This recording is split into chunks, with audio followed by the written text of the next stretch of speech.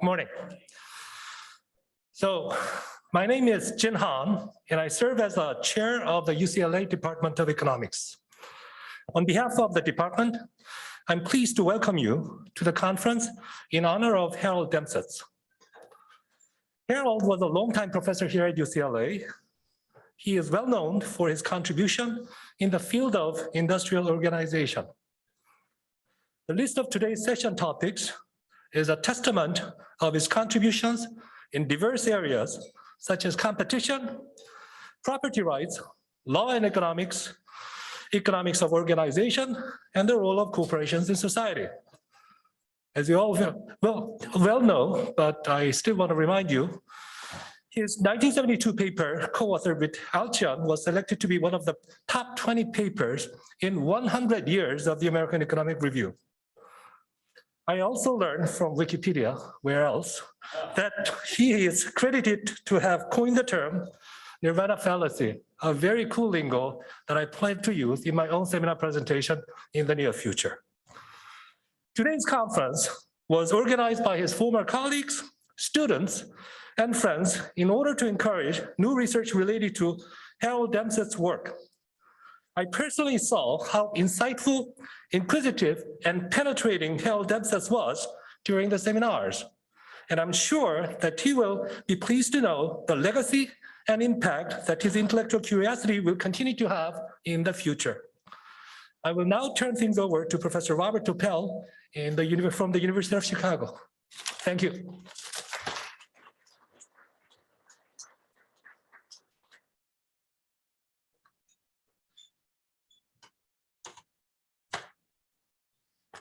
Well, it's great to be here to honor Harold and also honor the education that we all received from Harold and others.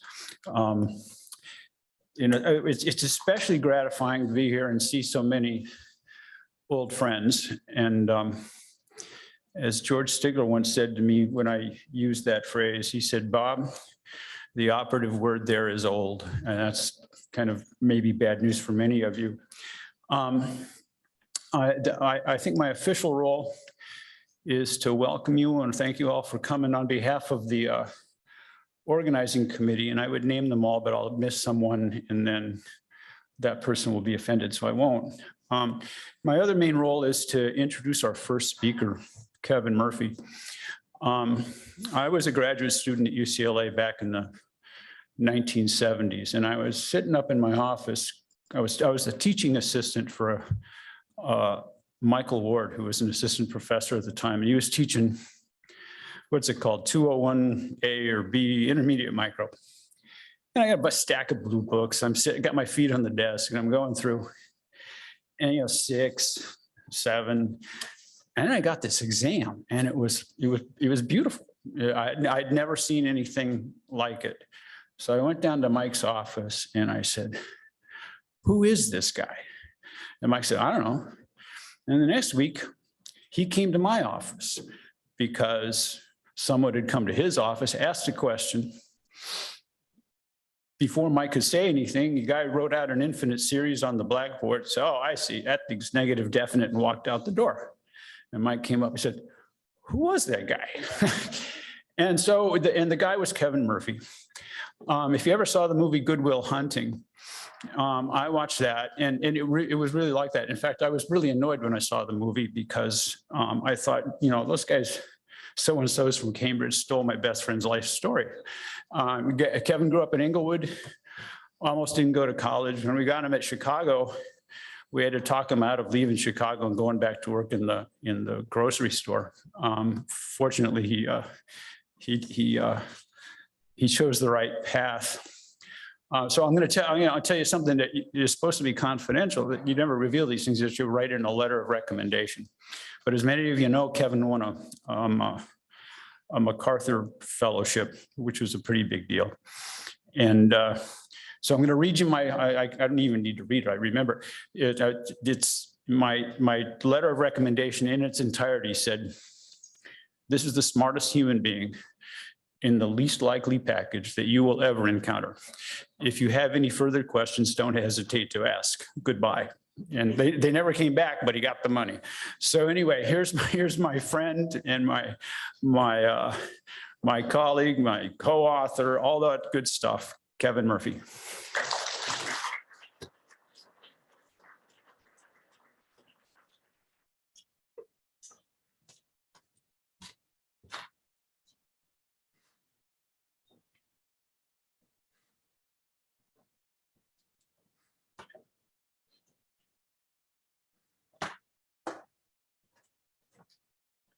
Just hit this. Okay. Thank you very much, Bob. I'll do my probably do my best at disabusing people of every notion you just said, but I very much appreciate what I learned at UCLA from Harold and Armin and Ben and Finus and all the other people who were here when I was here, and Mike Ward, who was here when I was an undergraduate. I really like to think I learned my economics in 3 places: Inglewood, UCLA, and the University of Chicago. I'm not going to tell you what order those go in, but they're all way up there. Those who know me know I talk a lot about the supermarket and all the economics I learned working in the supermarket, but and some of that will come up today. But I definitely owe a big debt of gratitude to all the people at UCLA who really gave me the approach that has served me well over my career to thinking about economics, very much focused on explaining the world, but not forgetting that theory is important too. And that what led me to go to Chicago, and something I've tried to do since I've been there. I'm going to talk today about some joint work that I've been doing with Bob Topel for decades, unfortunately. And it's going to try to talk a little bit about how and I think a lot of people think about competition and antitrust, and in particular with an emphasis on what I'll talk about is gains from trade. So if you think about where we start most antitrust or competition analysis, often we start with the standard perfectly competitive model.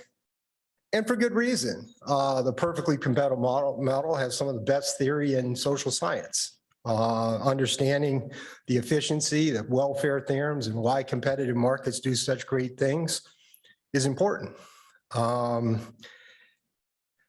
But it also has strong empirical support as a way of organizing economic activity, and really as a way of organizing social activity generally.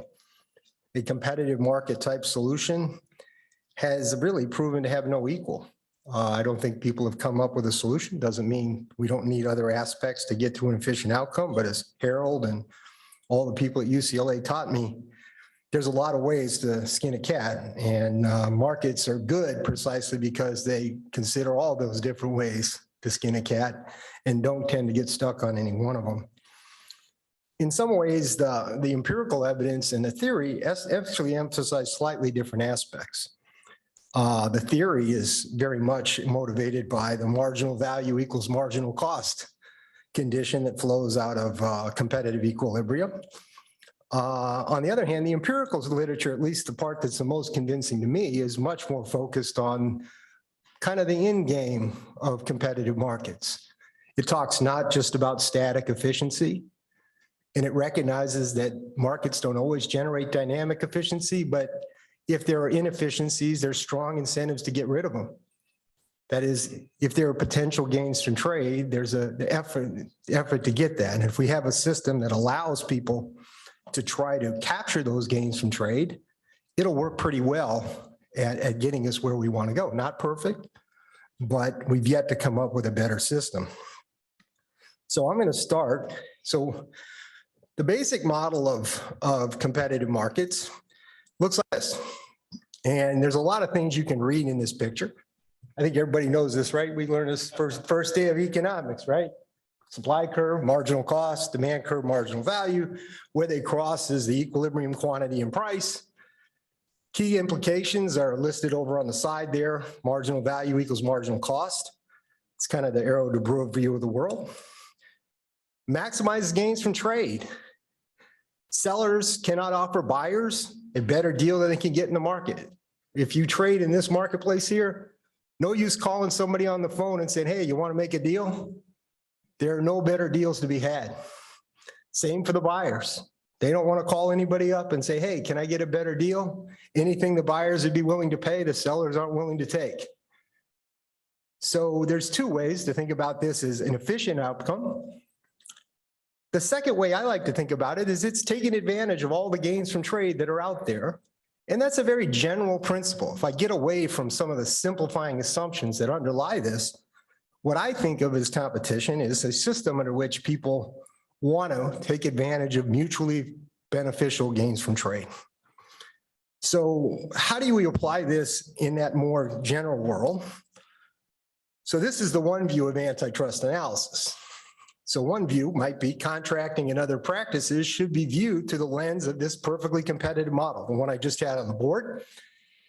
And when you don't see marginal value equals marginal cost, it's an indication of the failure of competition. There's something happened that prevented that error-to-Brewer equilibrium from occurring. You look for contracting practices that move us away from this perfectly equilibrium competitive benchmark.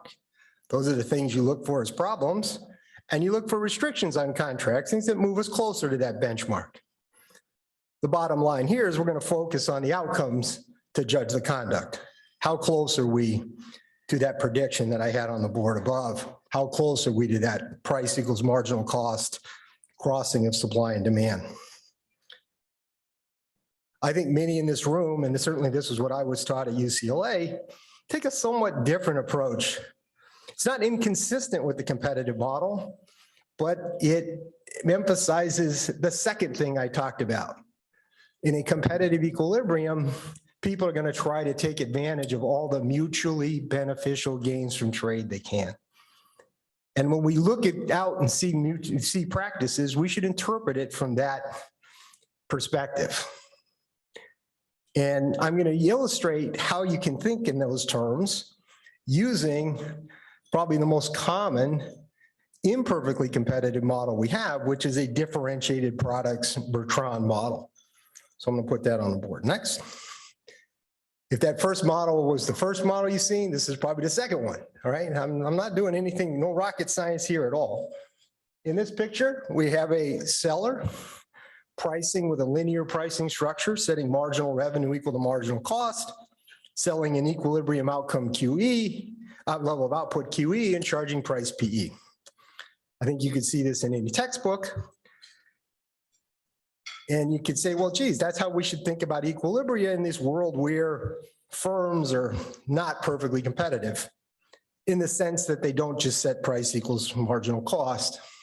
This is where Inglewood comes in, right? I grew up working in a grocery store and I realized we were highly competitive. But the idea that we could sell as much groceries as we wanted at a fixed price didn't make much sense. That was not how we operated. We charged low prices on turkey at Thanksgiving and made a lot of money on dog toys. Okay, you had to understand how that comes about. All right, so how do you think about this equilibrium from a gains from trade perspective? What I've done is I've superimposed on that Bertrand pricing equilibrium two sets of indifference curves.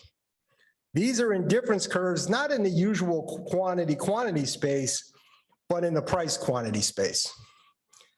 And these indifference curves are drawn under the assumption that both parties have access to all the other options in the market. That is, this would be, if you told me I'm going to get this PQ combination from this seller, how well off I would be. That's what these indifference curves measure as a seller. And as a buyer, and from the seller's point of view, it measures the profit they would get. Again, we're holding constant the opportunities available to both sides of the market everywhere else. That's the sense to which you can think of these indifference curves coming out in a competitive marketplace, right? They're telling us what combinations of price and quantity appeal to the buyers and what combinations appeal to the sellers. Seller preferences, of course, go up. They like higher prices at a given quantity. They also go out to the right. In general, at least over this range, they want higher quantities at a given price. On the buyer side of the market, buyers would prefer lower prices. On the quantity dimension, it's ambiguous which way they want to go. They're at a maximum, right? Because think of what the buyers are doing. Essentially, their budget constraint is the horizontal line at PE. They can choose any quantity they want at that price. Therefore, their indifference curve has to be tangent at the point on the demand curve, right? Because that's the point they choose. Critically, in this picture, buyers will be willing to move off their demand curve down and to the right of getting a discount in exchange for buying more quantity. That's the critical observation. Buyers are willing to buy more for a very small reduction in price. You don't have to move along the demand curve to keep them indifferent. They're willing to move. That has lots of implications. One is you can see there's a football, that kind of arc-shaped region between the two indifference curves where both buyer and seller could be made better off. There are gains from trade in that football. Another thing you can think about is the idea of persuasion. Along at point E, consumers are very willing to be persuaded. Only got to give them a teeny little bit to get them to move that quantity to the right, right? The smallest of discounts will increase their quantity. Not surprising, we live in a competitive world where people do a lot to persuade people to buy more. People will, in fact, allow themselves to be persuaded in this world, right? They willingly go in knowing that they're going to be convinced to buy something they don't want to do by the salesman. Interesting implication. I'm not going to emphasize that today. So what do we predict? We predict in equilibrium, if they can take advantage of these gains from trade, they'll try to move into that football. They'll offer a point like A. At point A, the buyer gets a discount off of price PE, and the seller sells more QA. Both parties are better off. Seller is benefiting from more quantity, and the buyer is benefiting from a lower price. Think about the world. How many contracts between buyers and sellers do you see that look like that? Where the buyer says, I'll buy more if you give me a discount, or the seller says more, if you buy more, I'll give you a discount. I don't care who proposes the deal. Those are the deals you expect to see. Now, there's a crucial feature here though. Look at where we are at A. At the price PA, we're not on the demand curve. That is, the only way this deal works is to get the consumer off his demand curve. We have to do something that moves them off the demand curve. You can do it through nonlinear pricing. You can do it through a contract that says buy PQA and I'll give you PA, just a negotiated discount. You can do it by an exclusivity arrangement, a share contract. There's a billion ways to get into that. If you want to think about a company like Costco, think this picture. They're playing this game on both sides of the market. They're playing this game with the customers, and they're playing this game with the suppliers. In both cases, it's a quantity for price deal, right? You go into Costco and you want ketchup. You got 3 bottles of ketchup taped together. You go to the guy, look, I only want 1. Can I get 1 for a third? And what's he gonna tell you? No, right? Oh, I want to have 2 brands of ketchup. No, just 1, because that's gonna give me the best deal with the seller. It's this picture, all right? But the critical feature of this, so what do we see? Lower price for the buyer, higher volume for the seller. Buyers purchase more than they would want at the discounted price. Buyers are going to look like they're constrained to do what they don't want to do, but they're constrained like they are in any other contract. I want to violate my half of the contract as long as you live up to yours. That doesn't work. That's what these contracts do. So again, a bunch of applications that here. Now, Gains from trade. Now I want to talk about intermediaries. Who's an intermediary? Who's my number one intermediary, you think? Well, I've done a lot of work on credit cards, but that's not my number one intermediary. My number one intermediary is a grocery store. They're an intermediary between buyers and sellers, right? They package up a bunch of products and provide them to their customers. So I want to talk about that a little bit more later. I'm going to start with the Bertrand model, price greater than marginal cost. And I'm going to consider an intermediary that can add value. What I mean by add value, it's going to increase the willingness to pay by the buyers. That is, the value they provide to the buyers is more than what they charge the buyers, right? That's the idea. I'm providing value, a net value added service. This could be a buyer's club, could be credit cards, could be a GPO, could be a GDS, could be a grocery store. And I want to ask a question. How can some of those same contract restrictions I just motivated in the case without intermediaries apply here? So here's the picture with intermediaries. I start with the same equilibrium, which is the original demand curve, and I shift that demand curve up by this added value, this willingness to pay increase that comes from using the intermediary. Consumers like the intermediary. They would prefer to go through the intermediary than do without them. I'm assuming sellers don't care. Sellers in this simple model have no direct value from using the intermediary. It's all about the buyers. Buyers want to use their credit card. They want to shop at Kroger. I'm selling ketchup. I don't care who I sell the ketchup to, where I sell the ketchup to. I just want to sell ketchup. That's all the sellers care about. Buyers have the preference in this case. You can do it on the other side of the market, works just as well. For me, it's easier to think of this case. So the demand curve shifts up. The indifference curve just shifts right up with the demand curve. That's assuming marginal and average value of this service are the same. There were a gap between marginal and average value. Those indifference curve shift and demand curve shift would be different. My simple model, they go up by the same amount. And now we see a bigger football. V has made the football bigger. There's more gains from trade because the intermediary has created additional gains from trade. All right. So what would an intermediary want to do? Well, let's go slow. One thing an intermediary could do would be say, great, I'm creating all this value. I'll charge the seller for the value of that service. How much could they could charge the seller? Well, the most they could charge him would be a full amount V. At that point, the buyers are no worse off. They haven't made the buyers worse off. I'm thinking about gains from trade here, so I'm not going to make anybody worse off. That's an important point because I'm trying to think what would happen in a competitive world where the outside options all are unchanged by the contracts I engage in, and I also don't have the ability to take anything away from buyers. Buyers, they always have the option to say, no, screw it, I'm not going with this deal. You can always go back to the Bertrand equilibrium. That doesn't have to be true, but it makes it simple to think about. All right, so in this world, if you gave all the gains to the sellers, that would be the story. The sellers would gain that area. Buyers would gain nothing on net. They wouldn't be losing from using the intermediary. They would just have all the surplus taken back through a charge.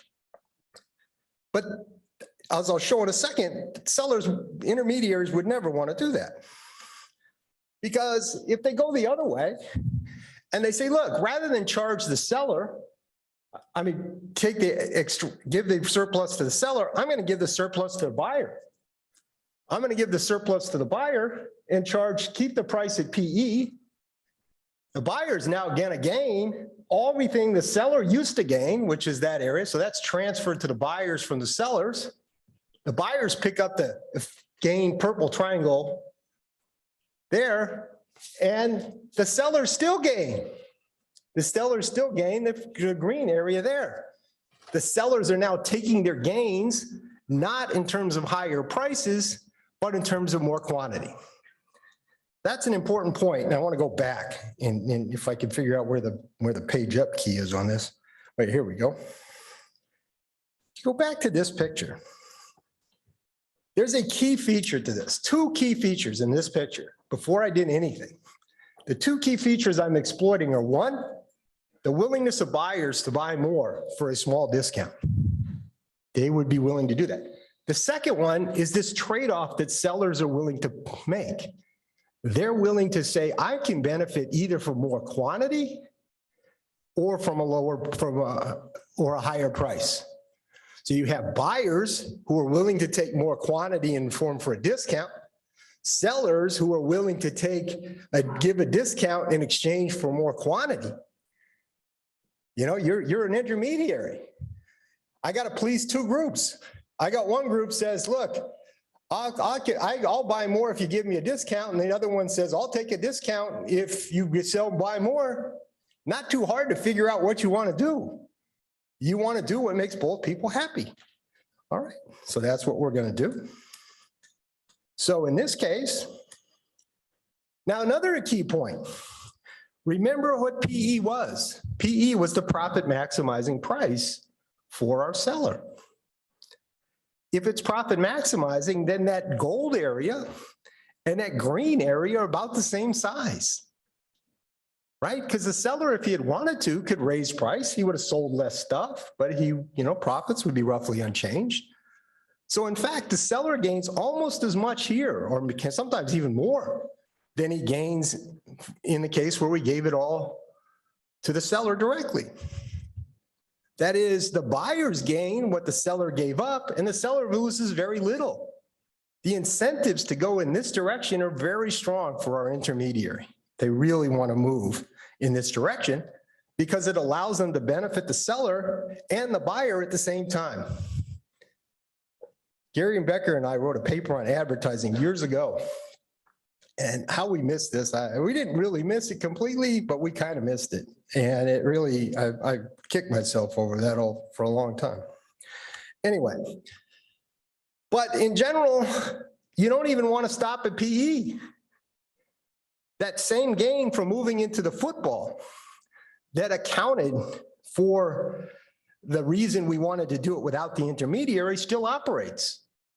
Again, lowering price transfers the gold area to the buyer away from the seller, but the sellers recapture a lot of that in the green area. In this case, because we're moving below the profit maximizing price, the offset won't be complete. But nonetheless, the gain to the buyer, which is can be measured in that kind of gold area plus some net of the purple area, is going to exceed the loss to the seller. The seller is going to lose very little because he only loses the difference between those added rectangles. Okay. The other key feature, there's no need for buyer commitment here. That is, we can be on this shifted demand curve. In the case of the intermediary, we don't have to restrict the buyers. That value V provided to the buyers directly causes them to buy the additional quantity.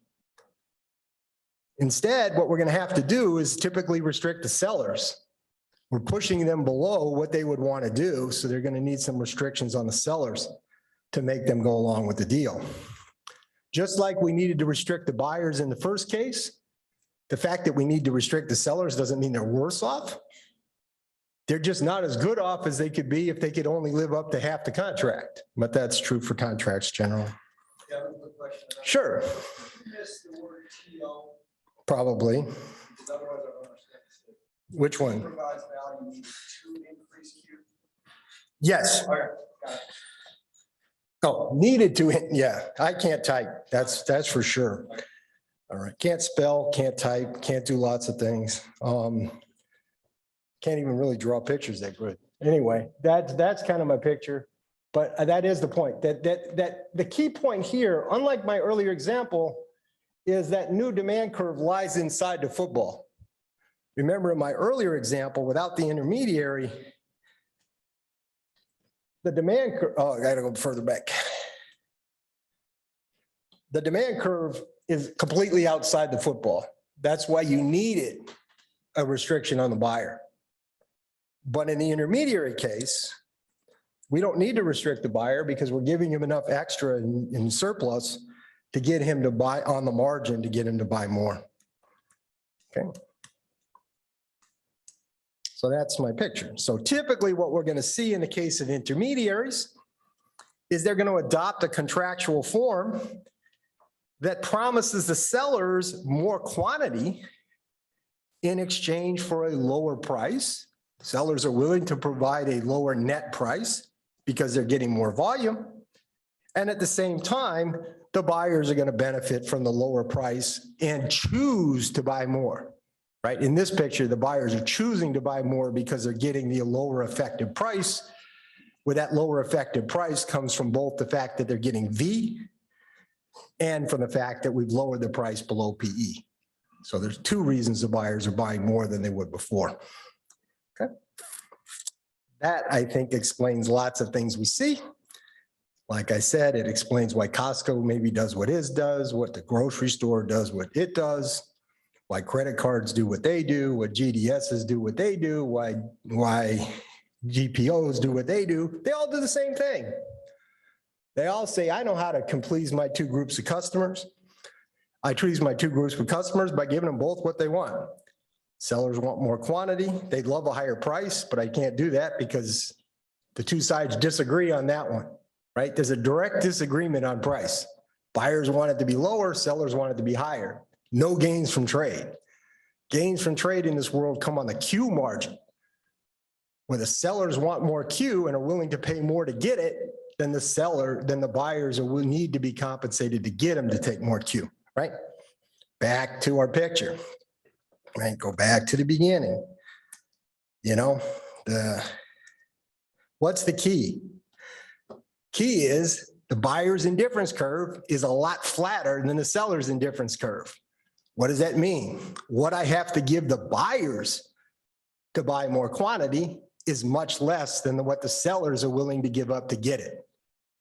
Go back to where we started. Gains from trade. When do you have gains from trade?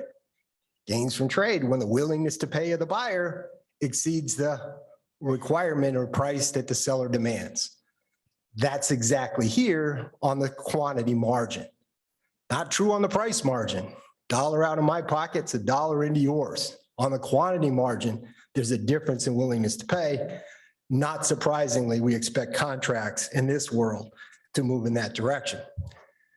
That's what I think of as competition. That would be the competitive force. The same thing that drives the wheat farmer or somebody else to do what they do drives grocery stores and Costco and intermediaries to move in a direction that takes advantage of gains from trade. So when we see those kinds of practices, we should think, are those the kinds of practices I would expect to see in a world that I've assumed that I cannot make my buyers worse off? Their outside options are completely unaffected, and I would see these kinds of practices. That doesn't tell us at the end of the day these practices are pro-competitive. There could be other things going on, but it's a very quick route and very important route to a pro-competitive justification for a lot of conduct. It also has a very strong implication for use of, say, margins as a screen. If you have no margin, price equals marginal cost, probably no problem. If you have price greater than marginal cost, you might say, well, geez, that's an indication of the ability to generate harm through contracts. But it's also an indication of the usefulness of contracts to unlock gains from trade. It's a double-edged sword in that world, right? The same thing that tells me you're not perfectly competitive, maybe I should be worried, also tells me you're not perfectly competitive. I should be thinking about why you might do this as a way to enhance gains from trade. They come together. All right, I want to talk about one last thing. How much time do I have left? 10 minutes, holy cow. All right, I'm gonna finish early and then you can ask questions. That's dangerous, I'm gonna get in trouble. All right, so my last thing I want to talk about, again, this came from Inglewood. I'm gonna talk about multi-product sellers. Think grocery store, think group purchasing organization, think a GDS, global distribution system like Sabre. Think of any of those. The key aspect I always think of is they sell many products to customers. The customers go there to buy a basket of groceries. The sellers often sell individual products. So transactions between these multi-product sellers and suppliers provide incremental sales. That is the kind of increase in sales that I talked about in those other pictures to both parties. And we know those incremental sales are associated with enhanced gains from trade. Supplier gains incremental sales to loyal customers of the multi-product seller. So Kroger, Amex, seller gains access to the customers that want to use those intermediaries. And when they do that, the seller is going to sell more than they would otherwise. There's a bump in sales for the seller. But there's a gain for the multi-product seller too. If I'm carrying a popular product, more people are going to want to come to my store. And they're going to want to come to my store, not just to buy that product, they're going to buy other stuff while you're there. Think turkey at Thanksgiving, hot dogs at the 4th of July. Why do I make them so cheap? Why do prices go down in those periods? Well, because they're very effective at dragging customers into the store to buy dog toys, batteries, and other things. All right. All right. So parties' gains come on different margins. That's an important thing to realize. That is, the gain to the supplier comes from more sales of his product. The gains to the multi-product seller expand sales on many products. So they're kind of a dimension of gains from trade here. My sales gain is not yours. They're not the same. They're gaining on different margins. Sometimes and often this can lead to bargaining, where both parties gain significantly from trading with one another. Probably the best example I'm aware of is MVPDs, that is multi-channel video providers, negotiating with content suppliers. Content suppliers that want to have their content carried on Comcast because they get more viewers if they do that. And Comcast wants to have the popular set networks on their VPD service. So there's kind of a negotiation. And often there's substantial gains from trade. A blackout is a very bad outcome and both parties gain substantially. The point I want to make though, is you don't need bargaining. Essentially, you can get this in a competitive world, and that's the world I want to talk about. And I think this is probably a closer story for many other cases. So I'm going to assume that participation by the product supplier generates incremental sales of X. What I mean by incremental sales, that's how much his total sales go up if I reach a deal with this multi-product seller. X is the net increase in sales. Now, that won't be equal to how many sales I make in that store because some of those store sales are going to come from other stores where they would have been buying my product. So X is the net. And each of those net sales of incremental sales is worth W. And in my model here, W is going to be determined by competition. The idea is there's tons of ways to get incremental sales. You can advertise, you can buy more shelf space in the stores you're in. There's a zillion ways to get these incremental sales. And there's a competitive price W that I'm willing to pay to the multi-product seller to get those incremental sales, okay? Participation by the product supplier generates incremental sales for the multi-product seller. That is, this goes both ways. So those sales are Y, and just like the other one, they're gonna have a competitive price V. Participation, if it happens, is gonna use realized sale of Z for the supplier. That's how much of the supplier's product is going to be sold through this multi-product seller. But Z is typically going to be bigger than X, maybe a lot bigger than X, because a lot of the sales I make when I get my product into one store are sales I would have made in another store. X is the net benefit, Z is the gross sales flowing to this seller. The competitive per unit payment for this promotional service, it's a two-way service going back and forth, per unit is going to be R, which is just X times W minus Y times V. That's the net. That's the kind of barter deal, right? The seller's getting XW. He's giving Y times V to the buyer. That's the net gain in dollars to the seller from the promotional service.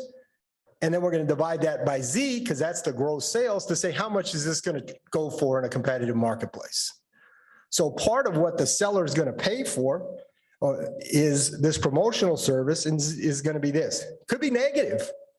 Could be, I got a product that's really good at bringing customers into your store.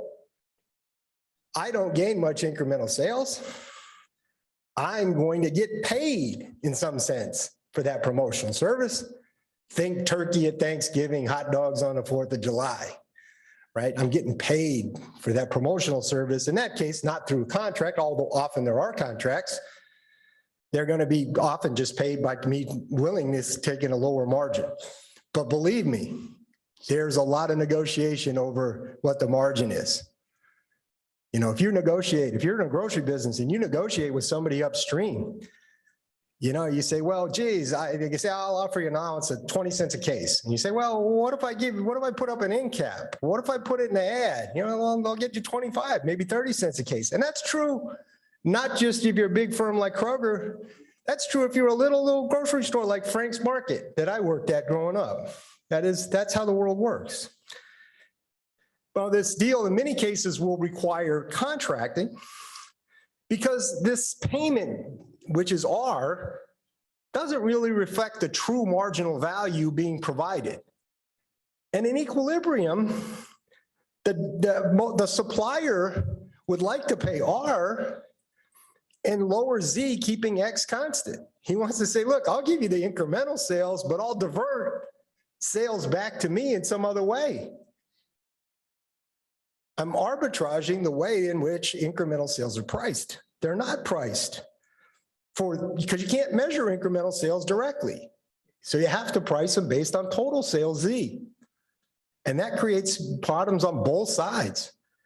The supplier wants to take the sales away, and the seller wants to pay, you know, the downstream seller wants to divert the promotional space to others. I would love to sell you the end cap and then put somebody else on the end cap with you. That would be great. I could sell it twice. Finally, there's one other thing that I think is important if you want to think about this world, is that this ability to provide incremental sales, what I'll call promotional sales, is jointly supplied with resale services. That is, the grocery store does really two things. It's a promotion device for producers in that sense, but it's also just a distribution device like UPS. It just helps the products get from where they need to go. And the key is they're jointly supplied. When I build that grocery store, they don't necessarily come in fixed proportions, but when I build that grocery store, I set up a GDS or I set up Costco, I create both of those simultaneously, like beef and hides. And you say, well, why does that matter? Well, the key thing, the key insight that comes out of thinking about beef and hides is that, you know, often people will say, well, in a competitive market, willingness to pay doesn't matter. It's all determined at the end of the day by cost, right? That is, cost determines price in a competitive market with very elastic supply. Doesn't matter that people really like water. If it's cheap to produce water, water will be cheap in equilibrium. But when you have joint supply, that's not true. If the value of hides goes up and people are willing to pay more for hides, in equilibrium, the price of hides will rise. The price of cattle will be competitive, and the price of cattle will be driven down back to its competitive level. But the price of beef will fall and the price of hides will rise to maintain that equilibrium. And that, I think, has caused people to misread these markets. They say, well, geez, why is this promotional stuff provided at greater than cost? The answer is because it's not in perfectly elastic supply as an individual product. It may be very elastic supplied in the aggregate along with the other services, but like beef and hides, they go together. And so what you see is, you know, these things can sell at a price that's commensurate with the value that the people are willing to pay for them. And it's a competitive value.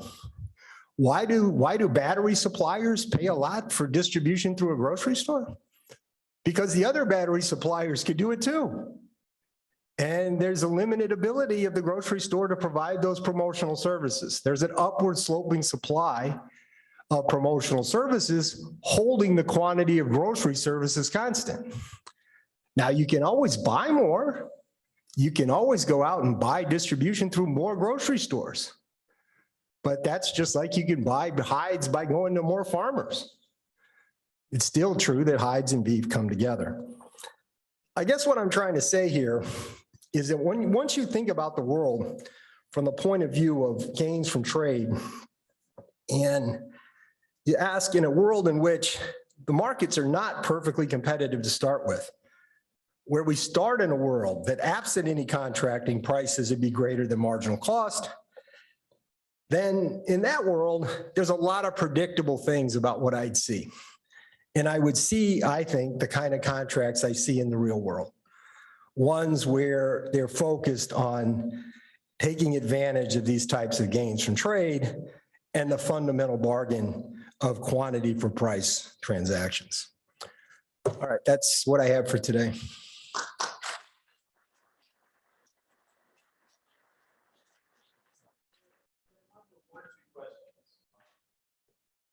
Yes. Snyder wrote this up. I think everybody. Yeah. Yeah, it was in, what volume was that in, Bob? It was.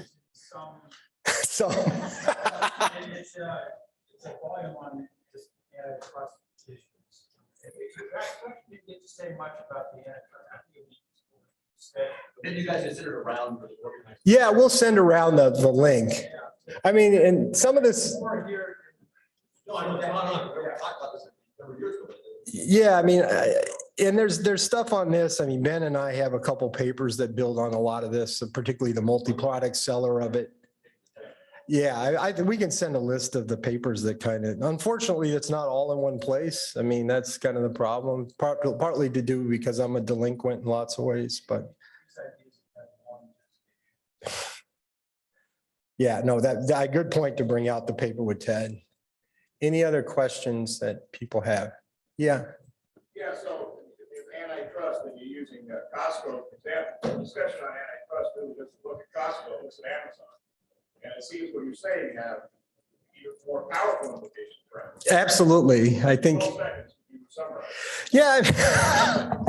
Well, I think again, you want to think about this. First off, is Amazon multi-product seller. It's the modern day grocery store in a lot of ways. They're selling lots of products.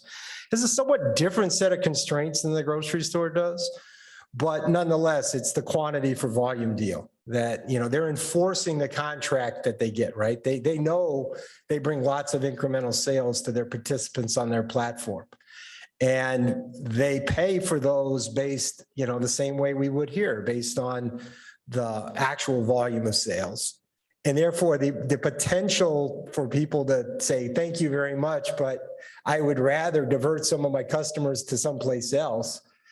You know, you can also think about it in, you know, Apple, you know, app stores. App stores have a lot of the same features. So Amazon, app stores, a lot of applicability. Google, there's a lot of applicability to modern day platforms. The thing that I think is cool about it is, once you think about it, those modern day platforms have a lot of the same issues that old time platforms had. We didn't never talk about them as platforms. So I think that to me is the biggest insight, that Costco is not so different than Amazon, even though people don't put them in the same bucket, or grocery store for that matter. So in the digital context, the promotional activities are extremely powerful. That's sort of the point. The search, Yes. which is so informationally rich at such a low cost. The package delivery system, you know, just massive investments that are saving all those shopping. That's the V. That's the V in that case, going to the other side of the market. Exactly. So that's right now. Right, exactly. Now, I did it all with value to buyers. And that probably fits other cases like Sabre, for example, very well, where the end customers value greatly the ability to go to bricks and mortar our travel agents. And it comes to people like Amazon and the efficiency of distribution. A lot of that's on the other side of the market, the supply side. But that net gain of V is a critical part. And also back to the story I was trying to tell before, these things are jointly supplied. That's the other thing I would emphasize there. That promotional capacity that Amazon gained is not an independent activity from all those other activities we just talked about. They come together. right? You were able to distribute a lot of products effectively. That gave you the opportunity to promote.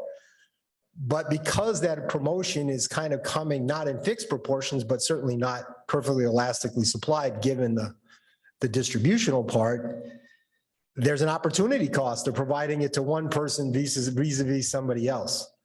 But just because you're charging a price above cost for that service doesn't mean it's not competitive, because it's like the beef and the hides. You can't really allocate costs between the meat and the hides. They go together. You got to raise the cow either way. And same is it true with the promotional services. And You've got all this data. they're calling me to tell me I screwed up. You don't want to use the term price discrimination. Some of us have been using it, thinking about some of this. But the point is the powerful opportunities when you got all the personal data. Yes. You don't have to sell 3 ketchup bottles at once. You know the person. Exactly. I mean, there are alternative ways of getting into that football. And, nonlinear pricing, personalized pricing is a bunch. In other markets, it's more negotiated discounts. If I'm a manufacturer and I want to negotiate for the supply of an input, I don't even bother necessarily with the marginal prices. I just say, look, I'll agree to buy this much for you if you agree to give me this price, or I'll agree to give you 80% of my business if you give me this price. So they take lots of different forms, but the thing I think is cool, they all go the same way. They always try to do the same thing, which is what the economic theory would say. That's where you should be looking. That's where these contracts should go. And that has a lot of antitrust implications in my mind. Yes. Kevin, this also takes you to Englewood. When you were in the grocery business, where did you see slotting allowances fit into this? Did you see those when you were working there? Or Yeah, I did. I mean, what I saw was more general distance slotting allowances. Is like whenever you would negotiate with a supplier, and we were a small store, we were a single store, right? But we nonetheless, the salesman would come in, and the biggest thing you could always offer them is, hey, can I get a bigger allowance if I'll do something for you? Maybe it's an end cap. Maybe it's I'll put signs up to promote your product. Maybe I'll give you better shelf space. Maybe I'll let you come in and revamp my schedule, trade a value there. And some of it was explicit slotting allowances, but I would say it's much broader than just the slotting allowance. It's the promotional expenditures you see in the grocery store, which are huge. There's a lot of trade, what's called trade credit, that happens in the business. And that's true not just for big stores like Walmart and Kroger, it's true for mom and pop. So yeah, no, I agree. That's when I came into economics. In fact, the first paper I wrote with Ben was actually kind of based on that he had a model in which we had perfectly competitive, horizontal, demand at the firm level. And I said, well, if you deviate from that a little bit and just keep the whole idea very competitive, it changes the world dramatically, because it opens up this whole other dimension of gains from trade. So, okay, thank you.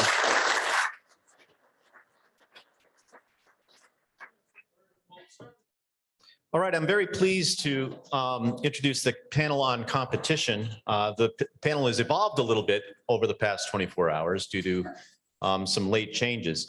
I want to introduce the panelists. Many of you know all 3 of them, but I'll do that anyway. One of our panelists is one of my co-organizer, John Asker. John's professor of economics here at UCLA. He's the Armin Alchian Chair in Economics Theory.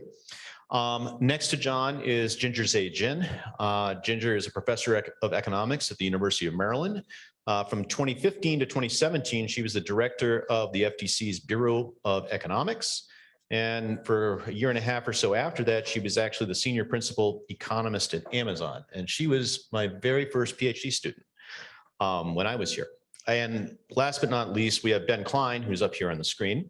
Ben, of course, is professor emeritus of economics here at UCLA, and he started his career here at UCLA in 1968. Is that right, Ben? All right. So let's start things. Off. I can barely hear you. Okay. Can you hear me? We can definitely hear you. Is that better? Is that better, Ben? Whatever. All right. All right, let's start with you, Ginger. Could you say a few words? Thank you so much, Tom. Yeah, thank you for giving me an opportunity to restudy and reflect on Harold's work. Harold was one of the most important teachers in my economics career. 27 years ago, I came to UCLA from China. At that time, China just started free market, and I was completely ignorant of how market works as compared to central planning. In the first class of my second year IO sequence, which was taught by Harold, Harold told me the words organization and institution actually mean very different things, although they translate into exactly the same word in Chinese. So from then on, whenever I encountered Harold, he made me think really hard about pros and cons of free market. Tom asked me to say a few words about Harold's. Ben can't hear anything. Let's try. Okay. Ben, can you hear through this microphone better? Yeah, I can hear you Okay. better. I couldn't hear a word that Ginger said, but that's okay. I know it was brilliant. Thank you, Ben. Yeah, I just said that when I came to UCLA 27 years ago, I knew nothing about free market. And it's Harold that taught me organization, institution actually mean very different things, although they translate into exactly same phrase in Chinese. So from then on, Harold has made me think very hard about pros and cons of free market. Tom asked me to sort of reread Harold's 1973 JLE piece about industry structure, market rivalry, and public policy. I think this is an excellent example of how Harold thought about organization and institution. For-profit firm is an example of organization, while the rules under which firms are allowed to function and interact is the institution. So almost 50 years ago, 50 years ago, Harold wrote this piece, but the question he asked in this piece is very relevant for today's question. So basically, he asked in that article whether market concentration arises from monopolistic behavior or from firm efficiency. Well, the efficiency could be economy of scale, could be better products, could be superior management of regular inputs, or could be a simple uncertain ex ante decision that turns out to be ex post correct. As Harold points out, the high rates of return enjoyed by a small number of firms because of those efficiency may not be eliminated soon by competition, but destroying those rewards to entrepreneur efforts may, quote, very well remove the incentive for progress. As a result, Harold concludes that there's a real danger deconcentration or anti-merger policy may produce more inefficiency than it eliminates. Well, these thoughts may look classical today, but they're highly relevant for today's debate, or even controversial for today's debate. So while some policymakers today argue that the Chicago school is wrong, or some firms are simply anti-competitive because they are too big, Harold's work reminds everyone that we have to ask why, and our answers must be fact-based. In this article, Harold actually presented a very simple correlation between market concentration, accounting profits, and firm size. He found that empirical correlation cannot be explained by monopolistic behavior such as collusion, but can be explained by bigger firms being more efficient. By today's standard, we can criticize Harold's empirical work a lot in a million ways, but I think the key message Harold conveyed in this article is never out of date. That is, the debate about public policy or institutions in general should be grounded by logical reasoning and by empirical facts. In the era of big data, this message should not only be loud and clear, but also much more feasible to carry out than 50 years ago. So talking about institution, I want to emphasize that environment that allows open debate across a whole spectrum of idea is part of a healthy institution by itself. In many parts of the world, such an open debate is not always allowed, and public policy are often at the mercy of political will rather than benefit cost analysis of social welfare. To this end, I welcome DOJ and FTC's call for public comments about modernizing federal merger guidelines, and I would like to encourage every one of you to follow Harold's step to engage in policy debates. I think one particular lesson that Harold taught me a lot is he's willing to engage in public debates, especially in simple and precise English. He pushes students to do that as well, which is pretty hard to do as a foreign student. But I really welcome that challenge. And I didn't appreciate the emphasis of simplicity until I start to interact with lawyers, with business people and engineers and so forth. And I think Harold's ability to explain his great insights through simple and precise English explains why Harold's work has been so influential and will be long lasting. Thank you. All right, thank you, Ginger. Next up, Ben Klein. So I miss Harold a great deal. He arrived at UCLA shortly after I did, and he changed the environment in the department dramatically. The IO workshop changed dramatically. He brought, or at least he tried to bring the Chicago workshop to UCLA. And his focus was always to ask simple, penetrating questions. And like he would, I mean, the students, if there's any of his ex-students there, I assume there are many of them, you'll know what I'm talking about, but he would always ask, what exactly are you attempting to answer here? What is the question? So, and the last time I visited Harold, shortly before he became very sick, it's pretty amazing. He still was sharp. He still was working. He's still writing. And he was also still kind and generous and with a very non-sentimental view of reality. So my task, I'm supposed to discuss his paper on why regulate utilities. And that's, I think, a very good example of his asking simple, penetrating questions. And most of his important work was on property rights and the organization of the firm. But, and competition, I think his most important paper is the paper that Ginger just discussed. But his other paper is the one I'm supposed to be discussing. And I think it illustrates his ability to be rigorous without being mathematical. And I actually don't think I ever previously read the paper, so I had the opportunity to read it. I mean, I obviously discussed it with him, but we were already arguing. When he arrived, we were already arguing about the firm, and that's what most of our discussions were about. But in some sense, this paper is based on the same proposition about the relationship between concentration and monopoly profit, that just because you observe a high concentration in an industry or in any particular case, there's no necessary relationship to that there's going to be a monopoly price, monopoly profits. So it's an economic theory of this natural monopoly, and that he's making a connection between production and bidding.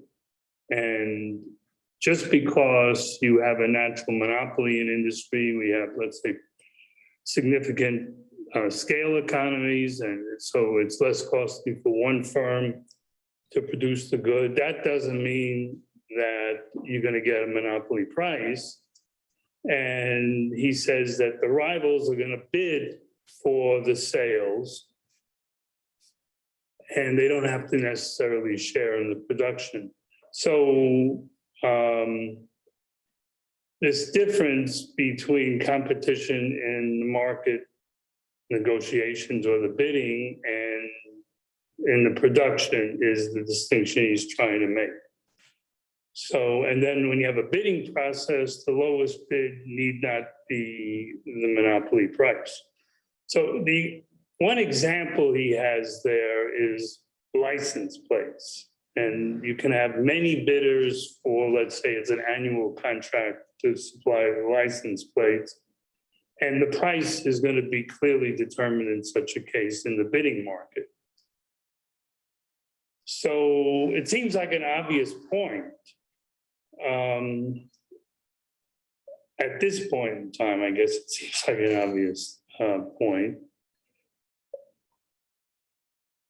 The thing that I found from reading the paper, because this is the way people think about the paper, and which is the major point of the paper. But at the end of the paper, he starts talking about contracting costs, and if there are an uncertainty, and he calls them durable investments, so people have to make major investments, and the key thing is obviously transaction-specific investments. And he actually admits that it may be desirable to employ a cost-plus regulatory scheme in doing it this way, but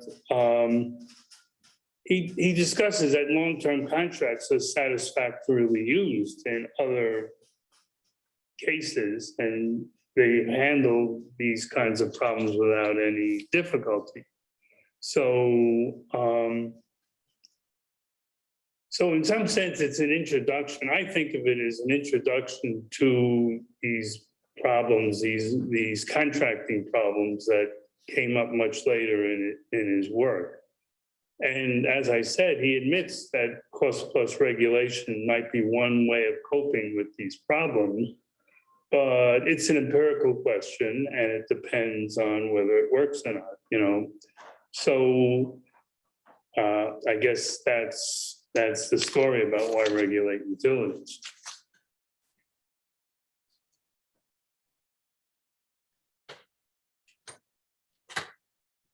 Thank you, Ben. John, I'm going to open things up a little bit from going beyond the papers and toward the impact of Harold and his work on competition policy. How, in your view, is competition policy today adopted these ideas? And how is it not, and where could it adopt these ideas a bit more, in your view?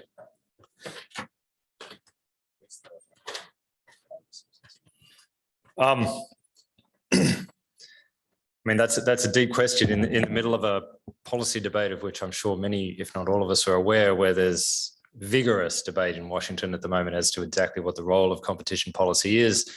You know, I note that it seems every 20 years we have one of these debates of one shape or form, and we're exactly on schedule for that in 2020 through probably the next couple of years. You know, I think about the influence of Harold and you know, his collaborators in competition policy as being varied and profound. And where I think it happens is not so much this particular technical point or this particular, you know, little methodology that we apply here when we do this, but it's in terms of the set of principles and approach that we take to the regulatory endeavor. So, you know, a very nice statement of this when you know, is at the Supreme Court. So in 2004, in a case called Trinco, the majority decision in that matter, this was a case relating to market access. Hey, Don, Yep. I think Ben's looking really frustrated. Would you like to come like 3 more inches towards the microphone? Can you hear me better now, Ben?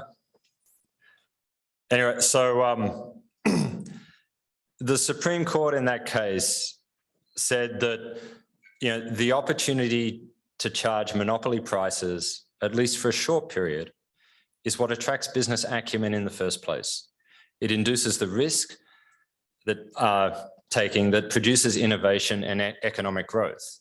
So that's just a short part of the kind of the preamble into the specific decision. But what I find fascinating about that is that that's the Supreme Court taking exactly the same sort of dynamic view of the market-based process that you see in much of Harold's work, right? Rather than the sort of the static model, which, to be frank, I love. I mean, I love teaching undergraduates that thing. It's great. You've got your marginal revenue curve and you've got your marginal cost curve, but it's a very static view of kind of what market power does in the economy. You know, by contrast, in one of the leading statements as to the purpose of antitrust law in the last 20 years, we see the Supreme Court taking a very dynamic view, which is entirely consistent with the kind of view that Harold was taking, you know, in the paper that Ginger discussed.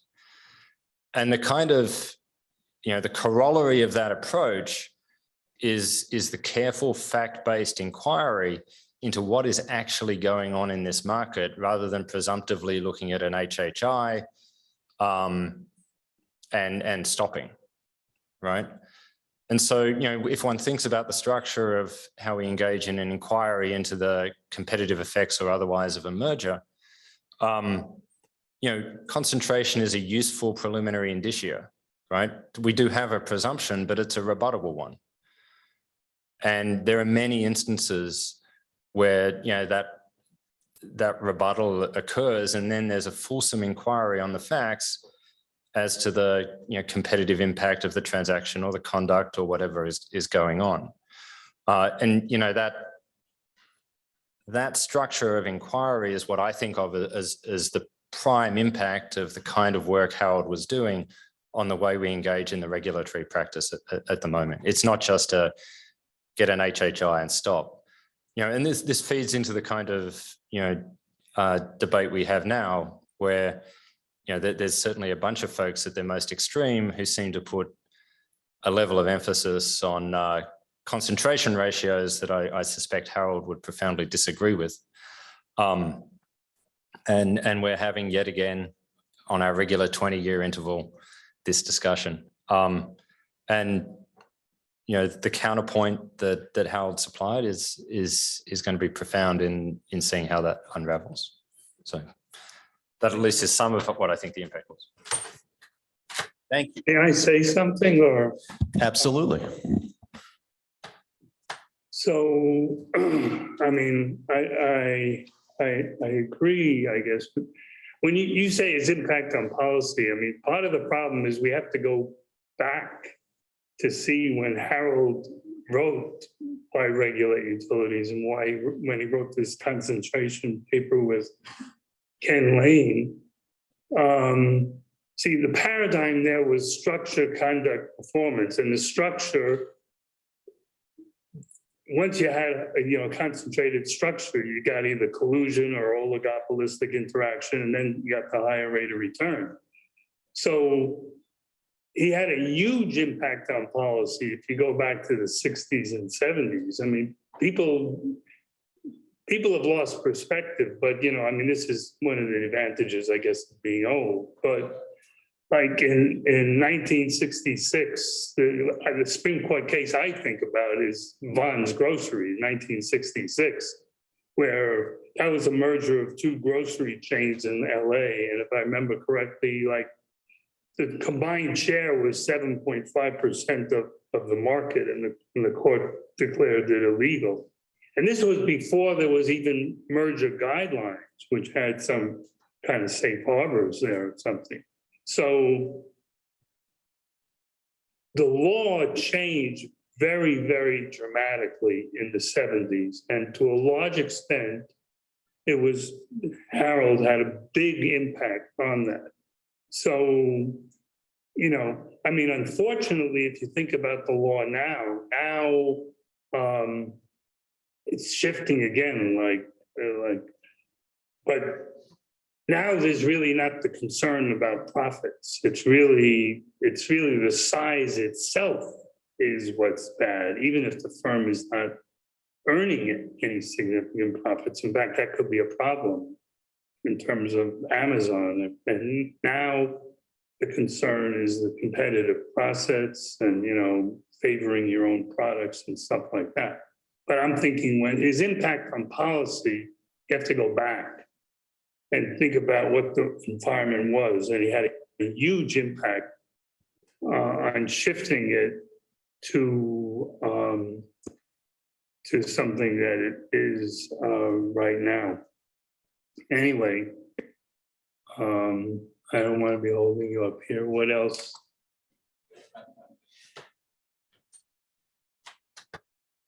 Ginger, could you follow up and comment on the impact that you think Harold has had on your thinking on competition?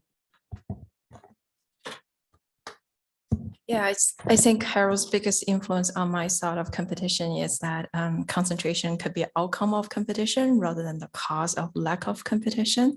And he often talk about how efficiency or bigness of firm arise endogenously, and we have to ask why that came that way rather than just assuming the size is given and then just analyze in a very stylized theory.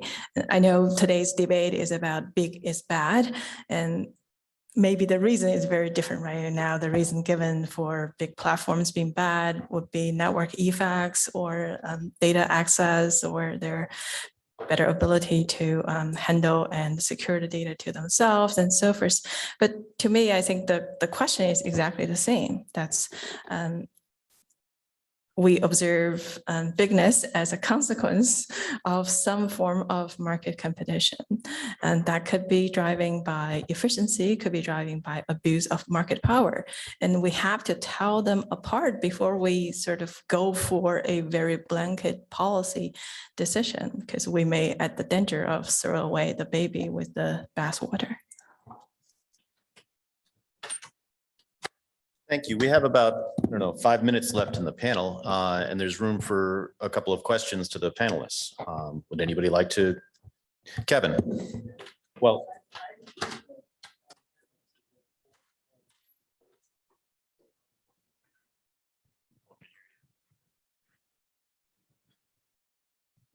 and this is all stuff I learned at UCLA, so I don't claim any credit for this, but I agree dynamics is an important part, but it's not just dynamics, it's the scope of competition. Often it's you compete in adjacent products, and that's where I really get worried about some of this favoring your own and all that, because often those are the mechanisms by which you can compete much more effectively by broadening the things that you offer. So I would say one of the things I learned from Harold and others was that just because you've lost maybe the number of competitors on this narrow thing doesn't mean you don't have more competition even more broadly, which kind of showed up in what Ben talked about, where it was competition for the contract. But even in markets without contracts, it's like you compete for a platform or something else at a broader level.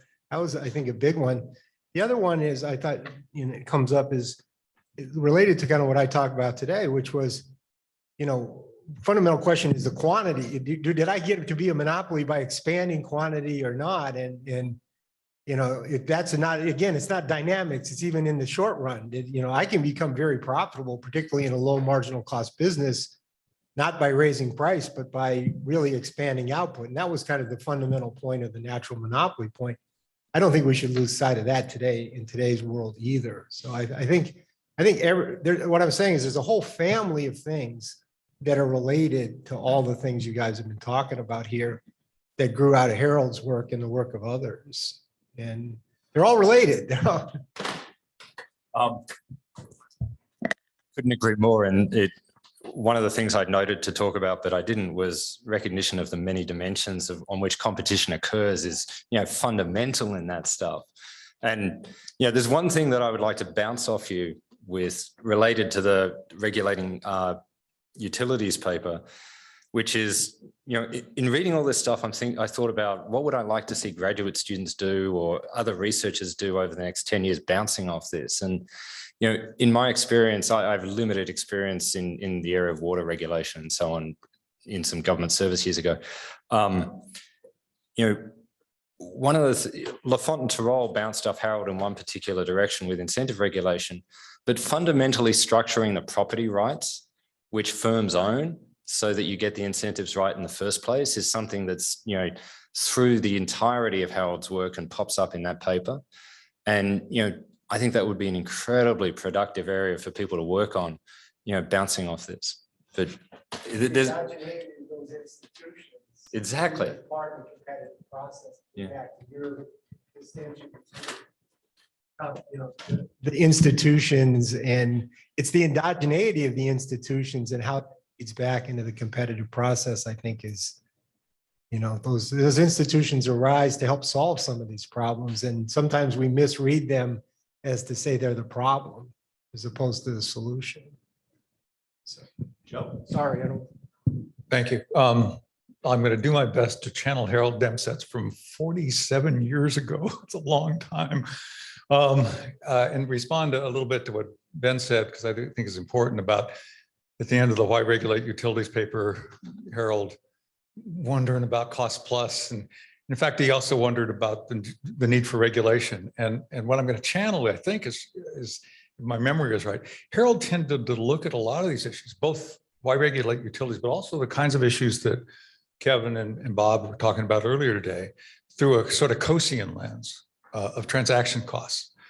I think Harold was the first one who ever said, at least I think I heard it from him, COSA is just a tautology. If there are no transactions costs, all gains from trade will be realized because somebody will come in and figure out how to do a deal and take advantage of it. And the way that manifests itself around the Why Regulate Utilities paper, and this I think I do remember from class 47 years ago. I was 5 years old. I was the youngest PhD student at UCLA at the time. He draws the picture, actually, the same picture that Kevin put up. Constant marginal cost, downward sloping demand curve.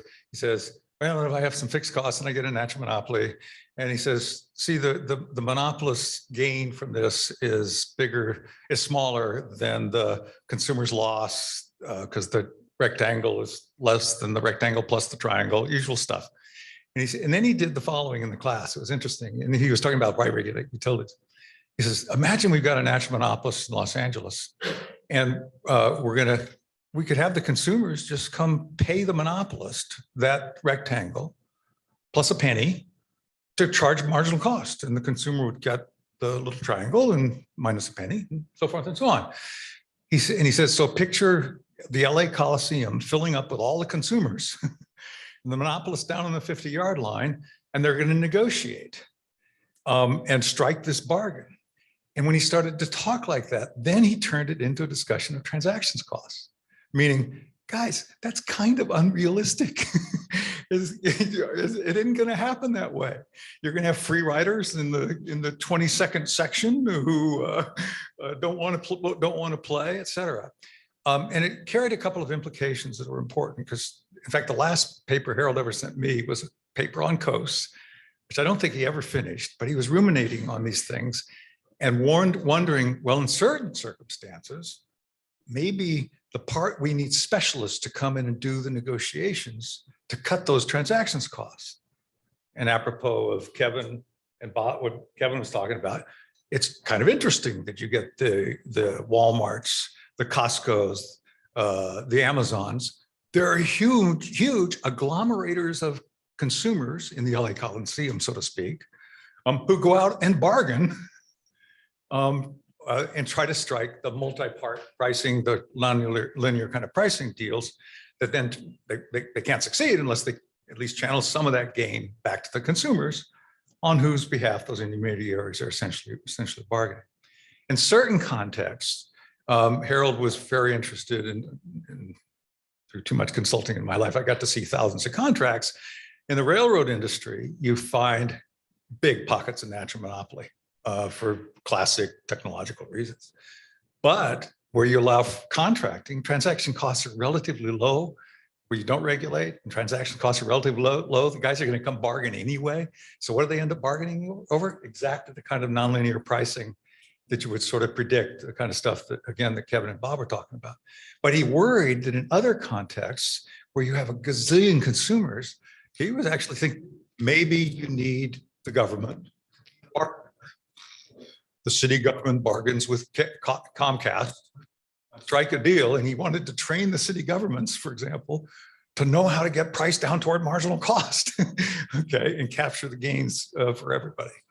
And then lastly, the implication of that is very important. And one of Harold's biggest impact from the why regulate utilities is in developing countries and so-called emerging democracies, where the handling of natural monopoly problems, long distance power lines, railroads, water systems, et cetera, is left to the government. But because of Harold-Demsetz, most economists of all ilks are out there saying what you should do is put it out to bid. Put it out to bid in a why regulate utility style. Remember nonlinear pricing, so you don't just do simple cost plus, do lump sum plus marginal cost, that kind of thing. So Harold's influence in this arena, I think, is very powerful, and it comes through this sort of Coasian transaction cost lens that's had a tremendous influence in the way we regulate everything from cable television to railroads in many developing countries. All right, one last comment. She's coming around with a mic, Tom.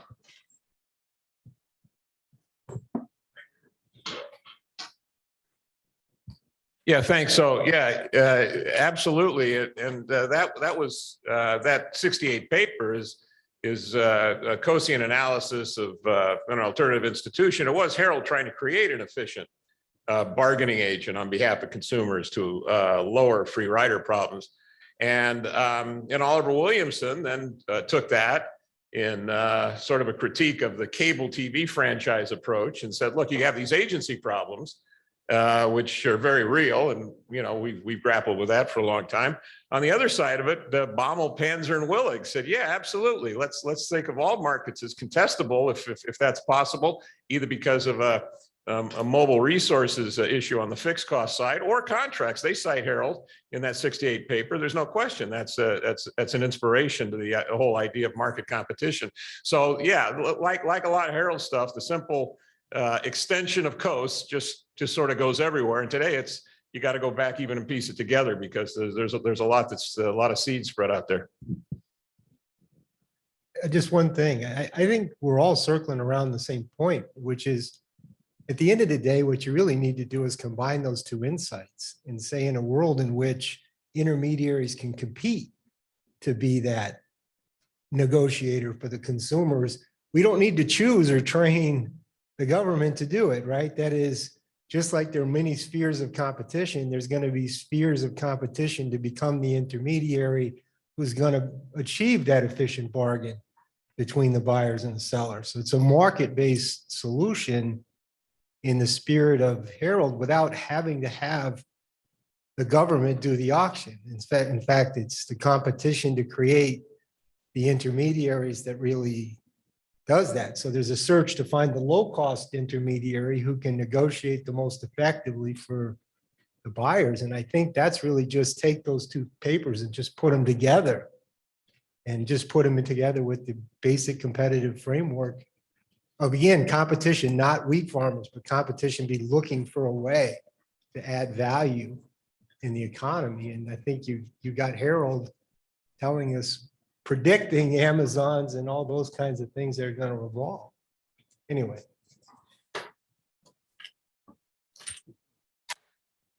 Thank you all. Thank you, Ben. Thank you, Ginger. Thank you, John. We are now going to go on our longer break. There's snacks and drinks, and you can use the balcony outside and so on and so forth. And we'll return at 11:15 with, I believe, property rights. All right. See you then. Thank you, Tom. Hi, everyone. I'm John Karpoff. I was Harold's student 40 years ago. Not quite 47. It's not often I'm finding myself in an audience where people are calling me young. So, having been a student, coming back to UCLA, it's hard not to feel suddenly like a student. This is an intimidating audience here. Nonetheless, I'm going to plow ahead. I get to moderate the session on property rights. And I have a couple of slides here, and then I'll turn things over to my main speakers, Gary and Nick. In the 1960s, Harold published 3 papers that have the term property rights in the titles. And these 3 papers form an amazing foundation for a lot of work. we're all familiar with his 1967 AER paper, but you can see in his other papers that were part of this corpus of work that Harold was animated by the paper by Ronald Coase and was struggling with extending, defending the Coase theorem. In fact, you could probably say Harold published more papers on the Coase theorem than Ronald Coase did. And in so doing, developed a number of insights that we're going to be talking about today. But one thing that I noticed in looking at his work is that you see that the lineage of many of the areas in which he worked and made contributions really can be tied back to his struggling with the Coase theorem and his development of ideas around property rights. So the cost of transacting paper, my colleagues in finance frequently call this the foundation of the microstructure literature, a very large literature in and of itself. But I imagine that Harold must have thought of this paper as one more wrinkle in his struggle with the Coase theorem and its implications. Harold was not the only person, but his work in this area led to and contributed to this revolution in law with the introduction of the notion of property rights. The previous session sort of stole some of this thunder. When you look at Harold's work on utilities regulation, it's clearly tied to his concern about the role of transaction cost in allocative efficiency. And in the area that I think has had the most contact in my life and career, his work on the theory of the firm clearly also can be tied back in his sort of intellectual tree to this area of property rights. In fact, the parts of the lineage that I think are most interesting that come from these early papers that show up in the theory of the firm literature is how Harold was struggling with non-pecuniary aspects of consumption, and also how he's struggling with the limits of explicit contracting. These are two major themes in his theory of the firm papers that are in this yellow section here. Now, I'm leaving out many other areas of Harold's work. His work on, excuse me, advertising, barriers to entry, the whole market structure issues that we were talking about previously. And I'm sure it wouldn't take a lot of work to be able to tie a direct line between his work on property rights to those parts of his contributions as well. In a moment, I'll turn things over to Gary and Nick. So Gary will speak first, and I put in italics here a summary of what I think he will be talking about, something about property rights institutions and land markets. And Nick will be talking about new questions in the study of property rights. I cobble that together from their emails. And I'm looking forward to these comments. I do have to make a comment here. When I was working on my dissertation, I was in Alaska, far away. In fact, Ben Klein told me in my third year at UCLA, he said, if you leave now, you're never going to finish your dissertation, which I think might have been the motivation I needed. So there I was up in Alaska working on my dissertation on fish, and I stumble over this paper by Gary and Ron Johnson that had just been published in the AER. And it changed how I thought about what I was doing, and was the most influential new paper to me in the development of my thesis and my work on fisheries. So I'm really looking forward, and it's a pleasure and an honor to be able to invite you. Nick's work, I learned just recently, also has a connection to the Alaska fisheries. And although I don't think this will be a key part of what you have to say, it's an exciting way of thinking about the problems of collective action, I think. Now, I have a problem here in that I'm going to scroll through. My slides are not in the order that I thought they were. Here we go. I see what the problem is. Here we go.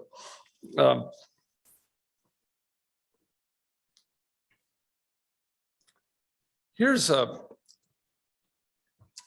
what I'd like to do before turning things over to Gary and Nick is I'd like to talk about briefly just one other area of application and influence that I think Harold's work has had. And it's a direct implication of his property rights papers, and that's in the area of environmental economics. And the paper that I wrote that is in the JLE attempts to come at this from a particular angle in which I compare the property rights paradigm of thinking about the common pool problem with the paradigm that predominates outside of the area of economics.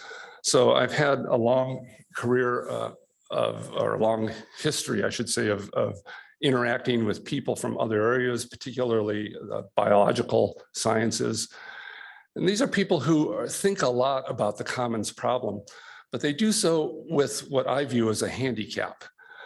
They view it through the lens of Garrett Hardin's Tragedy of the Commons paper, which is very superficially may appear to be similar to how economists have thought about the common pool problem. But I think it's fundamentally different and has led to important differences, not only in policy, but sort of in intellectual tradition. And this is a quick summary of the nature of the differences. So Hardin and his followers in biology and sociology and anthropology think of the common pool problem as being a problem of freedom of action in a world with fixed carrying capacity. The notion of carrying capacity is a fundamental tenet of many biological models. Whereas economists, starting with people like Harold Demsetz, characterized the problem early on as a problem of non-exclusive use rights.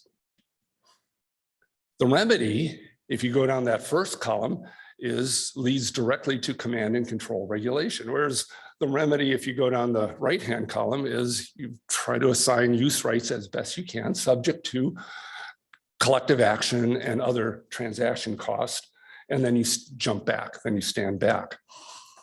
The tragedy, as characterized in the predominant paradigm, is that you have a physically denuded resource. Hardin's classic example is of a denuded, commonly owned grazing plot of land. Whereas economists, following the property rights tradition, have focused on value dissipation. So dissipative resources, even in the absence of a physical depletion of the underlying resource. The policy goal is frequently stated in the first column as maximum sustainable yield, whereas economists, again, following the property rights literature, focus on value maximization, leading to very different policy prescriptions and policy legacies. The big picture, or perhaps the legacy, is this notion of coercion for the good of all. In fact, Hardin's article is primarily a screed about how we should recast the notion of coercion so it doesn't have a negative connotation. The property rights tradition, by contrast, emphasizes something else, freedom of action, number one.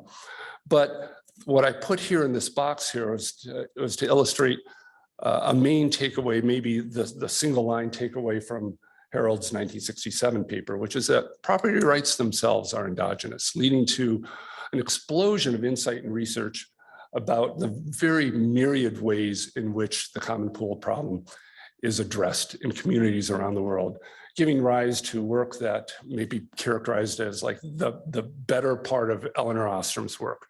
A lot of work that people like Terry Anderson have explored, and many people in this room as well. I'm going to stop there, but I would like to just give a nod to what's on this slide, which is that Harold's work also set the stage for a generalization of the common pool problem to a broader statement of what private property rights are. In fact, I remember an early class with Harold in which he challenged us to define what it means to own a hammer. And of course, the answer is you own a set of community sanctioned use rights. You know, it's not that you have some spiritual connection or even physical connection with this actual blob of wood and metal, but you own a set of use rights. And, you know, naturally as PhD students, it took us a long time to get to that. And that notion of what property is lends itself very easily to a broader generalizable theory of how restrictions on those use rights lead to dissipative activity in a number of ways, the common pool problem being just one example. Let me stop there. Turn things over to Gary. There we go. These things, it's so incredibly simple. It's so generational for me. I was in the Delta Club yesterday at someplace and coming down, and there was this guy, maybe in his 20s, at the bar, and he had his iPhone, and he's paying for things and so forth and so on. And I thought to myself, and I was just getting ready to hand out my credit card, and I thought, I'm so glad I'm not writing a check, because it just it would have been so bad. Well, I'm really delighted to be here and to think, to rethink how much I owe, and we all owe, to Harold Demsetz in terms of the way in which he defined and helped us think about property rights as economic institutions. And then I'm going to, as we go through things, explain or describe why I think we have to move yet beyond that in order to understand some more real things we observe in the world. Okay, if we're going to see why things haven't played out exactly in the manner that Harold might have laid out or did lay out. Over here. And so these are, we've already been introduced to these, but these are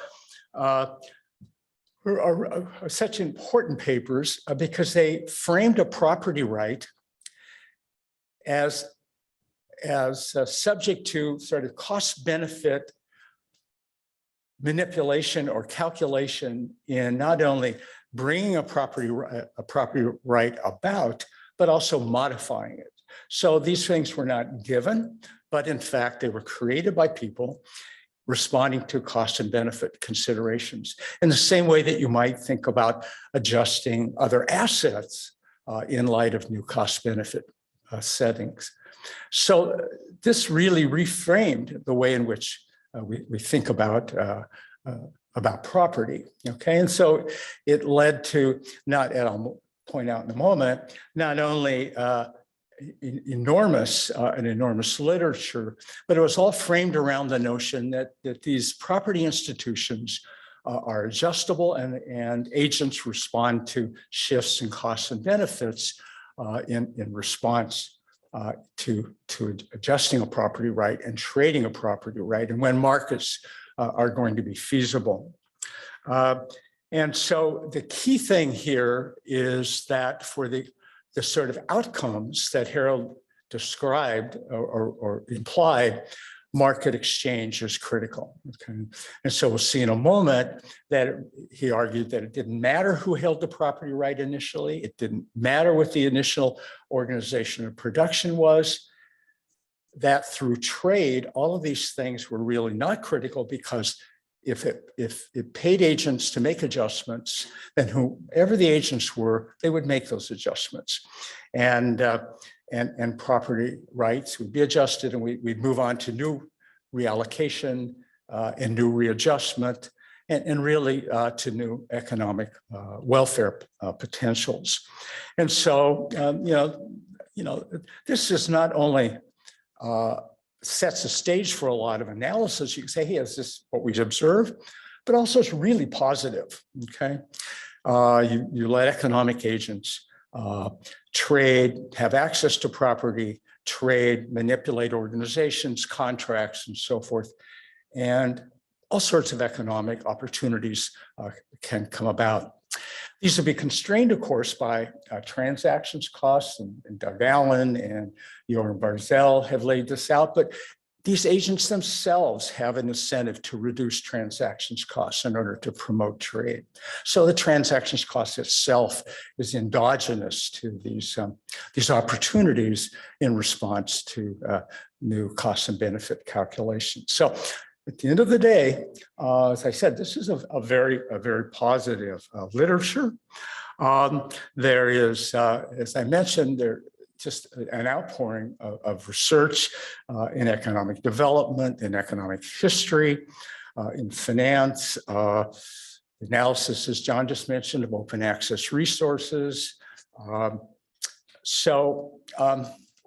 It just stimulated a lot of research. A lot of the research was cross-sectional, sort of looking at situations where property rights were different, and then seeing, well, do we have the predicted outcome differences? And in many cases, that was the case. That was the issue. That was what was found. And so, and then Douglas North and others looked at economic history and sort of in a general way, looking at where things moved forward and where they didn't, and they assigned this to differences in the way in which property rights had been assigned, and the ability of markets to move resources forward and change organizational structures and what have you. And so all that's great. And that's what really inspired me early on as a graduate student, and why I just became so fascinated by all of this. The problem is that some 60 years hence, the world still doesn't look as you might have imagined, okay? In a sense, this is just an aggregate, from the World Bank Heritage Foundation indexes of property rights across the world. And so we're not going to get insights as to why and so forth. And I put it up there because I want you to see, I don't think you would have predicted back in the 1960s that you'd still get this vast variation in the security and definition of a property right, and the ability of markets to form and reallocate resources and restructure production. And so the question is, well, why do you get such dramatic variation after 60 years, given all the potential gains that at least I had interpreted from Harold's work? And so the way in which I'm going to describe, so in these aggregate studies, they're descriptive, but they don't really give you insights as to what's going on. And so I'm going to look at land, which has always fascinated me. The nice thing about land, it doesn't move, it's observable. So the costs of defining a property right are much less generally than non-observable resources. And the nice thing as well is back in 1967, Harold used land to illustrate some points. And he talked about optimal farm size adjustments and talked about this being a standard economic problem of optimal scale. And then he comes back to the transactions cost issues, but again, places this all back into a cost benefit framework. And so that's terrific. That's terrific if the property right itself primarily defines pecuniary gains and costs. But if the property right is more complicated than that, then we might not get these objectives or these outcomes. And that's what I'm going to look at in the study that we have done. It's in the JLE. And basically, these are attributes, social and political ones, that are the primary focus of historical and legal and political literatures that are not traded. They're not easily traded. And I don't think it's an issue of transactions costs. These property rights are held for a specific reason, for the maintenance of social and political benefits, where the trade of the property right actually would diminish those benefits. And it's not obvious what the compensation would be to get people to willingly engage in that. And so we're going to look at an empirical case that I think is not only one that helps illustrate the problem, but I think is suggestive for some broader economic development outcomes. So this says that property rights are not always solely an economic institution. And the degree to which we stray from that, then some of the hypotheses or predictions that Harold laid out will not be observed. Some of the outcomes will not be observed. And so I lay out some points here about if I have property to land, and that establishes my and my families and across generations, social position in terms of accessing marriage and businesses and political power and so forth, it's not clear that there would be beneficial to trade, okay? Because if it's based on the amount of land that you own, then any trade is going to diminish that. And it's not a transactions cost issue. It reduces the benefit of trade. We're not dealing with the cost of trade. And I think this describes many empirical settings that are embedded back in that aggregate map. And so what we do here in this paper is do a comparison of the US Midwest and the Argentine Pampas. Now, it's a standard notion that Latin America just has not performed in the way that North America has in all sorts of dimensions, but certainly economically. So we look at an aspect of Latin America where you don't need so many controls because things are virtually the same. And so in the Pampas and in parts of the Midwest, same geoclimatic conditions, they produce for the same international markets and so forth. But the long and the short of it is that the outcomes are quite different. And so let me see why. Well, first off, land never trades. And so what never traded in our period, but it goes forward. It's built on a hierarchy, the ownership of land and political power is based on that. And it's very different from the US Midwest.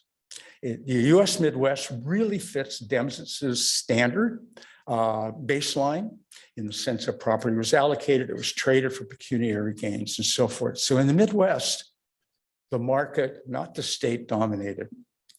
And so you have investment in human capital and all sorts of things that are internalizable that promoted economic development. But in Argentina and indeed much of Latin America, land is allocated in large estates and it's just not traded. It was not traded. And as I said, this is the basis for social gains. And in the way this influence had long-term implications, you got a different migration pattern. You get males, no family formation. You don't get investment in human capital. You do not get land markets and you don't get associated capital markets development. And so later, when you have a since landless labor population migrating around, they really lobby politically for a redistribution. And so in this case, the state, not the market, dominates. And this is due to these bundled attributes of property. And so in the end, what we observe using the data sets that we have, and our data sets begin in the late 1890s and go forward into the 20th century, we find that even though these two places are identical virtually in every way except the property right regime, the outcomes are quite different, okay? And in 1913, for example, Argentina was among the richest countries in the world. And then from there on, it's been downhill. And it's primarily due to the fact of this periodic political upheaval and instability. And so even though Harold argued that with trade, the initial property rights regime and the initial organization of production would matter because it could be adjusted. In this case, when you don't have trade, it matters. Okay, so the property right regime matters. So at the end, Harold provided us key insights about the economic institution of property. But as we stray and try to explain why things didn't quite work out that way, I think we have to go back and add some of the social and political attributes of ownership to see why markets do not operate in the same manner that had been predicted. Thanks.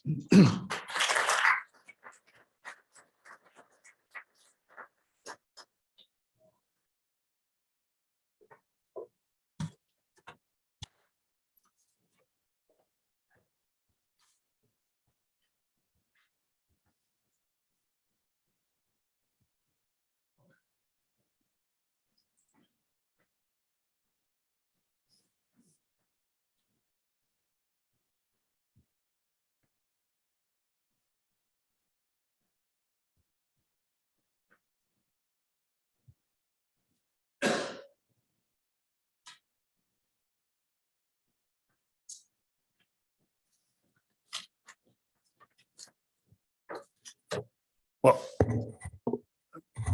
so my name is Dominic or Nick Parker. I'm an economist at the University of Wisconsin. Most of my research is applying the property rights paradigm to issues of economic development and to environmental and resource conservation. So it's an absolute honor to be here. Demsetz has had a big influence on my career and on my thinking, even though I've only met him a couple times.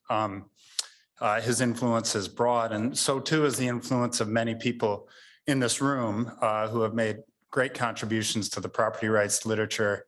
I'm honored to be on this panel with Gary and John, whose work has been quite influential as well for me.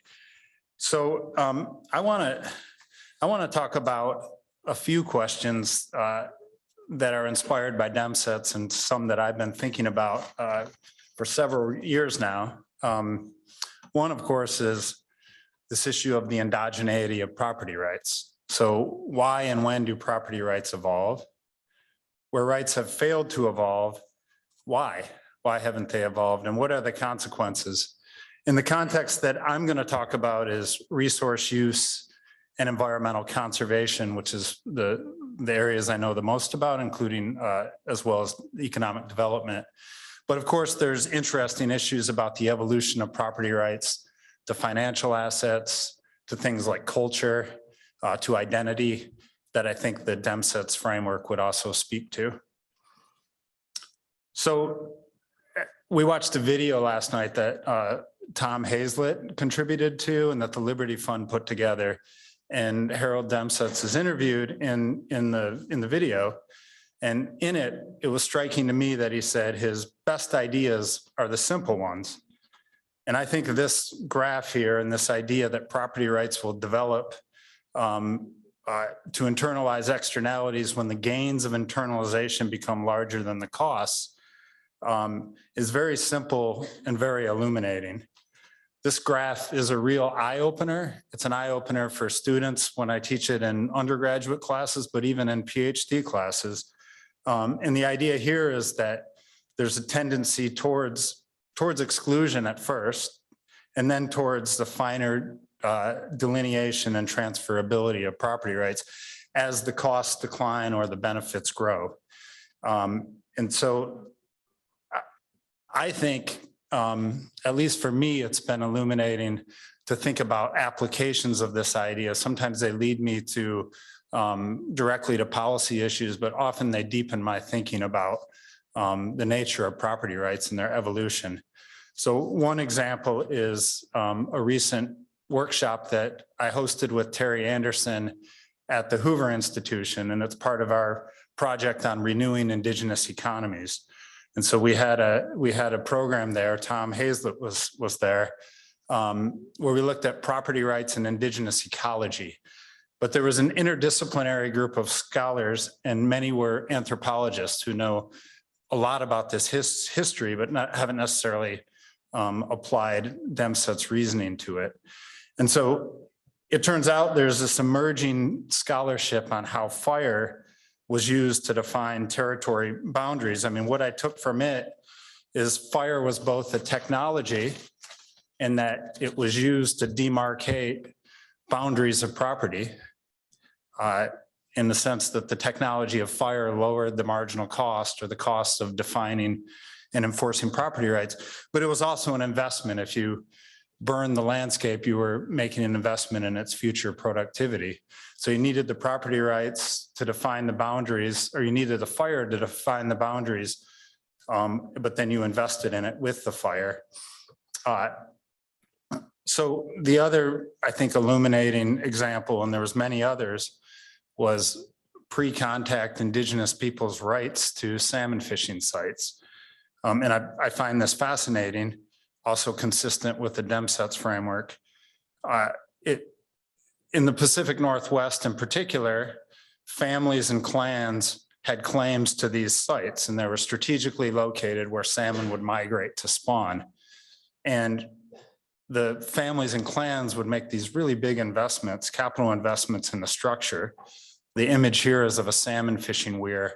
So salmon would run through, they'd be trapped, and then the owners would allow some to escape to repopulate. So lots of evidence of sophisticated natural resource management, genetic selection on both size and sex, to increase future sizes of fish, future populations of fish. But these were big investments that required secure property rights, and they required a lot of maintenance.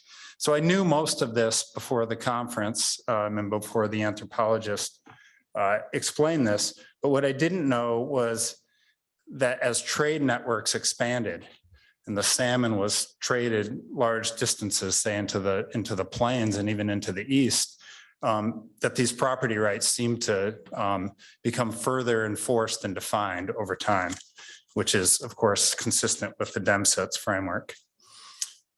Fast forwarding to, say, the 1870s, there's literature on how barbed wire, a new technology for enforcing boundaries and delineating and demarcating boundaries of land, had a big impact on economic development in America, and certainly on the plains.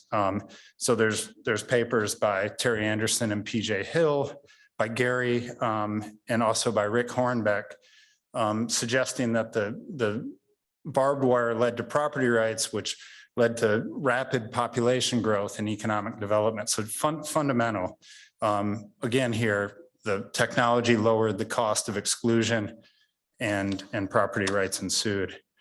But John's comment, I think, about the hammer, what's the ownership of a hammer, reminds me of a quote from Ronald Coase in The Problem of Social Costs. And Coase said, "We may speak of a person owning land and using it as a factor of production, but what the landowner in fact possesses is really the right to carry out circumscribed list of actions." So land is, of course, a bundle of attributes, just like the hammer. And so then the question is, is this bundle going to evolve over time? And would that be consistent with how Demsetz presented the evolution of property rights? And so, I'm not a lawyer, but my understanding is that property rights in the US and some other countries with similar legal frameworks has evolved to become further delineated over time. So of particular interest to me is the legal recognition of conservation easements. This has happened in the US over the past 30 years as states have passed statutes, enabling statutes, as action the state has taken, I think, to help the evolution of property rights that have validated conservation easements as legal property rights. So what they do is they allow environmental groups to acquire and permanently retire certain rights. So the rights to mine, to strip mine, the right to clear cut, the right to develop land, those are sticks in that bundle. And I think the development of this aspect of the law is consistent with the Demsetz idea. As demand for environmental amenities has grown in rich countries for sure, property rights have become further delineated. That's allowing for contracting to change resource allocation. And arguably, this is a pretty efficient development. It allows specialized resource ownership, so shared ownership of land.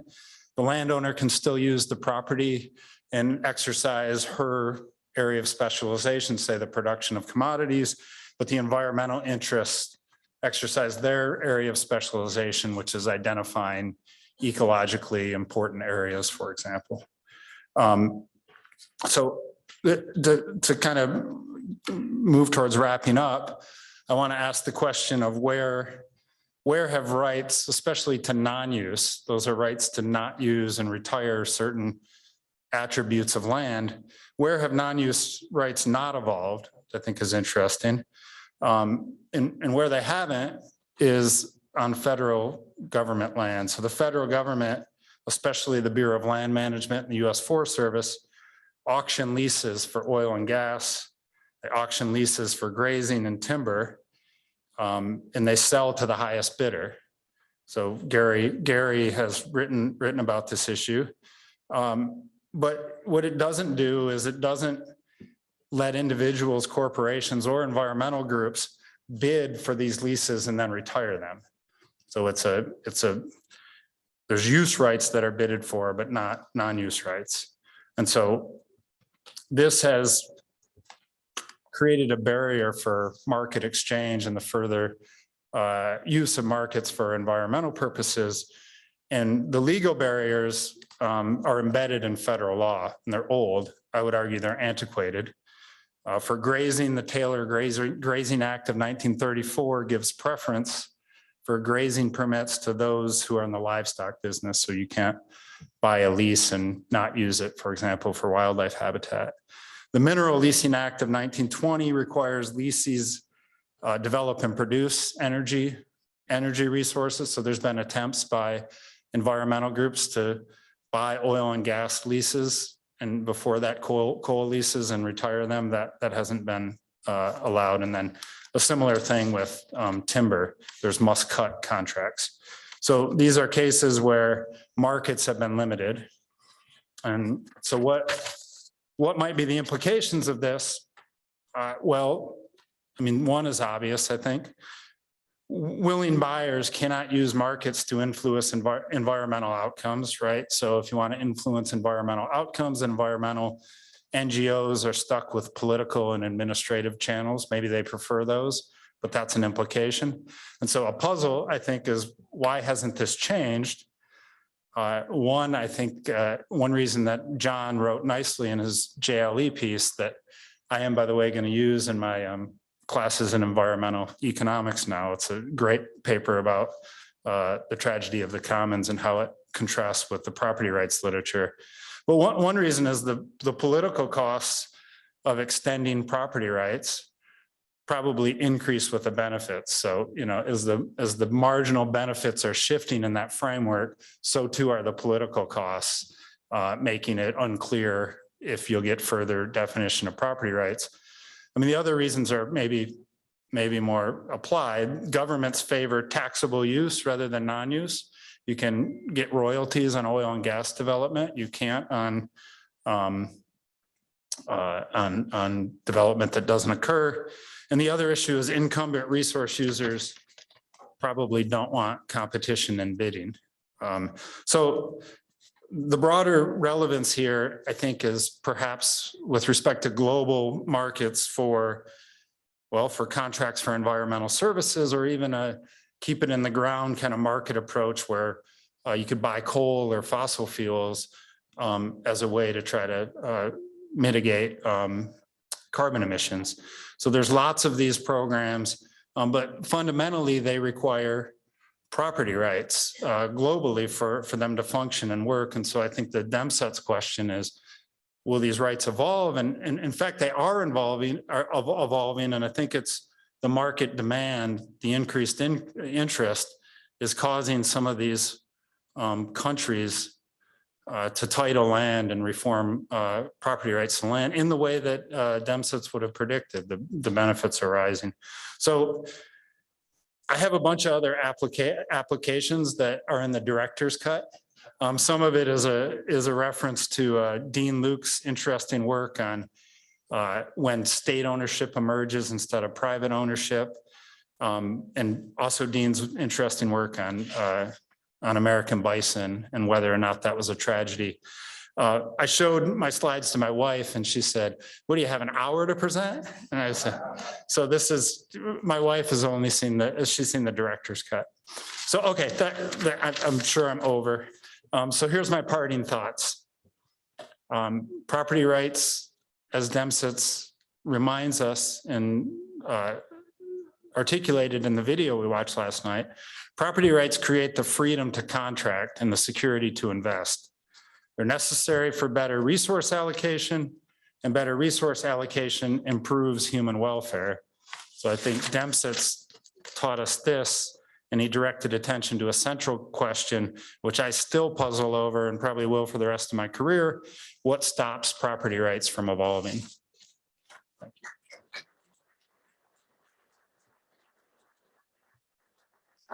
Thanks, Nick. Gary, we have time for one or two questions. You know, this is pretty, I wanted to give you a copy.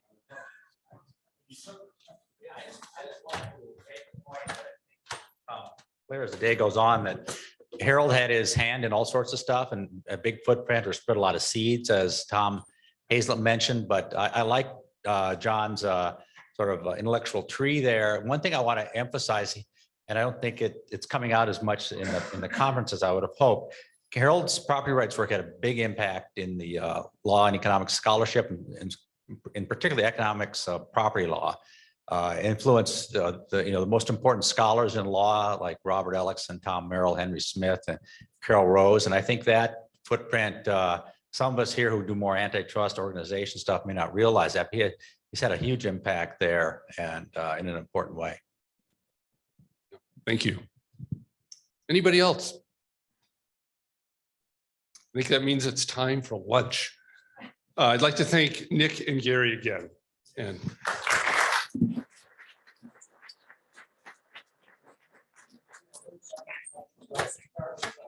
All right, so the process for lunch is that it'll be served out there, and we'll have, in about 15 minutes, we'll start a session that's organized around Remembrances of Harold as we eat.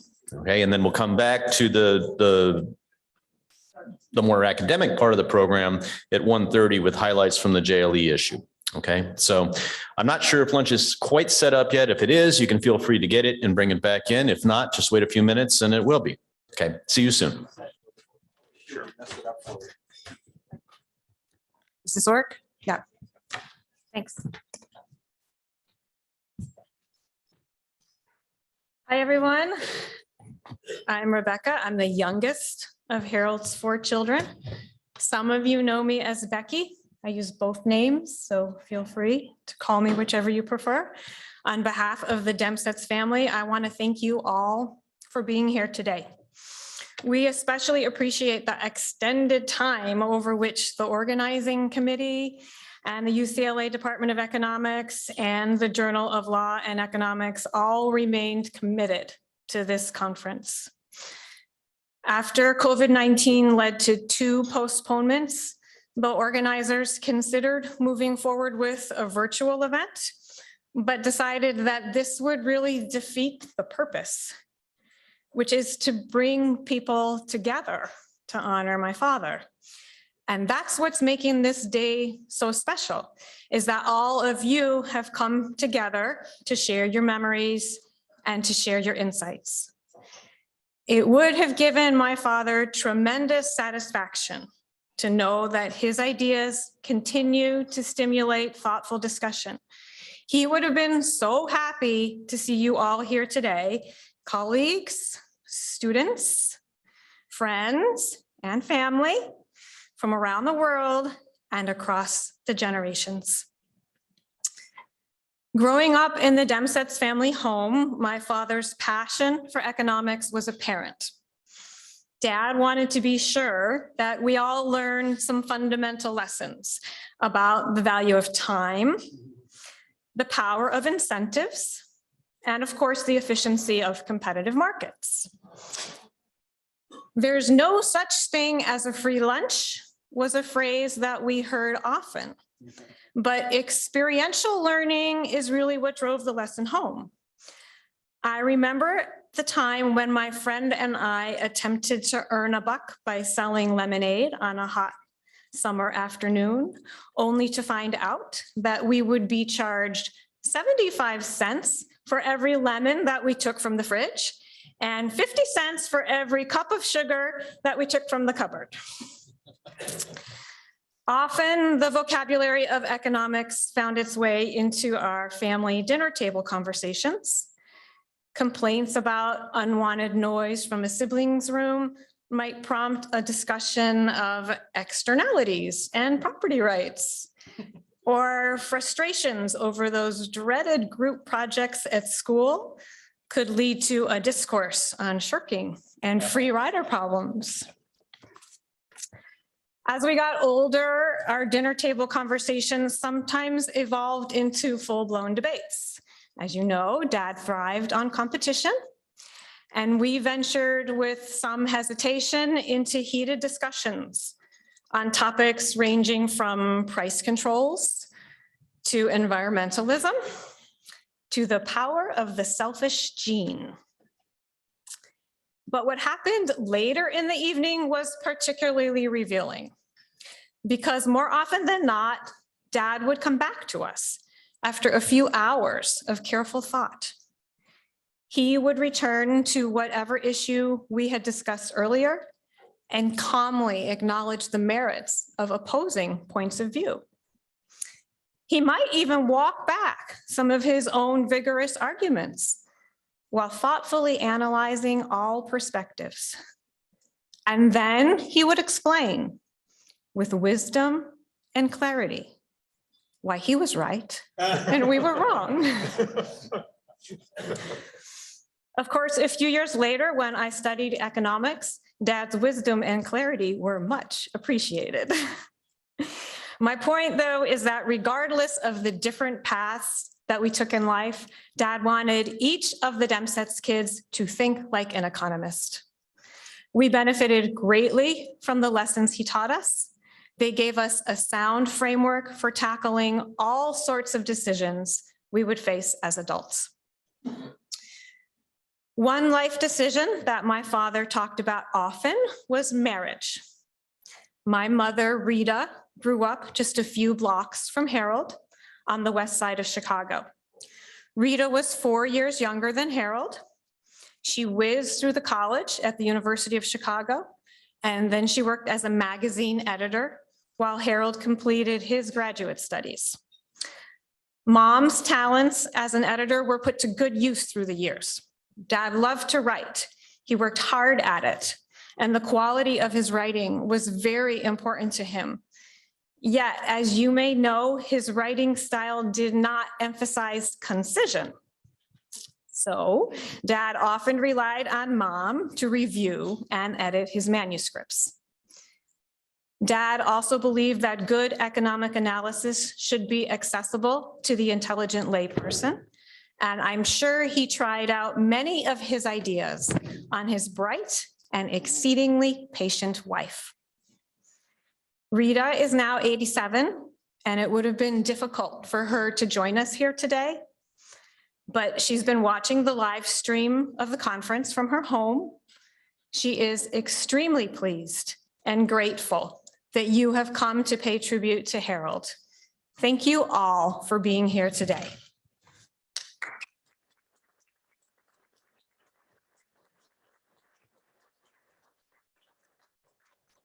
Thank you, Rebecca.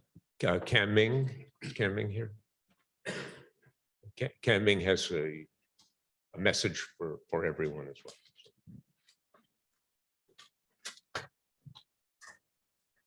Thank you very much. My name is Kan Ming Wan. I am a Harold student 30 years ago. And but this is not my message. This is a message, from the Alchian family. Harold Demsetz had 3 major co-authors.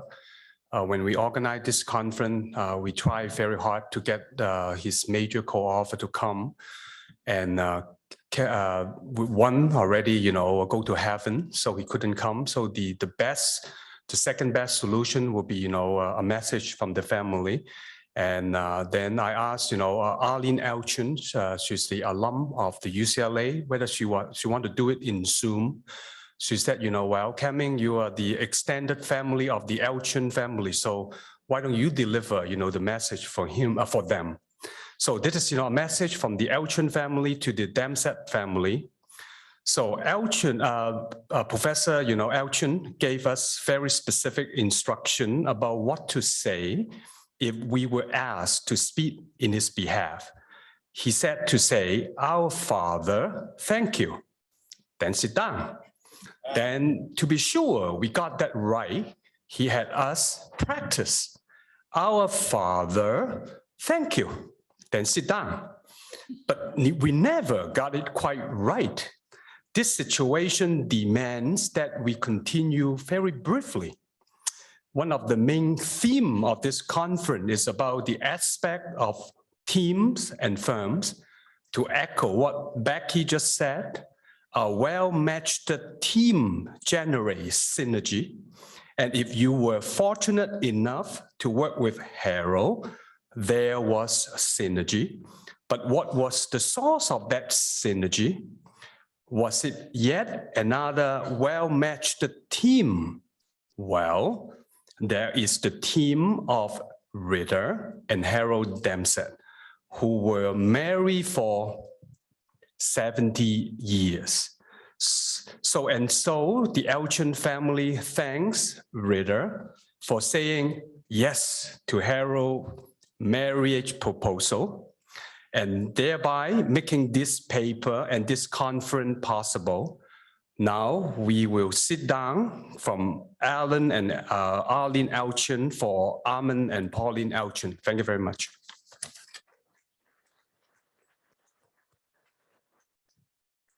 Thank you, Kang-Ming. So our session here is really about stories and remembrances about Harold.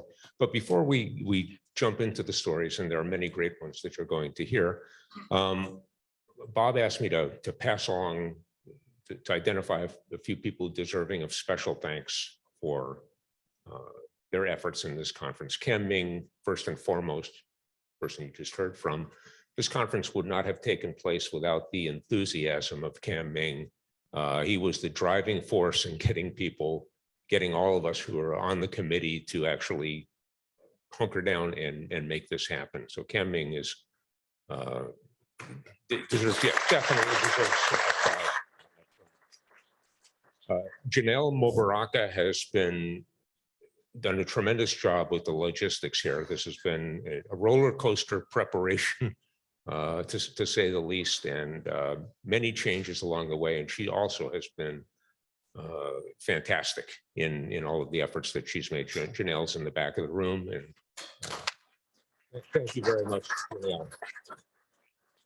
Also, the leadership of the committee, Tom Hubbard, John Esker, and Sam Peltzman all did great work. And Tom really needs to be singled out here because with all the roller coaster efforts here, I mean, it's been a several-year effort, things coming off the rails in multiple different dimensions, in unexpected ways. And Tom was always there to pull it back and make sure that it got done. And here we are. It's kind of unbelievable at the end of the process. But Tom, anyway, thank you for your efforts.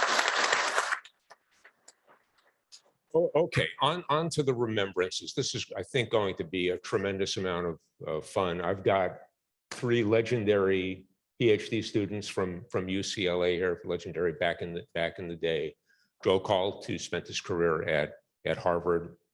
Bob Topel at the University of Chicago, virtually all of his career, except for a brief spell back here at UCLA.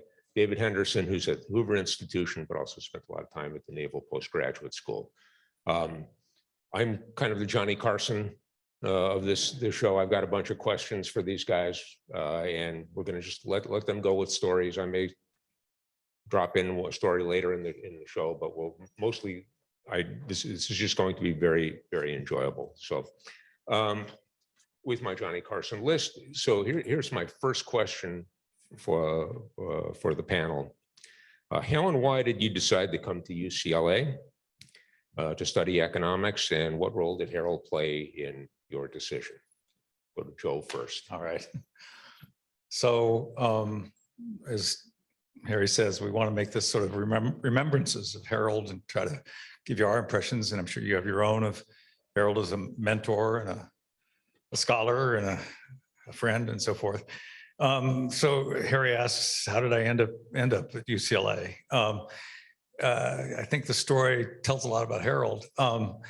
So I was an undergraduate at Stanford and looking for a major. I was stumbling into economics, and there was a professor there, William Comenor, who actually was kind of one of Harold's arch nemesis in the concentration and profits debate, but a good man. And I took IO from Bill Comenor, and I guess I was a senior in college, and I wasn't believing this stuff he told me, I guess, I was a smart mouth undergrad, and I'd start to challenge him. And I became known, I didn't even know what it meant.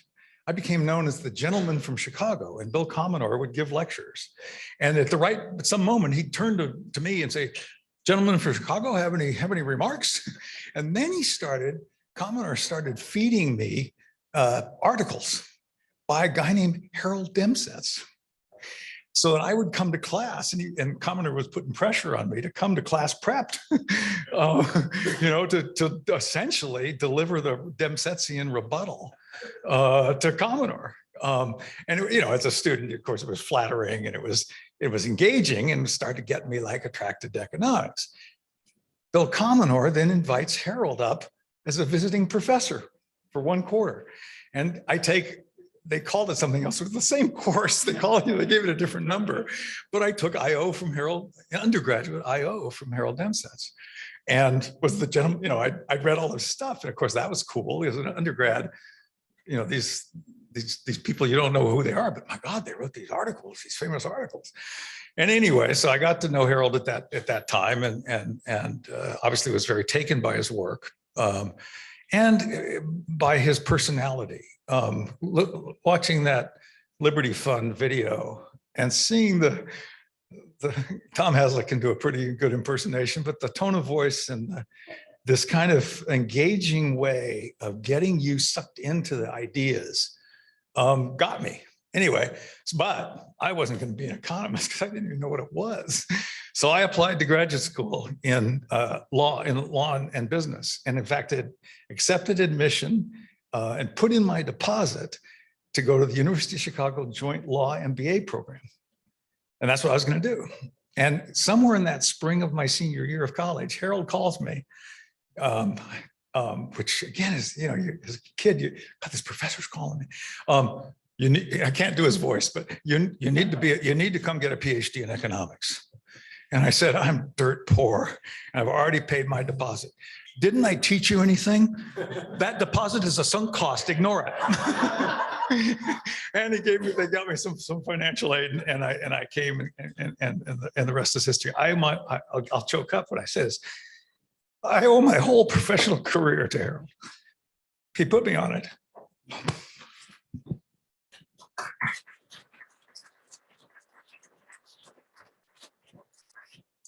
Now you got me choked up. So I'm a Canadian, and I was at University of Winnipeg. I was in my last year of a 3-year degree. I skipped a grade at high school, so I was 19. And our Libertarian Club wanted to invite Milton Friedman to speak. And with our budget, and we got some money from ISI and Indianapolis, there was no way that was going to happen. They said, there's this guy at Chicago, and if you go 2 steps to the right of Milton Friedman, you'll trip over him. And his name's Harold Demsetz. So we got Demsetz. We had him give 3 talks. I remember we paid him $600, which to him and us was a lot of money in 1970. 3 talks. I was in the midst of an econ course. I was a math major, but I was in the midst of my one econ course. And I wrote about this in Hooked on Economics in my book, Joy of Freedom. I said, halfway through that course, I knew the one thing I would never want to be was an economist. And then Harold came to town. And he gave 3 talks, so I attended all of them. I was with him beforehand. I was with him afterwards. I was with him at meals. We picked him up at the airport. We dropped him off at the airport. I figured out I was probably with him for 10 hours. And I just want to tell you like 3 big insights I got. He gave a talk on how markets solve social problems. And he talked about how property rights solve pollution or could solve pollution. It's like, what? And then as soon as he said it, I understood it. And then he talked about how markets make people pay a cost for discriminating. And he laid that out. And he talked about some rent control data from the Chicago Tribune ads showing that as the rent control became more and more binding, the percent of people who advertised either restricted, which meant no Black people, or furniture tie-in, that number went up through the war. So it's just like, wow. So I was asking questions like, how do you handle utilities? He goes, I wrote this article in the Journal of Economics, why regulate utilities? So we take him to the airport, and he turns to me just before getting on the flight and says, you should come to Chicago and get a PhD in economics or business. I'm from Canada, remember that. So we're kind of modest, right? So I go, I don't know if I'm good enough. And he goes, you're good enough. And I learned that he didn't say that to everyone. So anyway, by the time a few things happened in my life that slowed that down. So it was a couple of years. Meanwhile, he'd moved to, and I talk about that in the book, he'd moved to UCLA. And so I called him up to see if I could get an application, a reference letter from him. And my mentor had been this guy, Clancy Smith. And I call him up and he says, "Now, who are you again?" And oh, are you Clancy? No, I'm not Clancy. That was the guy who impressed him. And so he said, well, I said, could I get a recommendation? He said, well, you know, I don't know how strong it'll be because I don't know you. I go, yeah, I get it. He says, there's a solution, David, when people don't know things. You tell them things. So I spent a weekend writing a letter to him, and I wish I had a copy. But anyway, it led to Clay LaForce calling me out of a class at University of Western Ontario and making me an offer over the phone. And so anyway, that's how I got into it. Like Joe, there's no way I would have been there without Harold. And one of the wonderful things is to figure out when you're 19 what you want to do with your life. And the other thing I got to say about him is, like, you know, as a 19-year-old and also as a short guy, I didn't get a lot of respect from adults. And I just felt respected by him just from the get-go.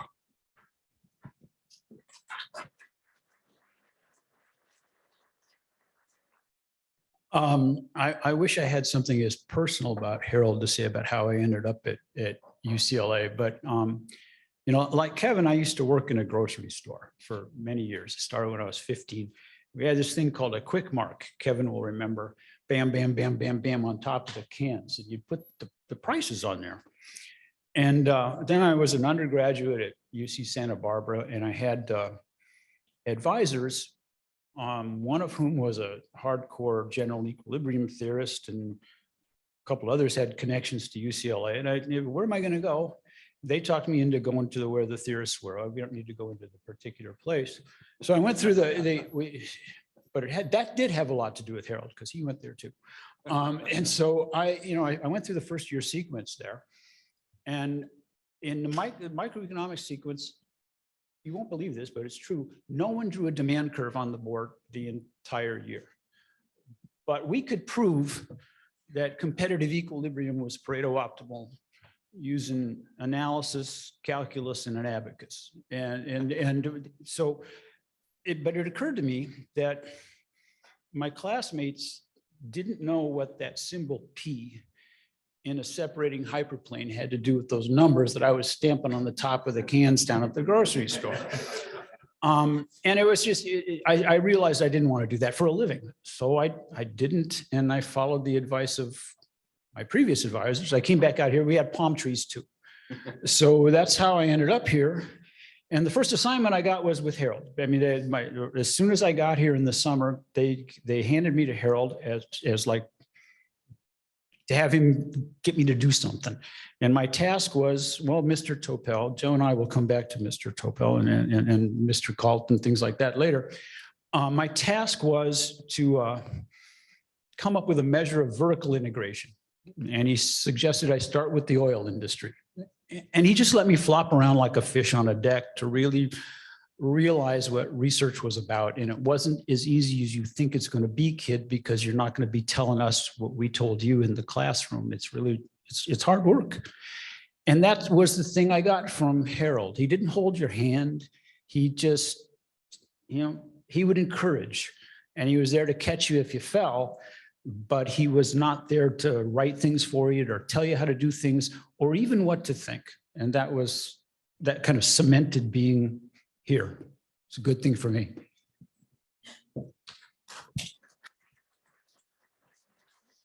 So next question is, if there's one thing about Harold that you'd want people to know, what would that be? I can go. Here, go for it, sure. He was an incredibly straight shooter, like unbelievable. So I get here September of 72, here meaning, oh, that's right, it is here. September 72, and we have this orientation. And all of these professors are getting up and telling us why we should take their particular course, which already made me feel good. Like no one ever wanted me to come to their course, you know? And so there was this guy, Peltzman, who got up and talked about IO, and he's an unusual looking guy. He kind of unusual way of talking, but really kind of compelling in a way. And then there was a guy named George Murphy who got up and told us why we should take his economic history course. And that sounded good. So there was this little party afterwards, like with, you know, I don't think drinks, but anyway, party afterwards, barbecue or something.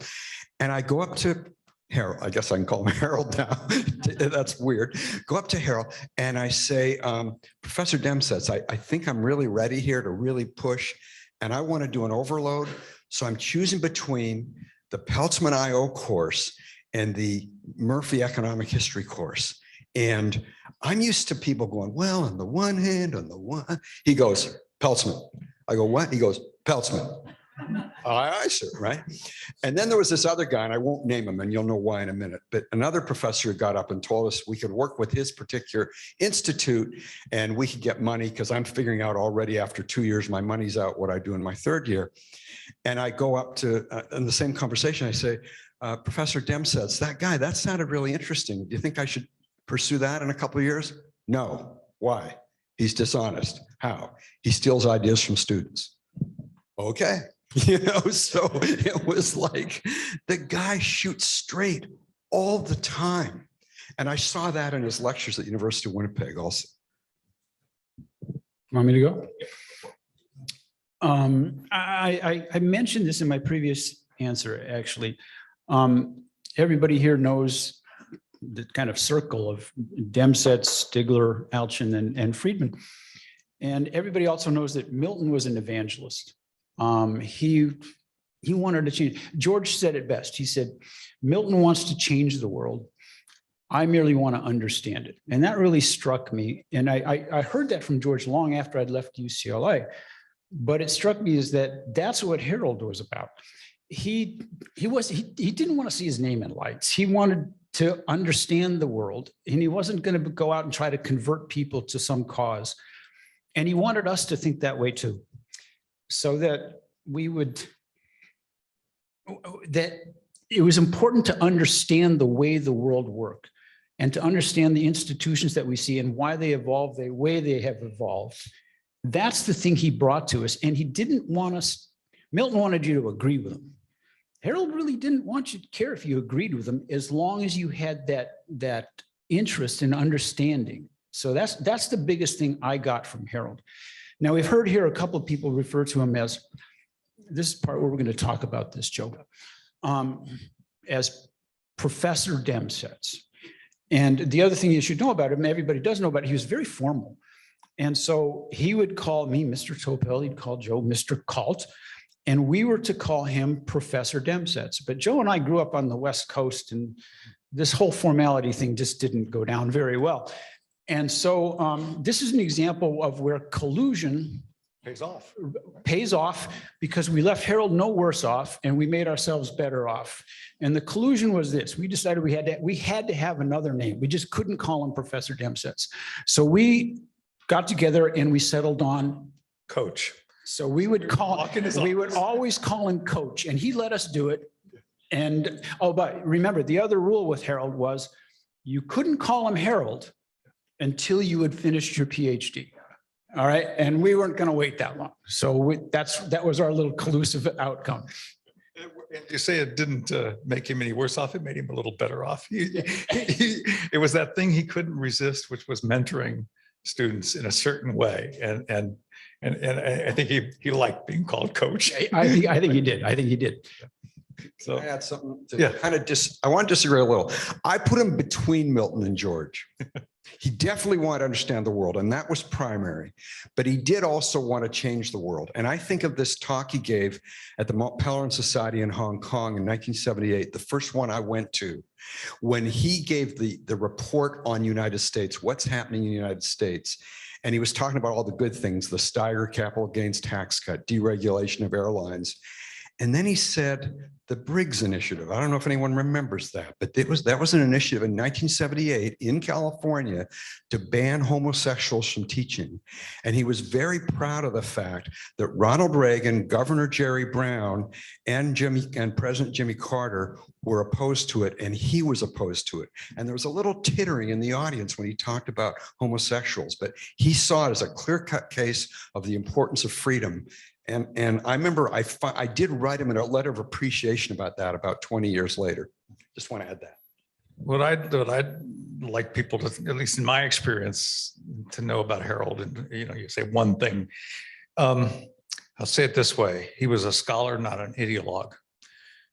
His work led him to support of free markets. The evidence led him in that direction.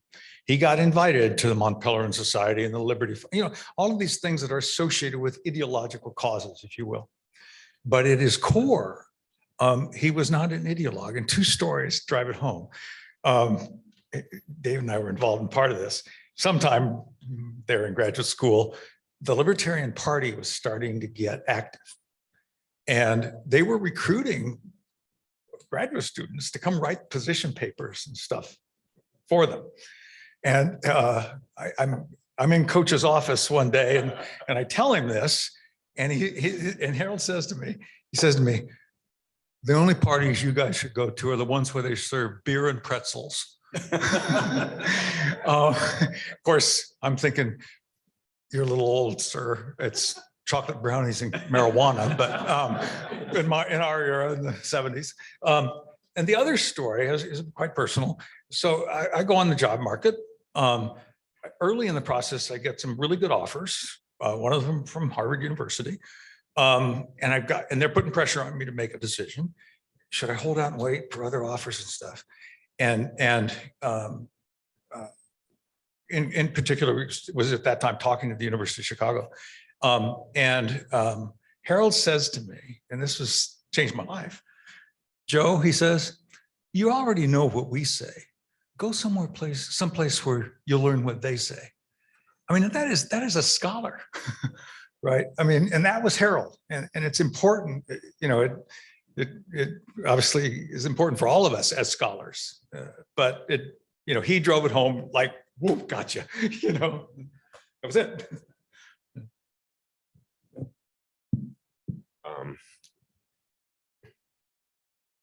If you had to single out one lesson or maybe two lessons about economics that you carried away from Harold that you think are especially important, what would come to your mind? Yeah, because it's a little bit of what Bob said.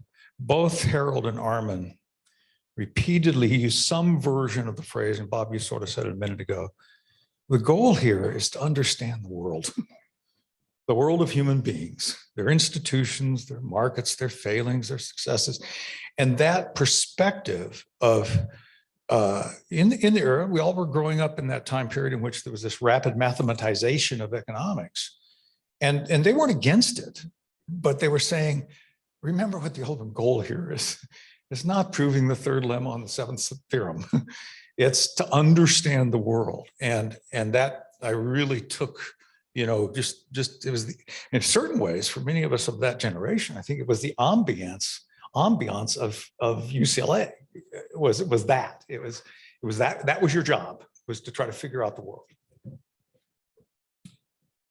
Beyond the understanding point, I think the thing I got from Harold, and this came up in Kevin's talk earlier today, was you think about the competitive model, and it's kind of a metaphorical ideal, but the competitive process is the real deal. And he emphasized that over and over and over again. And I remember in class one day, I think it was in class, where some student asked something about what seemed to be a market failure, maybe monopoly power or something like that. And Harold just looked at him and said, sometimes you just got to trust in competition. And that sentence stuck with me. So one thing, I want to get to it, but there's one little personal story in the way. Back to that orientation, there was one professor who stood up and he was very grim. And he was one of the first people talking to us. It's like, well, if you're married, there's a good chance you'll get divorced, you know, and all this stuff. And thank goodness I wasn't married, you know? So anyway, and then at that party I told you about, I'd already gone and done my courtesy call to Sam Peltzman. So I'm talking to Sam and Harold just in front of me says, you know, I just thought that was the wrong way to go. You're trying to get people excited. You're trying to get people motivated. He lost a chance to build esprit de corps. And I just think that was wrong. I'd say the two major things I took from his work that I use a lot are the importance of property rights. Of course, that's Armin Elchin too, but a lot of it is Harold. And specifically, and by the way, Jonathan Karpoff, the way he laid it out this morning was incredibly beautiful. And what I pointed out, and we've got this little book that you can get a free copy of if you contact the Fraser Institute. It's on the UCLA School of Economics. I'm one of the co-authors. And what I pointed out, because I started thinking, you know what, the year 1967 is before the year 1968. So Harold Demsetz came up with the tragedy of the commons the right way a year before Garrett Hardin did it.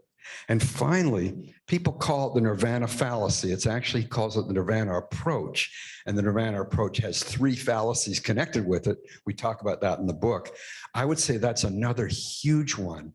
And I can't say it's taken the profession, but it's paused the profession once in a while when people raise that. I want to circle back to an earlier question here, and Joe, and see if you wouldn't talk a little bit about the trip that you took to China with Harold. I think people would really find that interesting. Yeah, these panels today, you see the main areas of Harold's work: property rights, antitrust, and so forth. But he's had a huge influence beyond what you normally think of. And I didn't expect this, but there's a Liberty Fund video that has a piece of this in there, and he talks about it. Harold even talks about it. In June of 1991, Harold was invited by essentially the Minister of Industry and Minister of Finance of China. Those are really high-ranking officials. You do not get permission in 1991 to invite this UCLA professor over unless it's coming from the highest levels, literally. What was going on? Well, someone there had picked up some of his literature on property rights, on competition, on markets, et cetera. And so Harold was brought over there to China in June of 1991 to basically meet I picture these sort of World Bank events where you have a bunch of economists and they're up at a podium talking. This was a boot camp where the senior ministers having anything to do with the Chinese government. By the way, Rita was there as well. Rita and my wife became very good friends on the trip. I got to come along. Harold was doing all the work. I was the fly on the wall. I would teach little lessons. He'd tell me every night, okay, Joe, okay, tomorrow we've got to teach them about what cost means and what average and marginal mean, because I need it in, and I would teach in the morning, these little sort of basic micro lessons, like the good, dutiful young professor. And then Harold would come in and get involved in these heavy conversations. He'd start out trying to lecture, but then in a good way would turn into these conversations. Assembled our Minister of Finance, Minister of Industry. Under them at the time, and I think the titles are still there, but the functions have changed quite a bit. At that time, every major industry had a directorate on top of it. And it'd be like being the Secretary of Treasury. Well, I'm the Secretary of Automobiles. I'm the Secretary of Steel, every major industry. 6 months earlier, China, as it was changing itself, had opened up the Shanghai Stock Exchange. And they were running into the reality of a phrase from Harold and Armin and others' work, the market for corporate control. What are we going to do if somebody starts to own more of this industry than my ministry? Because I'm essentially, I'm the head of one of those industries. I was like the CEO of this humongous sort of company producing steel or autos or whatever it might have been. And so there was a lot of tension over this. And I think what was actually going on politically was the top leadership in China was trying to break the monopoly power of these ministries, because they not only controlled the industry, but they also controlled the housing, the grocery stores. It was soup to nuts life for the average Chinese worker, that you were in the auto industry and you lived in the auto factory. You're not right immediately next door to it, and you bought your groceries in the little store that the auto company ran. These ministers were threatened by the reality that, oh my gosh, somebody else is getting control over these companies. And the central lesson that Harold was trying to get at, he kept talking in the lectures about the missing market. If you don't have a market for corporate control, you can't have the discipline of competition introduced to the behavior of these senior managers. Well, the people he wanted to introduce, he wanted to discipline were his students, but they were under pressure from the top brass.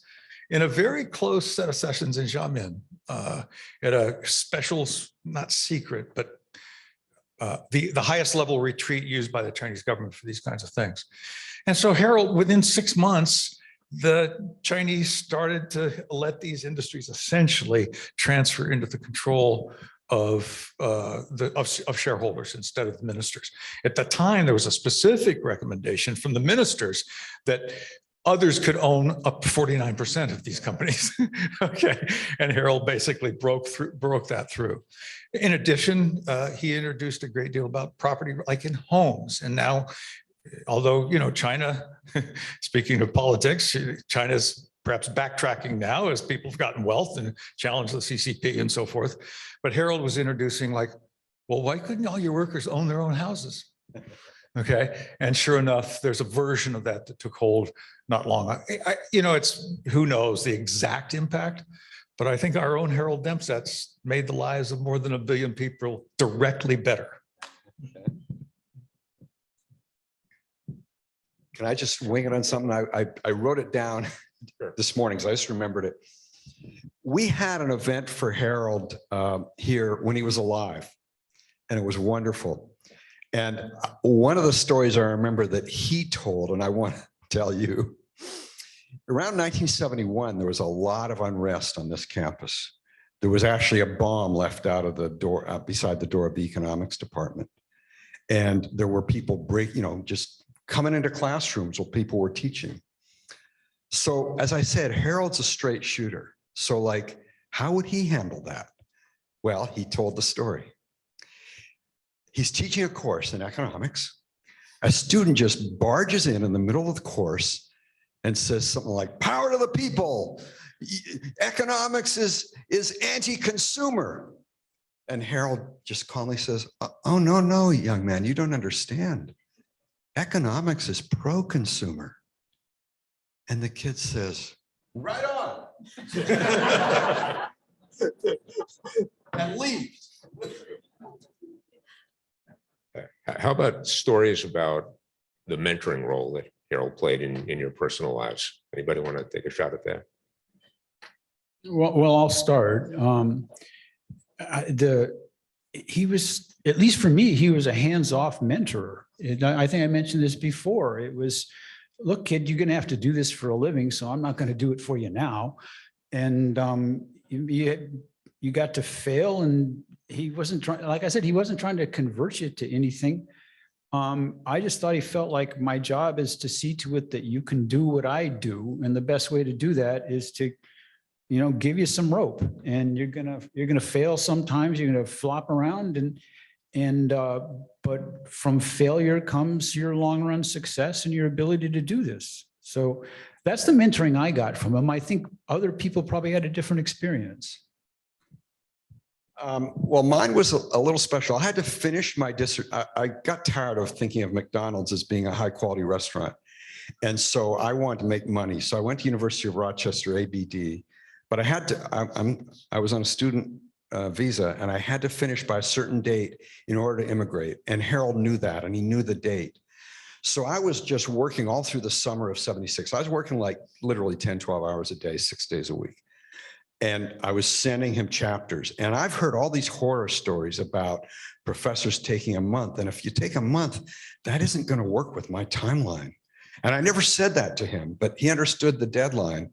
And everything always came back knocked up within 2 weeks. And I thought he treated me special because I'm an immigrant.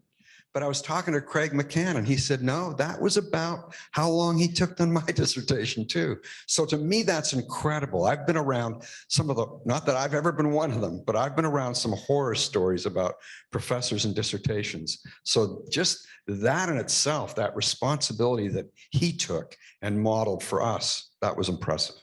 Of course, at my age, I'm thinking, I've been the source of horror stories for students. How long I take sometimes. A good mentoring story from me, I think. Obviously, the story about him saying, Joe, go to some place where you haven't heard what they have to say yet is part of it. But a little like your story, Bob, about not seeing a supply and demand graph the entire year. My first year in graduate school at UCLA, by the way, this building wasn't here. This is incredibly nice. First year in graduate school, of course, you don't take courses. You didn't take courses from Harold in your first year. You took all the core courses and everything else, and you basically just ground away at problem sets and getting ready for your comps and everything. And I was burned out by it, and I was ready to quit. And I'd gotten great grades, doing fine, but I just didn't see any point to this. Why are we doing all this? You know, there was very little discussion of economics, is the way it felt. I go to Harold. You know, I tell him, I don't know, Harold, coach, I don't know if I'm gonna stick it out. And he says, hold on, I'll get you, take a year off. I'll get you a job as doing real economics. You'll find out you'll love it, and then you'll come back. And I don't know how he did this. Like in the next day, he's gotten me a job working for Alan Greenspan and President Ford's Council of Economic Advisors in the White House. And I met Bob Stillman there. We got to do real economics, and sure enough, it worked. Meaning, I came back, I saw a purpose to tooling up the way they wanted us to get tooled up. The other interesting story about that, when I was doing that work, both Bob and I, one of the things, it was right in the heart of a lot of the energy crisis stuff, and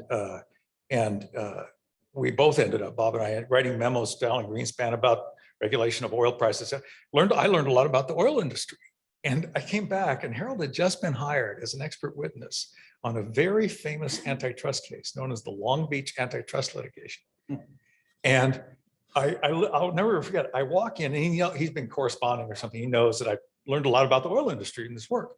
And I walk in his office the very first time. He says, now I think he called me by my first name because for a certain reason. Joe, they just hired me on this big oil industry antitrust case. I don't know anything about the industry. I need to hire you. And for $10 an hour, he hired me as his research assistant on the case. Long story short, the case went to trial 23 years later, and I was the lead witness in the case because there had been 2 generations of lawyers that some of them had passed away and everything else. But anyway, he took me under his wing at that time, and again kept me on the path.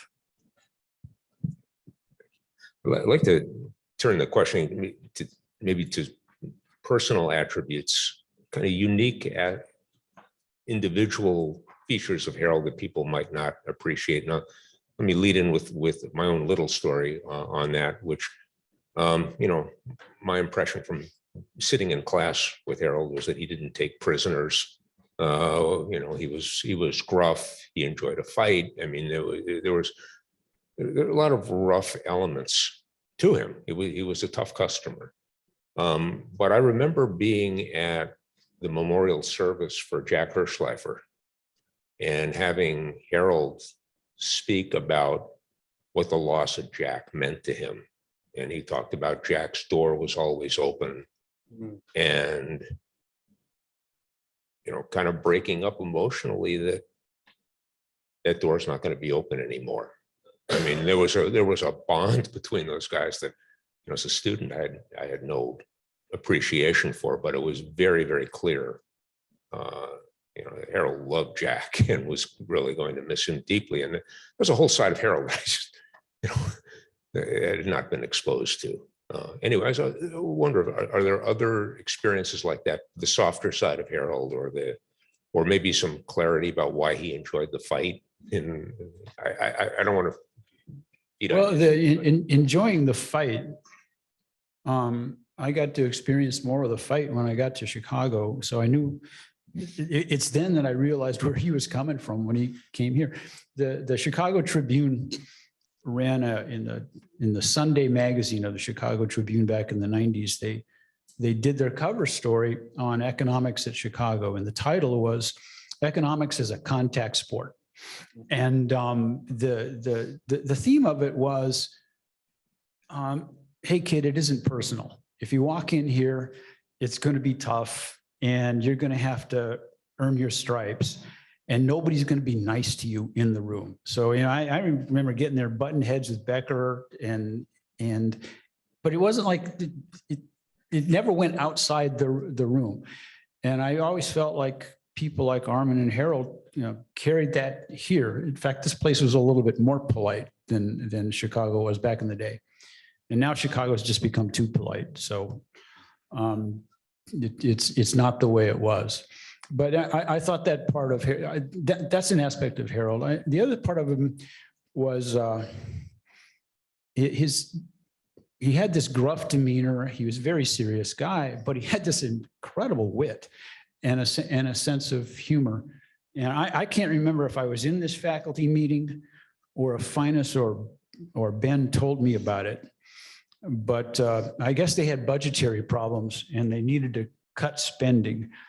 And Bob Cloward chirped up, says, I don't know why we have to do all this crap. You know, I can think of a dozen ways to cut spending and no one would notice. And Harold said, we don't want you to leave, Bob. So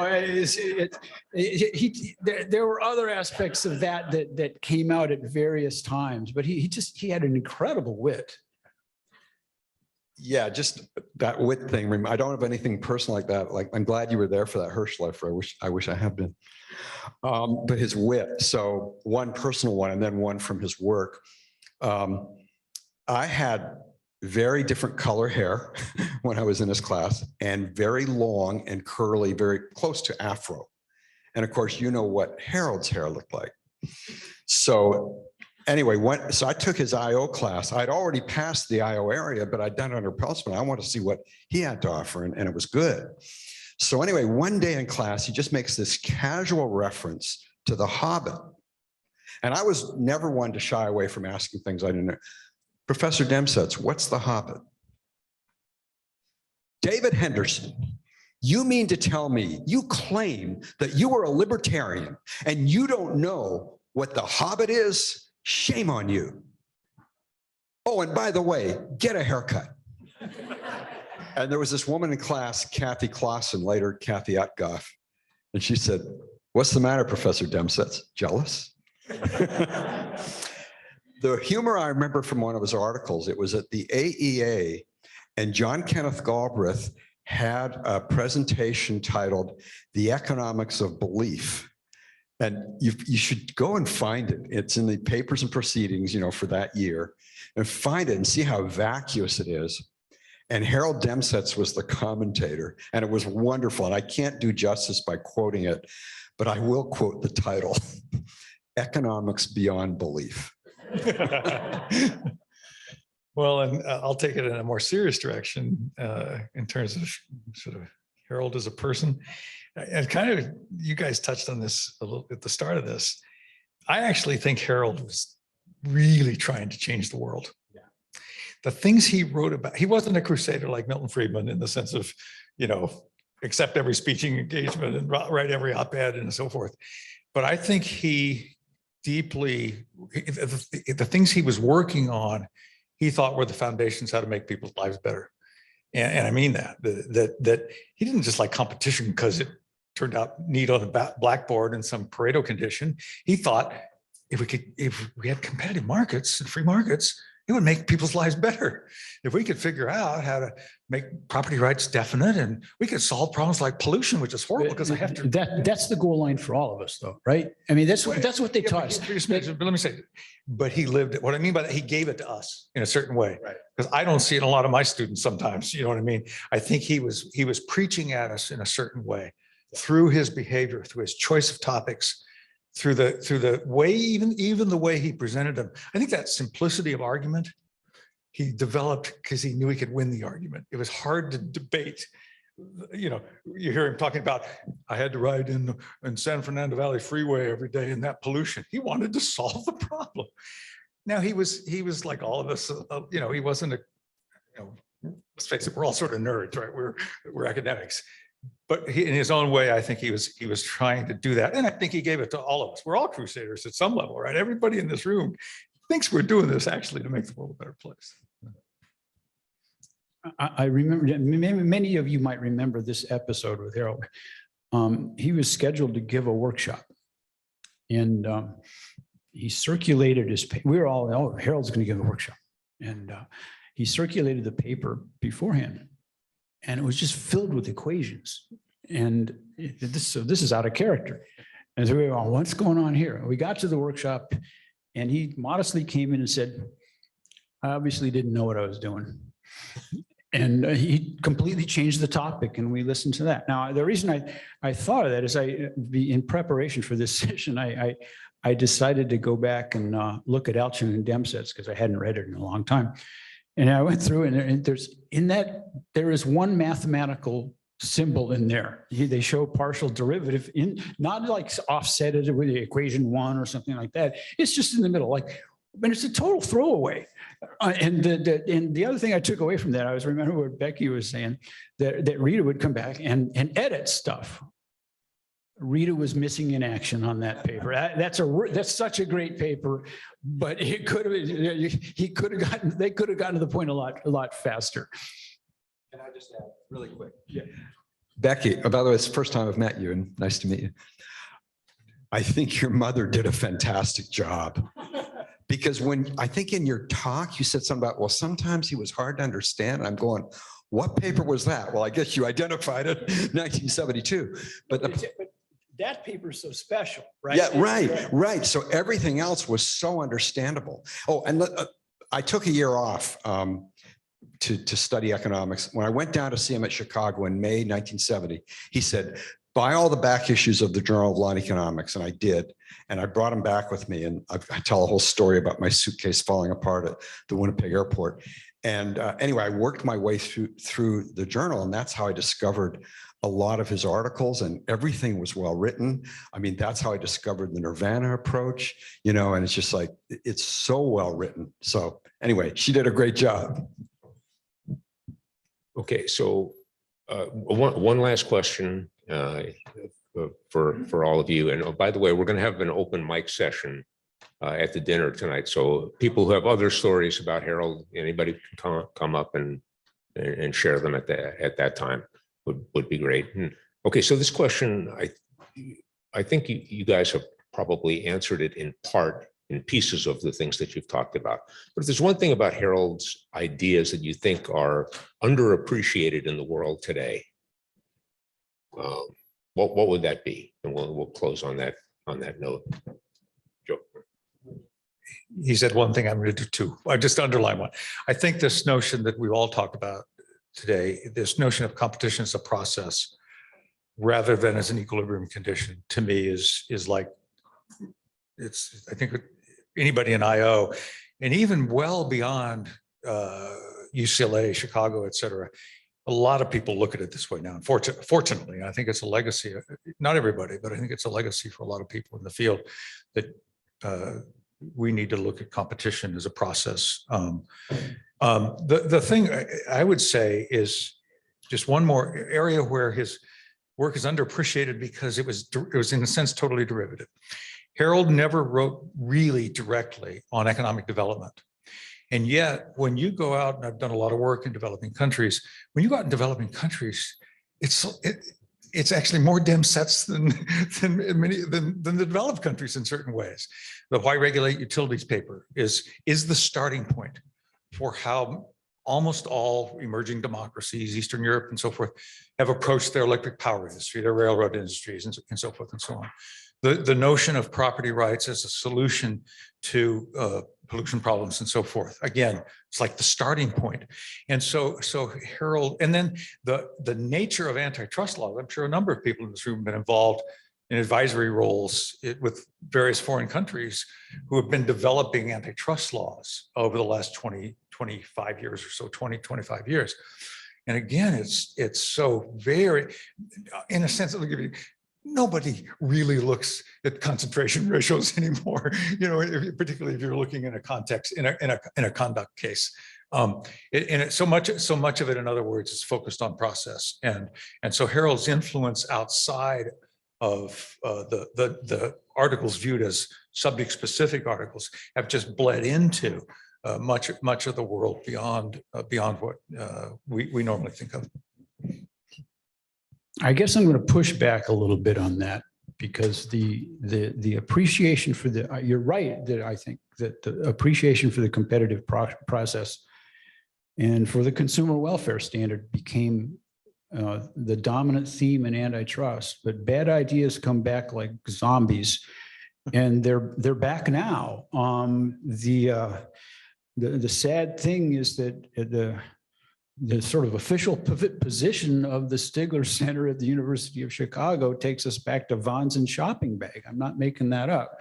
And they're looking at concentration ratios and advocating breaking up people because they're big. I think it's a very dangerous thing.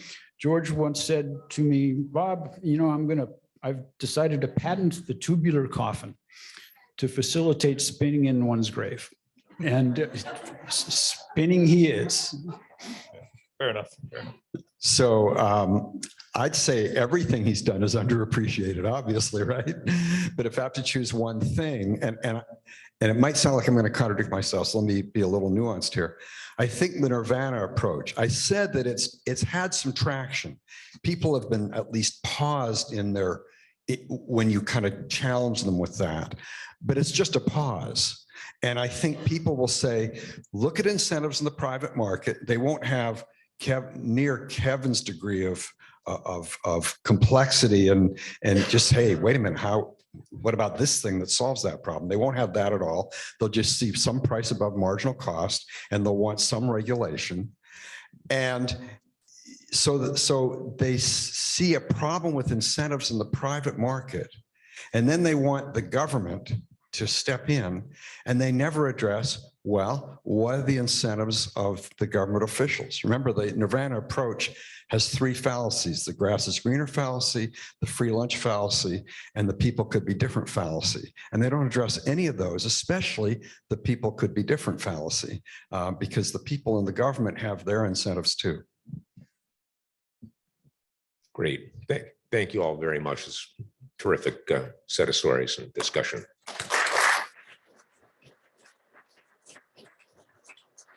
Great. Okay, so we're going to talk about the Alchian-Demsetz paper today. As of about 8 days ago, Harold Demsetz's work had a total of a bit over 80,000 citations, according to Google Scholar. He has many highly cited papers on a broad variety of topics, but none more highly cited than the paper with Armin Alchian in the 1972 American Economic Review that was titled Production, Information Costs, and Economic Organization. That paper, as of 8 days ago, had over 21,000 Google citations.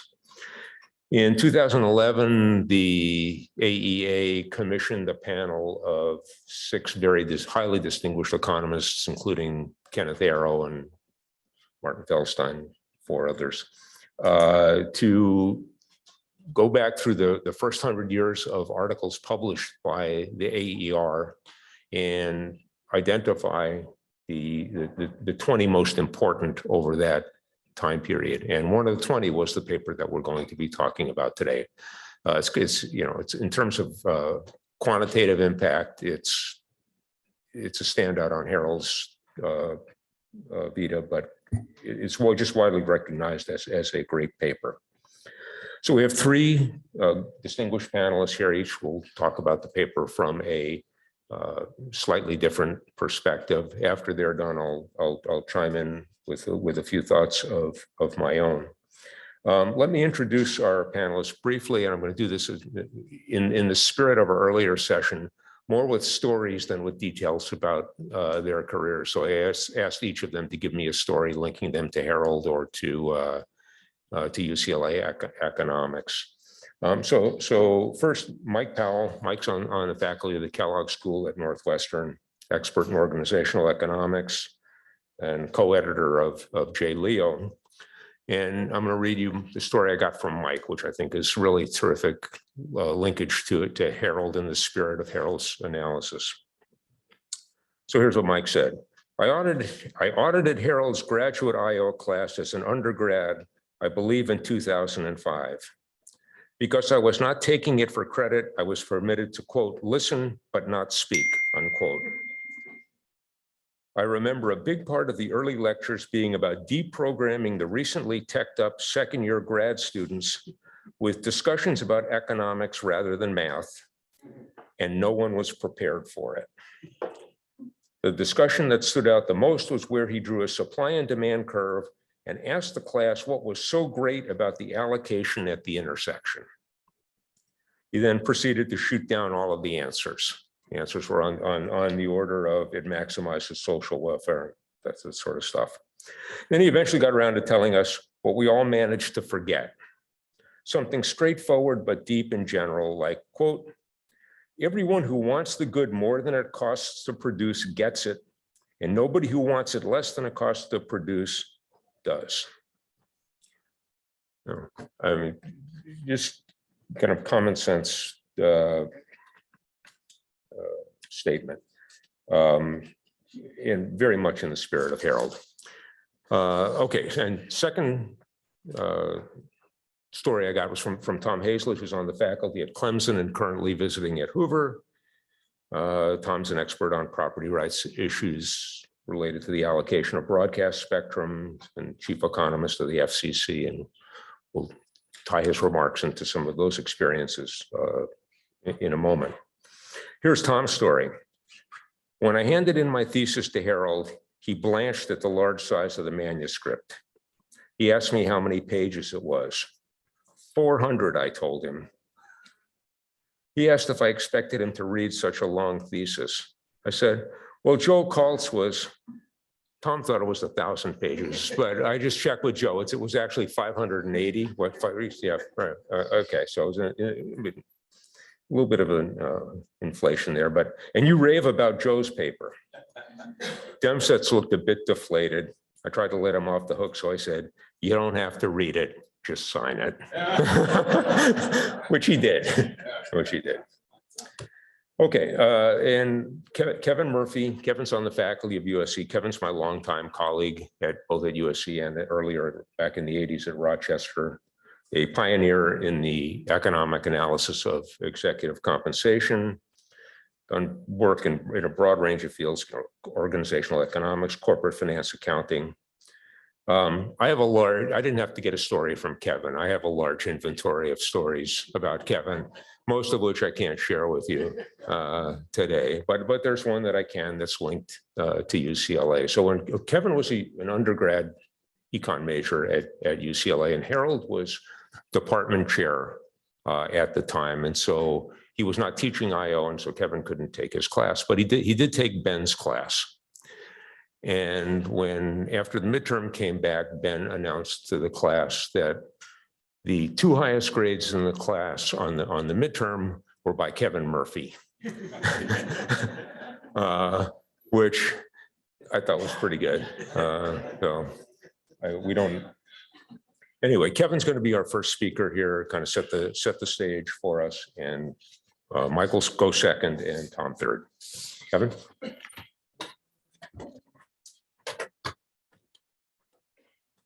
When I told that story to my girlfriend at the time, now my wife of 42 years, of course, her only response was, well, who's number one?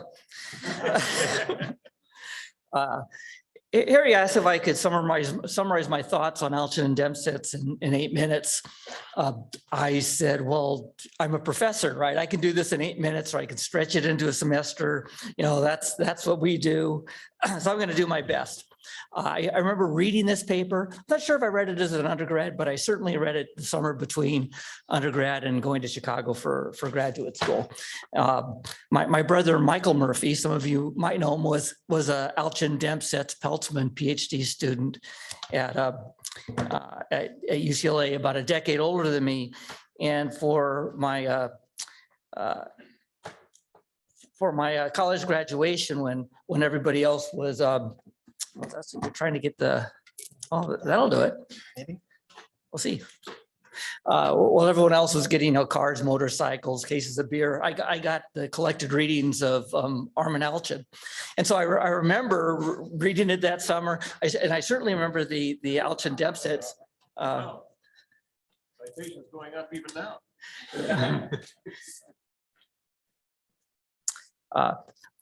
Paper. And one of the things I took away from it, along with everything else in it, was this term turpitudinal peccadillos, which I've just always loved. And I think about it every time I take toner cartridges or printers from my office and bring them home. Since I'm going first, it just seems good to set the stage a little bit. So I've got up on the screen here is just a list of sort of what we call the classics in theory of the firm paper. Sort of shows where Alchian and Demsetz fit in chronologically as well as numerically. Starting off, of course, with Coase 1937. Williamson is a little misleading here because Oliver didn't really write papers per se, he wrote books. And so those sites are mostly to his Markets and Hierarchies book, as well as the ones to he had a AER, Papers and Proceedings paper with about the same title. I've got Jensen and Meckling there at the end. I'll come back to that at the end and say why it doesn't really belong on this list, but why it's obviously been very influential and why Alchian and Demsetz's fingerprints are all over that paper.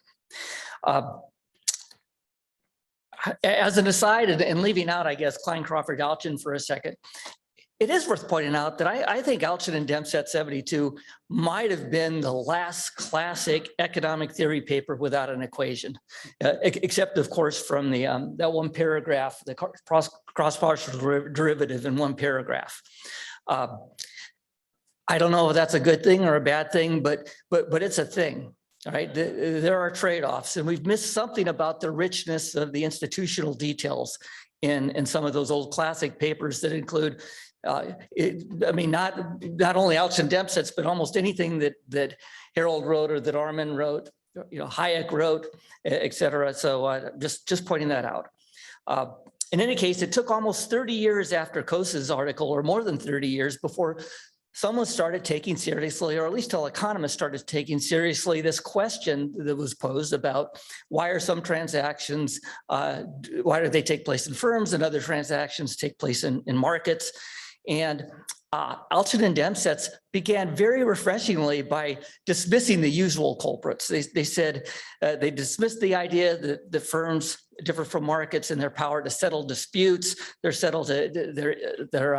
power to issue things by fiat, by authority, by discipline. At the instance, they argued that the relationship between an employer and employee is really no different than that between a consumer and a producer. And so that's sort of an important premise that they start with. And according to Alchian and Demsetz, the necessary condition for a firm is joint production. And their idea was the fact that that you can't measure the marginal productivity of individuals in joint production. And so as a consequence, you're necessarily going to have shirking and free riding. They don't use the word free riding, and I don't know if that word hadn't been invented yet in 1972, but it's certainly what we now think of as the free riding problems. And so the next step was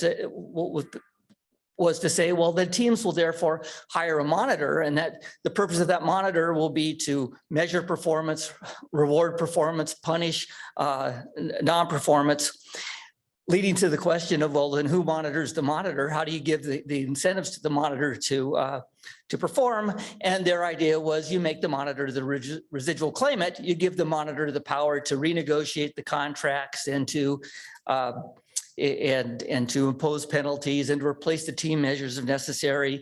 And behold, we have a firm. The literature, not very long after that, took issue with some of the claims here. Holmstrom in a paper about 10 years later says, well, you don't necessarily need the central authority to monitor. You just need them to serve as the bank to break the balanced budget of giving out all the everything that's produced. Sometimes they might have to give out more. Sometimes they might have to give out less. Subsequent researchers have asked whether joint production is really fundamental to a firm. After all, there's myriad examples and transactions that we would all agree take place in firms but have nothing to do with joint production. Klein, Crawford, Alchian, Grossman, Hart after them focused on specific assets as being the key driver. Williamson focused on transaction cost and argued that the transaction cost just can be different inside a firm than with outside a firm. Perhaps in the same vein, suppose that Alchian-Demsetz monitor can indeed measure individual performance, but that performance measure isn't verifiable to third parties or enforceable by courts. Well, these measures could still be used in self-enforcing relational contracts. And much of Ben Klein's work, along with my own work with George Baker and Bob Gibbons, examines how the reneging temptations from these relational contracts can differ in firms and in markets. Williams' notion of forbearance, which is that there are contracts that might be enforceable in a market but not within a firm, is also violates the Alchian-Demsetz premise. Nonetheless, all these papers take the Alchian-Demsetz premise seriously as a starting point, and not rather than inventing an artificial difference between firms and markets. Okay, as promised, I wanted to end by connecting the dots from Alchian-Demsetz to Jensen-Meckling. What you see on this list is almost has as many sites as all the theory of the firm papers combined. The influence of, it's a shame Mike can't be here himself. He would be a good moderator for this particular session, but the influence of Alchian-Demsetz on Jensen-Meckling is clear throughout Mike and Bill's paper. It's if you read the paper, they refer to Alchian and Demsetz at different places in the paper more than many other paper. Mike and Bill quickly moved beyond the idea that team production was the critical factor defining firms, but they borrowed and expanded on this idea that firms are defined as this nexus of contracts between and among parties, not just employers and employees, which is the focus of Alchian-Demsetz, but also consumers, suppliers, shareholders, bondholders, other creditors, communities, whatever. Mike and Bill's description of agency costs, which include both the cost of writing and enforcing the contracts as well as the residual loss, is just closely related to the cost of shirking and monitoring that's in Alchian and Demsetz. Also critical to both papers is this concept of the importance of the residual claimant. Ultimately, Mike and Bill weren't particularly interested in the question of which transactions occur in firms and which transactions occur in markets, which is why they don't belong on the top of this list. Rather, they wanted to understand the kind of contracts that we actually see in firms and in corporations and understand the rich set of contracts and ownership structures observed in the world. Armin and Harold clearly provided the roadmap.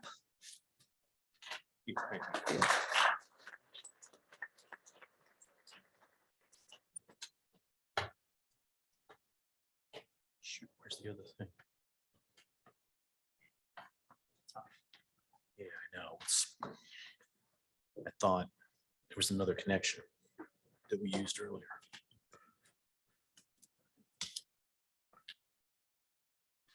Yeah, this goes.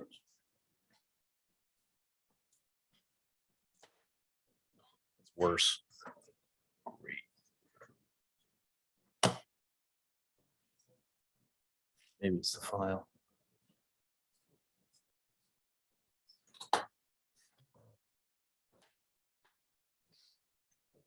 Wait, what's this? What's that go into? What was this going to? We don't need that anymore. Try a different dongle. Just in No, case. I know. We had a different dongle before. I'm trying to find it.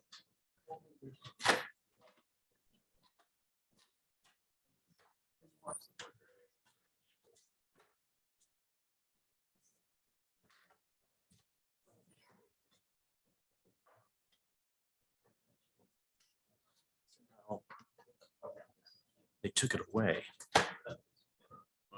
Okay.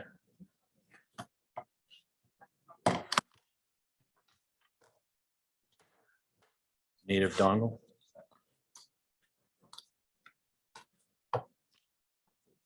It's a dongle problem.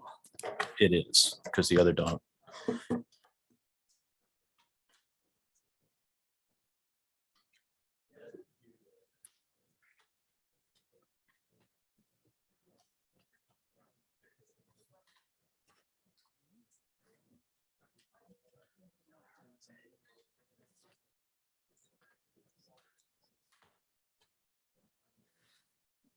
Just to make sure it's not a Thunderbolt thing. That's weird. It's on the way if you want to take a second. Where do I connect it?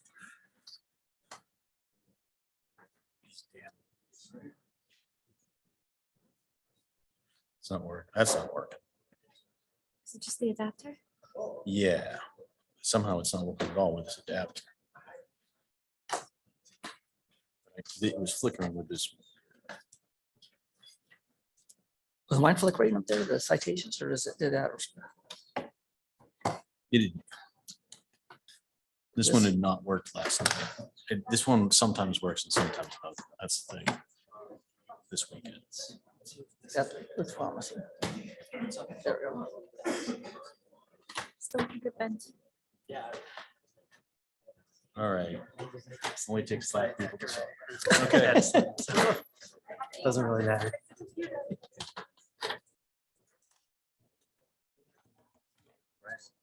There it is. It's back. Don't move the dongle. All right. Just not move the dongle. Don't touch. Yeah. All right. How do we open that? Okay. Man down, maybe. Review.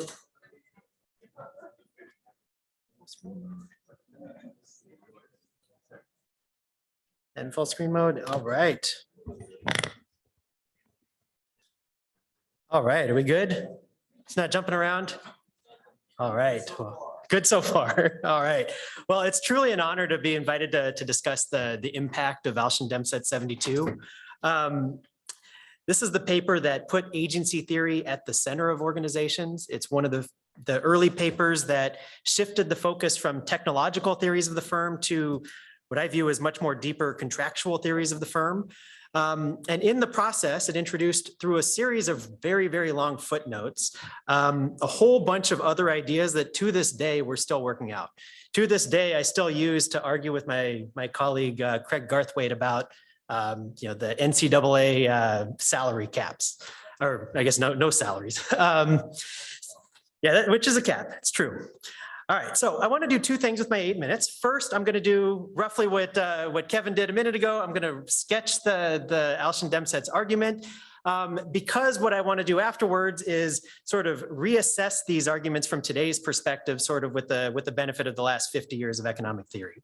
And so as a reminder, Alchian-Demsetz build up the classical firm by making this sort of really beautiful 5-step argument. So first, they describe the metering problem. If we want people to work hard, we need to measure their productivity and we need to reward that productivity. And providing good incentives means, of course, ensuring that rewards are highly correlated with marginal productivity. All right, so that's the metering problem. The metering problem is especially difficult in situations of team production, which is basically, as they argue, any situation where there are gains to specialization and cooperation. And here they actually highlight 2 distinct difficulties of disentangling the marginal contributions of individuals in team production settings. One is technological, right? So they talk of 2 people jointly lifting heavy cargo into a truck that neither of them could lift alone. And so there's some sort of technological interdependence between what these 2 individuals are doing. And that makes it hard really to even conceptualize what the marginal impact of each of the individuals is to production. The other difficulty is, as Kevin mentioned, one of measurement. And so they say, quote, with team production, it is difficult solely by observing total output to either define or determine each individual's contribution to this output. Now, whether it's a technological problem or a measurement problem, it leads inevitably to the free rider problem, which can be solved potentially by having someone specialize as a monitor and check the performance of each individual and punish or reward them accordingly. Okay. But of course, who will monitor the monitor? Great question. Their answer is effectively the market.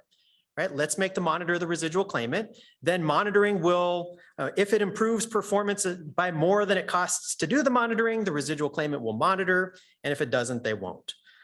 And then finally, if they're going to be the residual claimant and the specialized monitor, let's give them other instruments. Let's let them decide who gets to be on the team and who doesn't. And let's also have them administer other contracts with other input providers. All right. So in other words, let's make this person the owner of sort of the classical firm or the employer. All right. Beautiful, beautiful argument. And for a paper without a formal model, it's truly impressive how many of the main ideas are ones that did end up being formalized and that still guide our intuition today. And so, for example, they were pretty spot on when it comes to the determinants of incentives in a huge class of contract theory models. Okay. Now, it's a covariance, not a correlation, whatever. Rewards, you should think of quite generally. I like that they use the word rewards rather than pay, which is often how stuff is sort of caricaturized today. Because people could be risk averse. It could be money that we're paying with, could be something else, could be pay today, could be pay in the future. It totally doesn't matter. All right, what matters for incentives is that the rewards vary with some notion of marginal product. Now, what notion of marginal product? That's what we've sort of developed more over the years since Alchian-Demsetz 72. And the precise notion of marginal product that turns out to matter is a statistical one. Right? It's about if I work a little bit harder, some performance levels become more likely, some performance levels become less likely. And really it's the covariance between my rewards and which performance levels become a little bit more likely when I work a little bit harder that determines my incentives to work, right? In a wide variety of models today. Now, next, there's this technological complementarity aspect that it's that cross partial in the expression in the paper, which turns out not to be so important for their argument, neither as a way of distinguishing team production from market transactions, nor as a foundation for the free rider problem. And so on the first point, jointness, this complementarity aspect, well, that's a feature of market transactions too. Right? As long as we move outside of the world of perfect competition, a seller makes something, a buyer consumes something, jointly they create surplus that one of those individuals alone couldn't make. Okay? Now, parties within firms also create surplus. And so what that means is that the sum of their individual contributions are going to exceed the total surplus that they're generating by necessity. And so sharing surplus just isn't going to be able to provide everyone with the right incentives. And that's true with or without a monitor. Okay. Now, the more novel part of their argument, of their formulation, is that when individual contributions are indistinguishable, there's nothing left to do but to divide up surplus. But in fact, that's actually the only part of the formulation we need, because even if the sum of individual contributions exactly exhausts total surplus, the marginal dollar is what determines marginal incentives. And we can't give everybody the entire marginal dollar, right? And so we can actually dispense with the first problem here on the slide. And the fact that we can is important because it highlights that the true problem is fundamentally a contractual problem, not a technological one. Now, given that we can't divide up the marginal dollar in a way in which everyone gets the entire thing, we could also understand sort of at a more fundamental level exactly what it is that the monitor does. The monitor gives us extra leeway in assigning the marginal dollar. All right. Now, we can get that extra leeway in the sort of heavy-handed way that Kevin mentioned of hiring someone to be a budget breaker who sells the entire profit stream of the firm to every single person who works there. Lots of problems with that. But we can also do it in the sort of Alchian-Demsetz way of having that party get additional information about individual performance. And so if output is high, but it looks like Tom did all the work, well, then we give all that high output to Tom. If output is high and it looks like Kevin did all the work, we give all that output to Kevin. Okay? And so the role of the monitor is to, as Holmstrom says in his 99 JLEO paper, to quote unquote break the margin budget. Now, here's the claim that is sort of the most provocative and the one that in my reading of the literature today, doesn't quite seem to hold up to formalization. And so let's think about two different polar types of monitoring efforts. All right, so first, let's suppose that monitoring generates hard evidence that Kevin over here shirked. And we can use that evidence as an input into the, all right, doesn't matter. All right, and we can use that evidence as input into a formal incentive contract. Well, then we can provide very strong formal incentives if we monitor, right? So all is good. Residual claims can motivate that. But if the monitor's effort provides hard evidence of others' performance, then we can also motivate very easily the monitor, right? The very existence of hard evidence shows that the monitor monitored. And so we can motivate the monitor using residual claims. We can also motivate the monitor by saying, look, I'll pay you for hard evidence of whether people worked or shirked. We don't need to make them the residual claimant, right? So that's one type of monitoring. The alternative is that monitoring generates soft evidence of individual performance, and I, the monitor, can use that information to decide whether to reward or punish you. Now, if I'm the residual claimant, then every dollar I pay you costs me $1, right? And if I am to provide you with incentives, I must be paying you more after good performance than after bad performance. But after you've worked hard, your efforts are sunk, right? So if I'm the residual claimant, I have exactly the wrong incentives to reward your performance, and therefore no incentive to monitor you to begin with, right? And so in either case, residual claimancy either provides particularly bad incentives for a monitor, or they're not so, or it's just not necessary to motivate the monitor. But here's the broader insight, which is beautiful. We have the residual claims. We can assign the residual claims to someone. It's going to motivate them to do whatever it is they do in a way that maximizes those residual claims, right? As long as it's not monitoring.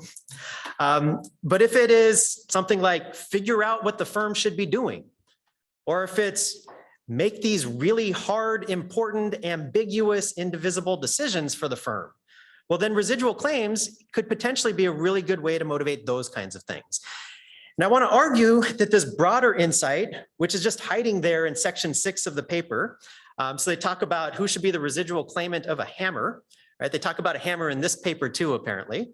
But this insight suggests many alternatives for who or what other than a monitor should or could be at the center of the firm, right? Maybe it's the founding idea of the firm and the strategic plan of the founder, right? If they're also the residual claimant, then they have great incentives to develop that plan.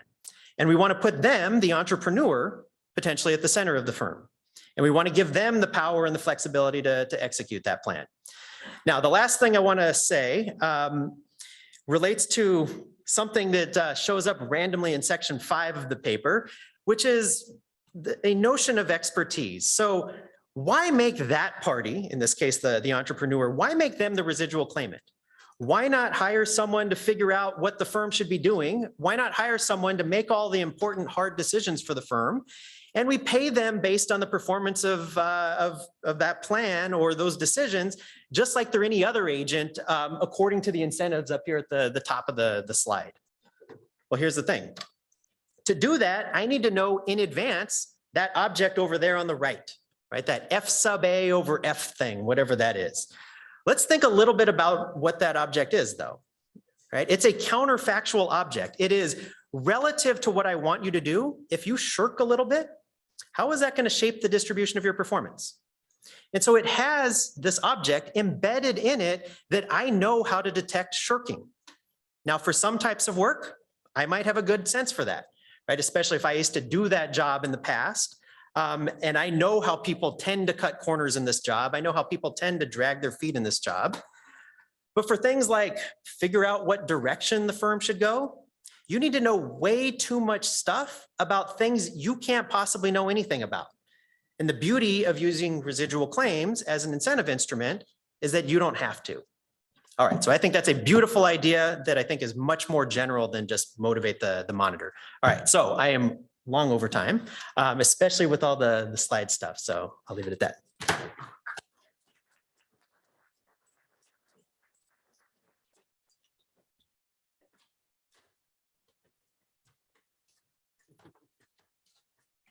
You need the slides or do you? Yeah. Okay. Good. Just keep it still. Oh, you sure mine though? Yeah, I'll help you. Yeah. There it is.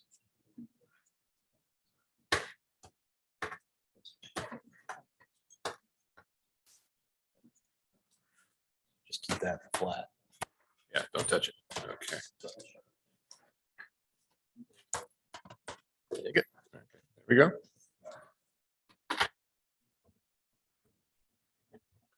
You want to see some shirking?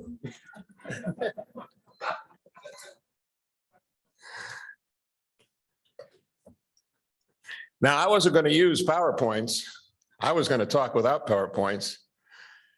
I'll say something. My name is Tom, and I'm a PowerPoint user. So I collapsed, and I'm going to use PowerPoint. I've only got through the first 7 stages of that 12-step program. Okay, I'm going to do something that's very applied, very specific, and very Demsetzian, and in fact, I think very Alchian-Demsetz, 1972.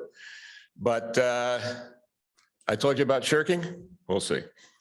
So I'm going to talk about radio rights in an area of the world that Harold had only a casual acquaintance with, and yet he's front and center, then and now, on the cutting edge in ways that I hope will follow. So let me say quickly here, the broadcast spectrum holds a special, almost holy place in the economic analysis of law and the economics of property rights. Now that's a quote from Dean Luke. It's not that important, but if I don't start there, he just flips out. So we'll do that.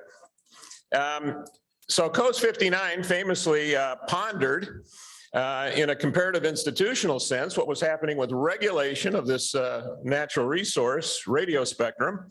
And he criticized Pagoo famously and rejected this sort of binary market failure approach. If the market finds something too complicated, then the government automatically wins. And that came to be known, of course, as the nirvana fallacy, which is a wonderful term coined by Harold Demsetz. It's nice, it is in Wikipedia, but I have to say I've had multiple fallacies named after me. So it's not that hard.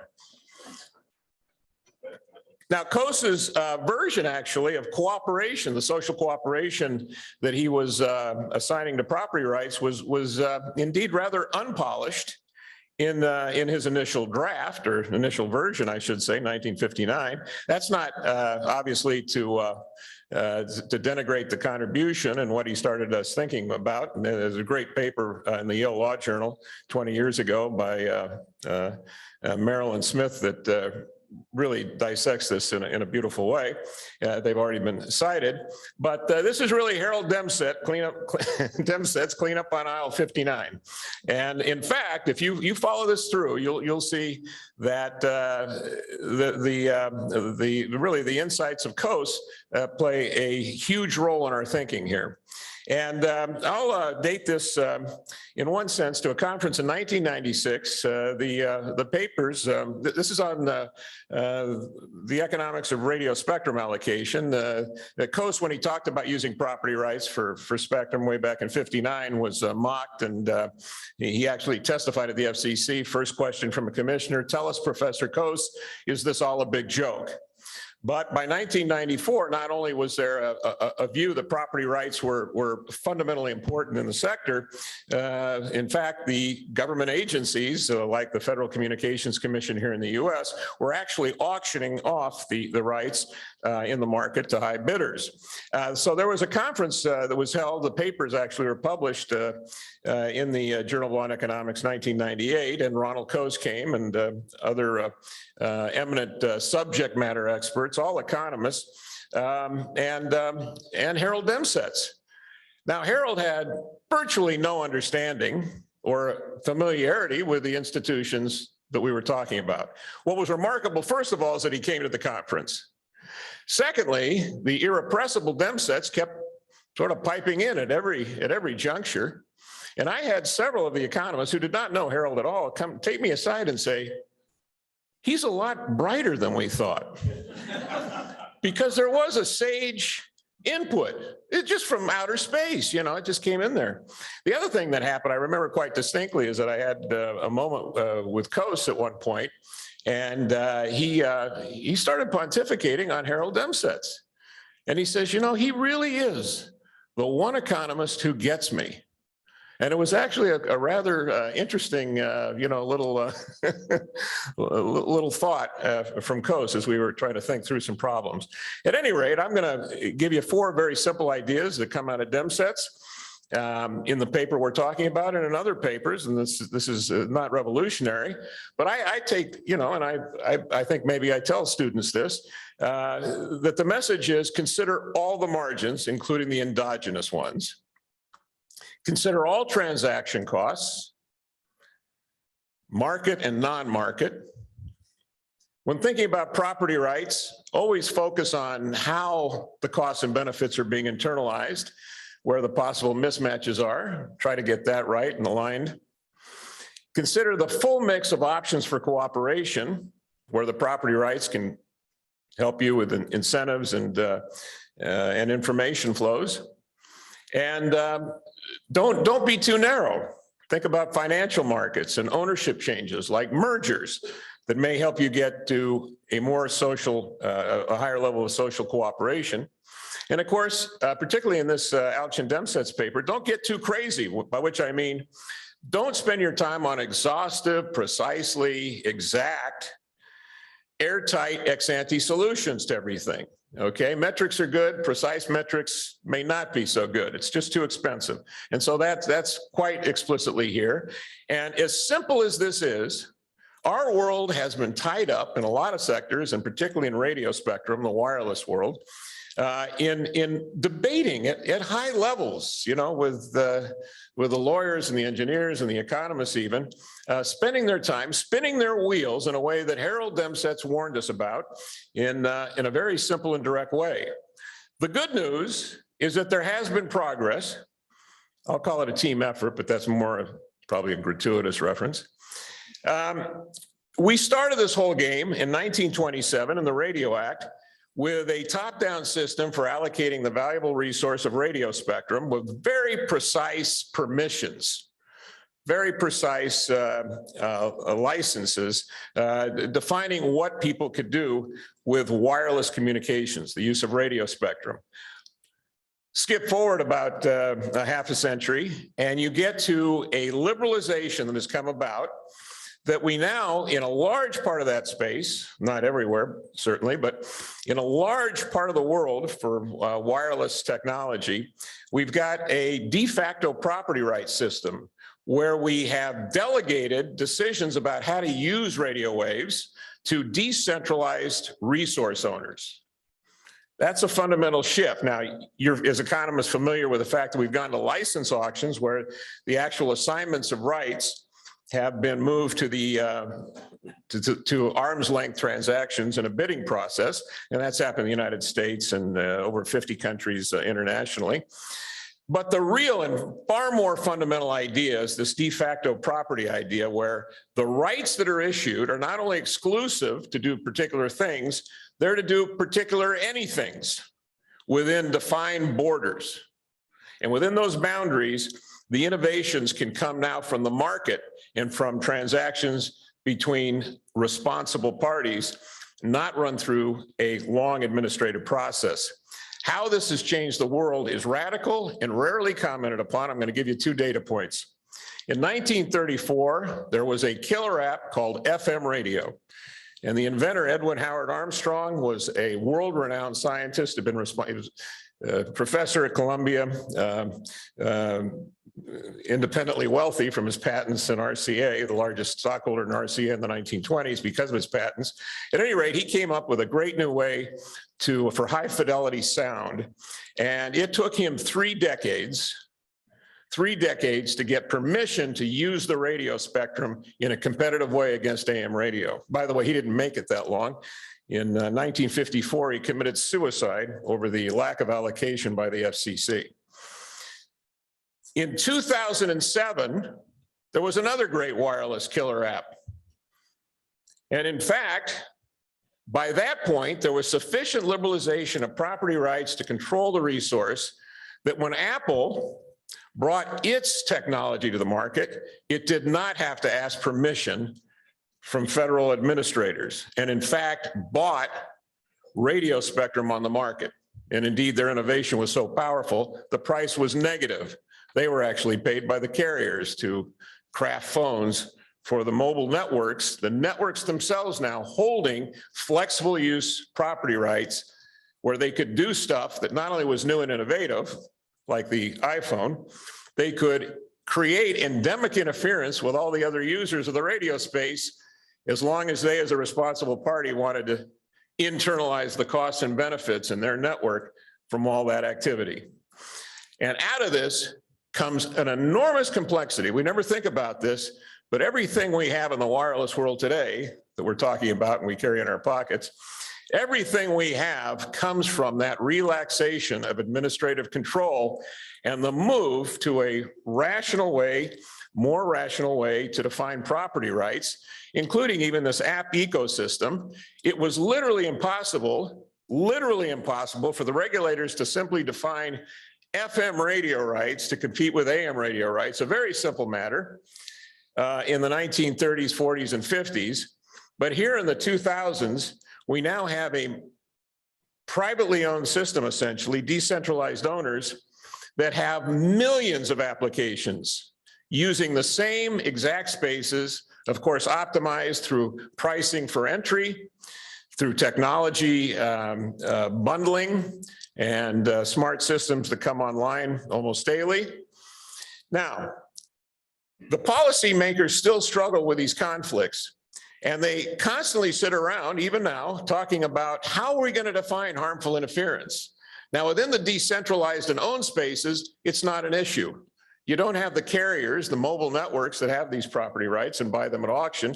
You don't see them worrying about this. In fact, they do have issues within their own networks that they optimize and price for. And they actually have crossover issues, border issues with each other, but they never, ever go to the regulator. Okay, it's just too expensive and it's better to work it out. And they have ways for the engineers to do that. So the actual solutions are to delegate these decisions to de facto owners. And if you and to see how this works, and this is a very Demsetzian observation, actually, although Demsetz never made it, but through his students, he does. The US mobile market today has how many competitors? Well, 3 or 4, depending on how you're counting. These are nationwide networks, of course. And to authorize and allow for radio access for these 3 carriers, we will, how many licenses do you think the US government has given out? About 70,000. Those have been integrated and the borders collapsed simply by merger activity, by aggregation in the market.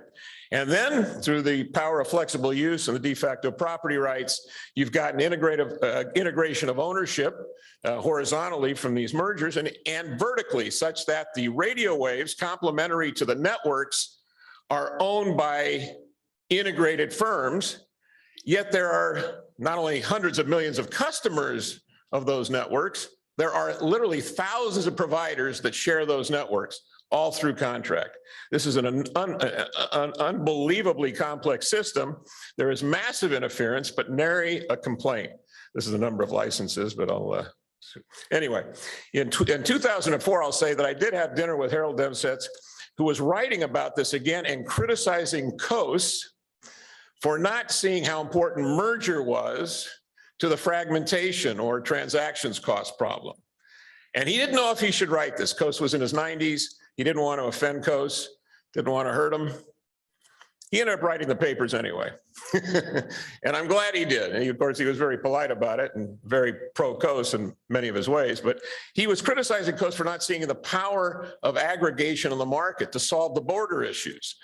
really, obviously, a hugely important part of what happens to solve property rights issues. Anyway, this is a deep and wide insight. It comes up all the time. I won't go through the commoditization issues. The slides are here if anybody wants them. I'll talk about how some of these things, I'm running out of time, but I'll talk about some of these issues come up every day on the cutting edge of actual policy. But I want you to think about the fact that when this kind of complexity happens in the marketplace, there are great thinkers, great visionaries like Demsetz, who could see that maybe the market can handle these, even when the policymakers start from the presumption too complicated, administrators have to do it. And I'll just note that when you use your cell phone, I talked about the fact that everything's overlapping in particular networks. And there are literally millions of apps. And so when you're using Facebook and the person next to you is listening to Pandora, and then I'm using my Angry Birds, and then somebody's on a heart tracker, and somebody on MapQuest, and somebody on Snap, and somebody on Kindle, and tracking your pet, we're watching the cat video. All this stuff is going through the same place. It is coordinated only by the decentralized system. The centralized system couldn't even put FM radio on the air. At any rate, there are many citations from Demsetz and some other stuff that's been written, including a book on this. And I'll say that I'm currently on an NSF project with 40 engineers as co-investigators, co-principal investigators at many universities. And it's my pleasure to explain to the engineers, the physicists, and the astronomers Harold Demsetz on property rights, because the conflicts are every day. They're here with us, and the insights of Harold are still here. So thank you very much.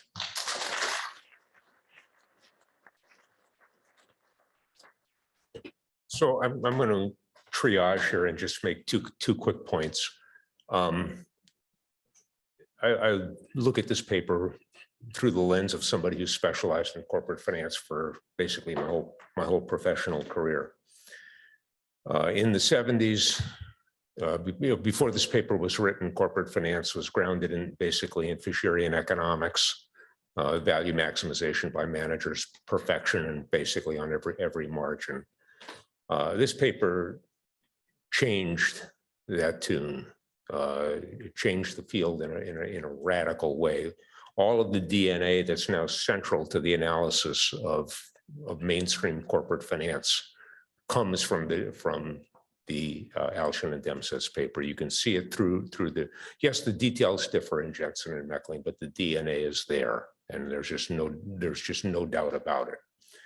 I would talk about some nuanced aspects of that, but instead of doing that, I'll just emphasize one carry away, which people have mentioned here a bit, but I would highlight again from somebody who looks at the problem, looks at the corporate finance dimensions of the analysis. The singular feature that I carry away from this paper is the focus on measurement costs, on measurement problems. And because if you think about it, certainly in corporate finance, and I would probably argue far more broadly than that, but I feel very strongly about it in corporate finance, that there is virtually no, if you don't have a material measurement problem, you really don't have any sort of agency issue or contracting problem to deal with that's meaningful. Yeah, you have to worry about contract enforcement costs, but if you can specify what you want to happen and you know how to measure whether it happened or not, it's very easy to solve the problem. And yet, most of corporate finance, we don't solve the problems with any degree of precision whatsoever. The root of that has to be what's in the core of this paper. And it goes largely unexplored in our literature because it's much easier to model other stuff. But the crux of the problem is what these guys have in the paper. And that's why I think it's a fantastic paper. It's great. It built the literature, but in a forward-looking sense, it's just it's got an awesome core idea. So we ran a bit over. I hope you enjoyed it. The role of the corporation in society. When we schedule this, Ken Lang, he is supposed to moderate, this panel. But well, in between today there are a lot of things happen because, he need to testify a case, in Cayman's Island. So he couldn't really come, to this today's conference. So he asked me, to apologize, to the organizing committee. And if Ken, Harold Demsetz, mean the whole world to him. So he's going to speak during, the dinner. He's going to, we have an open mic session. He's going to share his experience with Harold Demsetz. But so he asked me to substitute for him because, I wait until the final date that he couldn't really make it to this conference. So then I decided, to take over, and we are lucky we have, 4, outstanding members, which I'm going to introduce, shortly. So first, we're going to talk about the role of corporation in society. What is it about? Then I think, Ken want us, to think about this issue is started, from the Business Roundtable in 2019. If you're looking at the statement of the Business Roundtable, they give, some kind of guideline, what the business, should behave. For example, in the statement, they talk about the purpose of the company should be playing a vital role in the economy by creating jobs, fostering, innovation, providing essential goods, this and that. And in that, roundtable, statement, they have, more than 190 largest corporation in the United States. Then they have to sign, or the CEO, that some of the commitment they will set to explicitly deviate from, Alchian-Demsetz or the Demsetz 1983 paper. Then, for example, company now, instead of, maximizing, the shareholders' value, they also need to deliver value to the customer, invest in their employee, and then also dealing ethically, with their supplier, and also, supporting the community. What does it really mean? It's quite, difficult, to understand. So in this panel, we would like, to know what Harold Demsetz will say about the role of the modern corporation in societies. So we're going to have, 4 panel members. The first one to speak will be, Edmund Keach. Now is at the University of Virginia. He's going to talk about, the legal consequences of the business, roundtable statement. And we're going to have 3 students from UCLA. Stan Libowitz, now is, teaching at UT Dallas. He's going to talk about the government intervention. At Rice, which, Harold is his dissertation chair. He will talk about the origin of the business roundtable statement and some other things. And Belaine will have, a complete overview about, at NYU, we talk about, what is the debate about, talk about how Demsetz will view about this issue, and also from the ownership and control perspective. Now, to kick off, the discussion, I give you something, which I am working.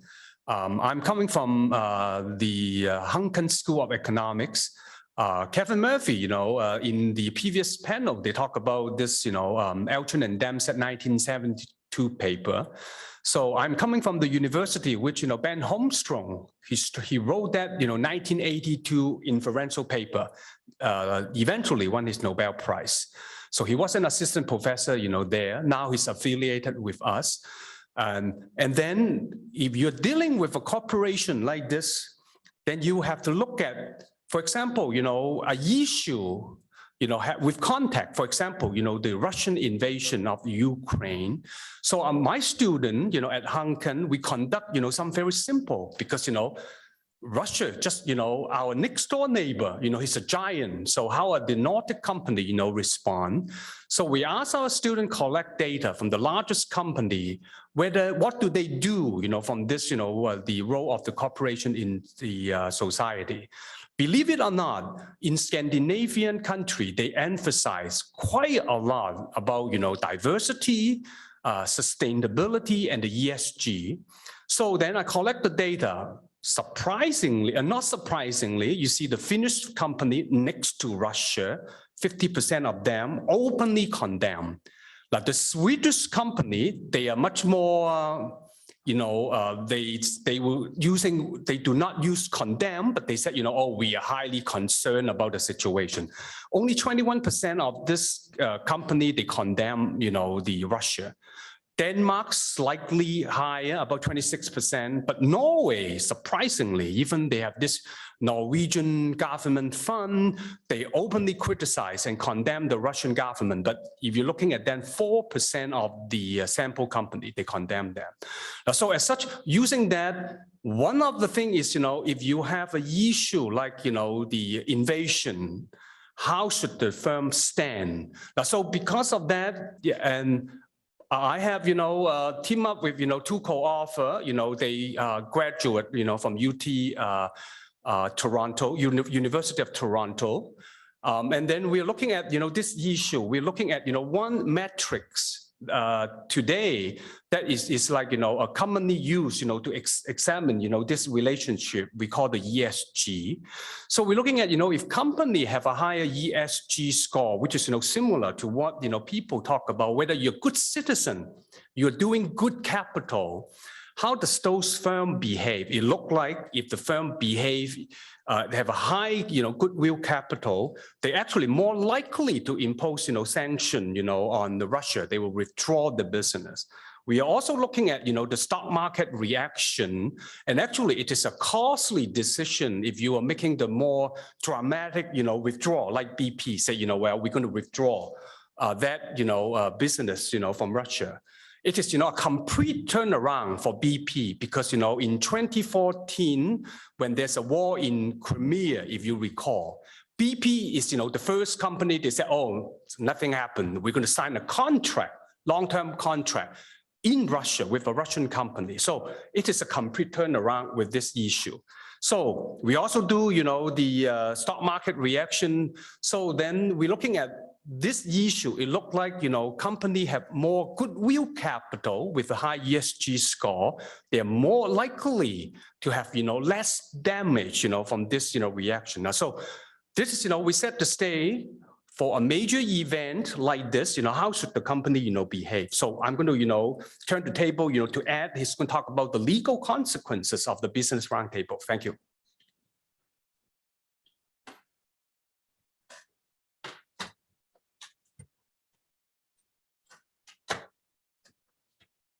So I'm not an economist, I'm a lawyer. I've spent my career as an academic lawyer, first at the University of Chicago and now at the University of Virginia.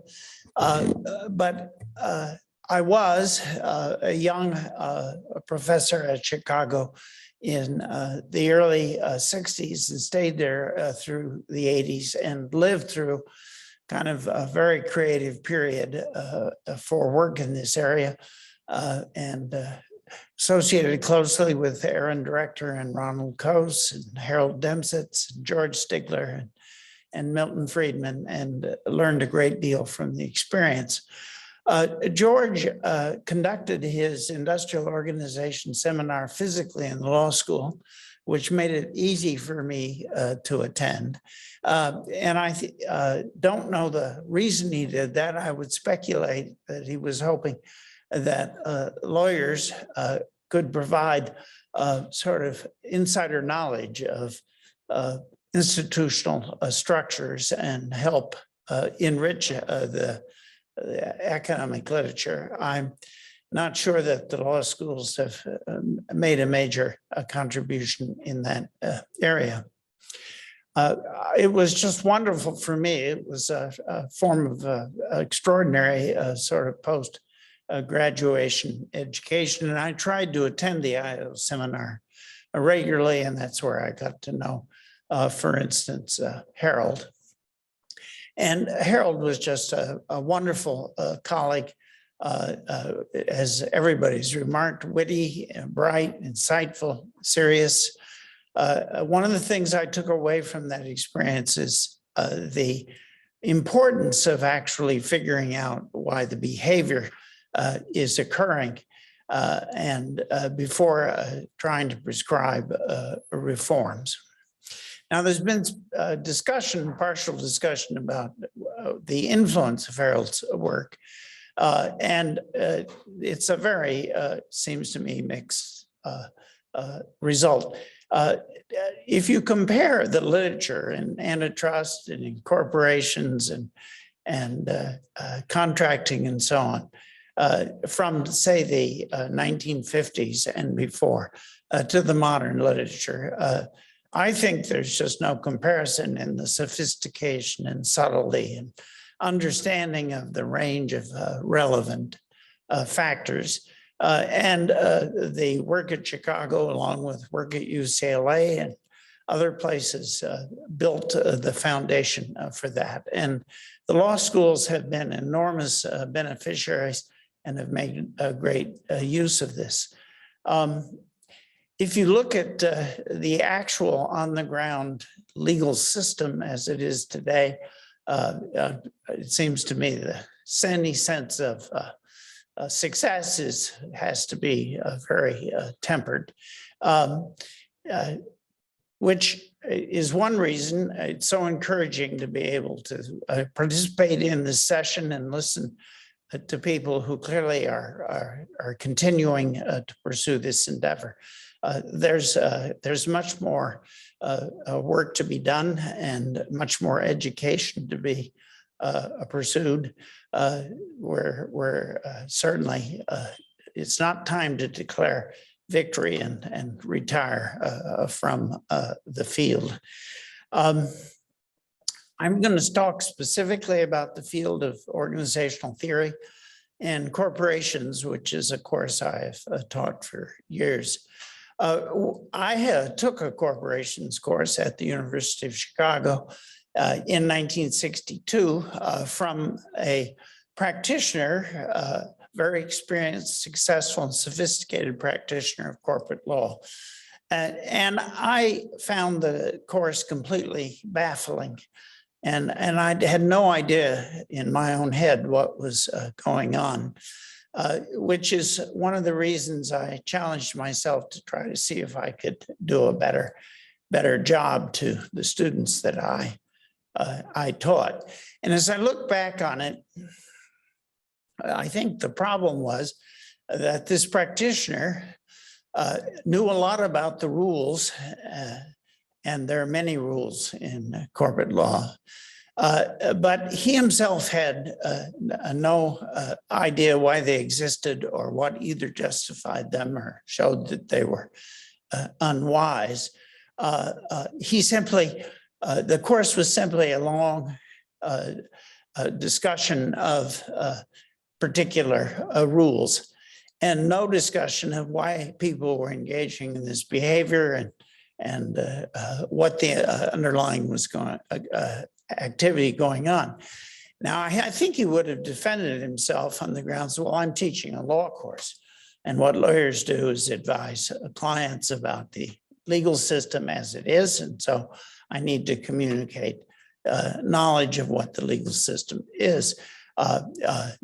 Maybe the economists can make these inquiries, or philosophers or theorists, but that's not our job. The problem was that there's so many rules, it's just overwhelming. And unless you have any notion that there's some explainable human activity going on, it becomes, you're just left confused. I remember Katie Roberts had just been decided, and he's been a class on Katie Roberts. Katie Roberts was the case in which the SEC declared that insider trading was a violation of Section 10b-5 of the 1934 Act. He seemed to be absolutely convinced this was a very important development, but he had no idea whether it was good or bad or even why it was occurring or how it related to any other subject in corporate law. Now, as a result of the work of the economists, and of course, Chicago was a pioneer in sort of trying to open economic thinking to the law school, the whole legal culture has changed. It had enormous impact, obviously, in trust and other areas, but it also certainly had a very identifiable impact on the way corporations is taught and thought of in law school today. I just thought it was wonderful for me. I had no idea at the time that the work was either important or had any significance beyond Chicago or would ever be recognized of any significance. We were just, I thought of ourselves as a group just trying to figure out what reality was. I also didn't think it was particularly special. I assumed, this is the way the academic world is, at least at the better universities. I was quite wrong in that. I think it was kind of rare time and a rare culture, which does not always exist in the university. Now, as to the Business Roundtable statement, the surprising thing, of course, is that these are signatures by the presidents of corporations. If you take the view that each corporation is its own, quote, deal between labor, capital, and other specialized inputs, the president of the corporation would not have authority to commit the corporation to change whatever its existing deal was. And it's pretty clear that the existing deal for these corporations are to be for-profit corporations. They're organized as for-profit corporations. There are nonprofit corporations. This constantly gets ignored in the debate about corporate social responsibility. I work for a corporation, the University of Virginia, which operates under a corporate charter granted by the legislature of the Commonwealth of Virginia in 1819.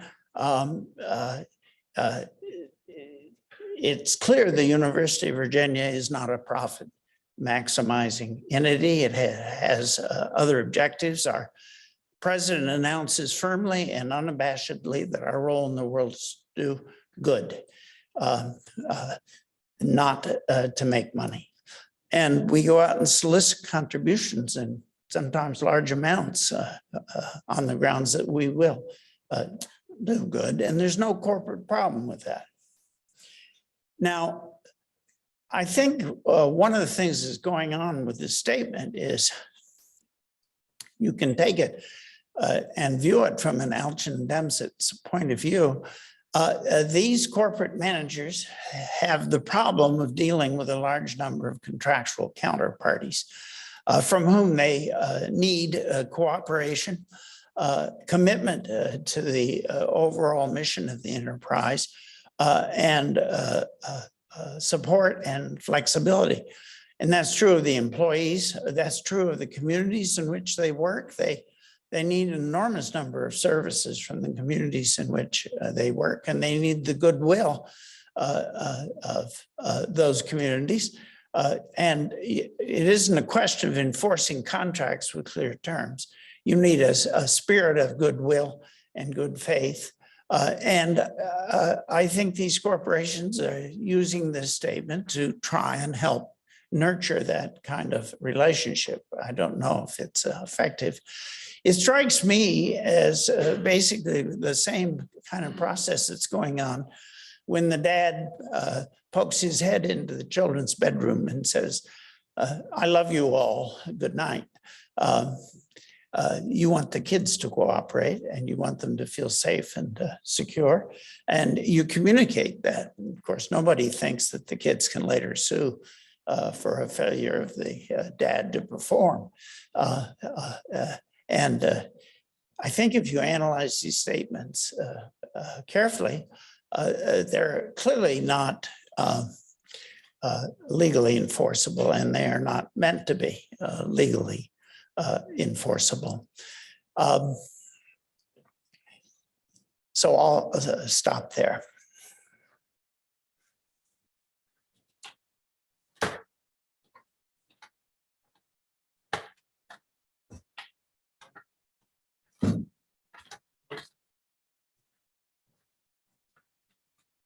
I'm a PowerPoint guy too, but I have no PowerPoint. partly because I found out about this, I think it was Wednesday night. But before I left, I was able to print out two documents, one of which was the Business Roundtable, which I'll get to in a moment.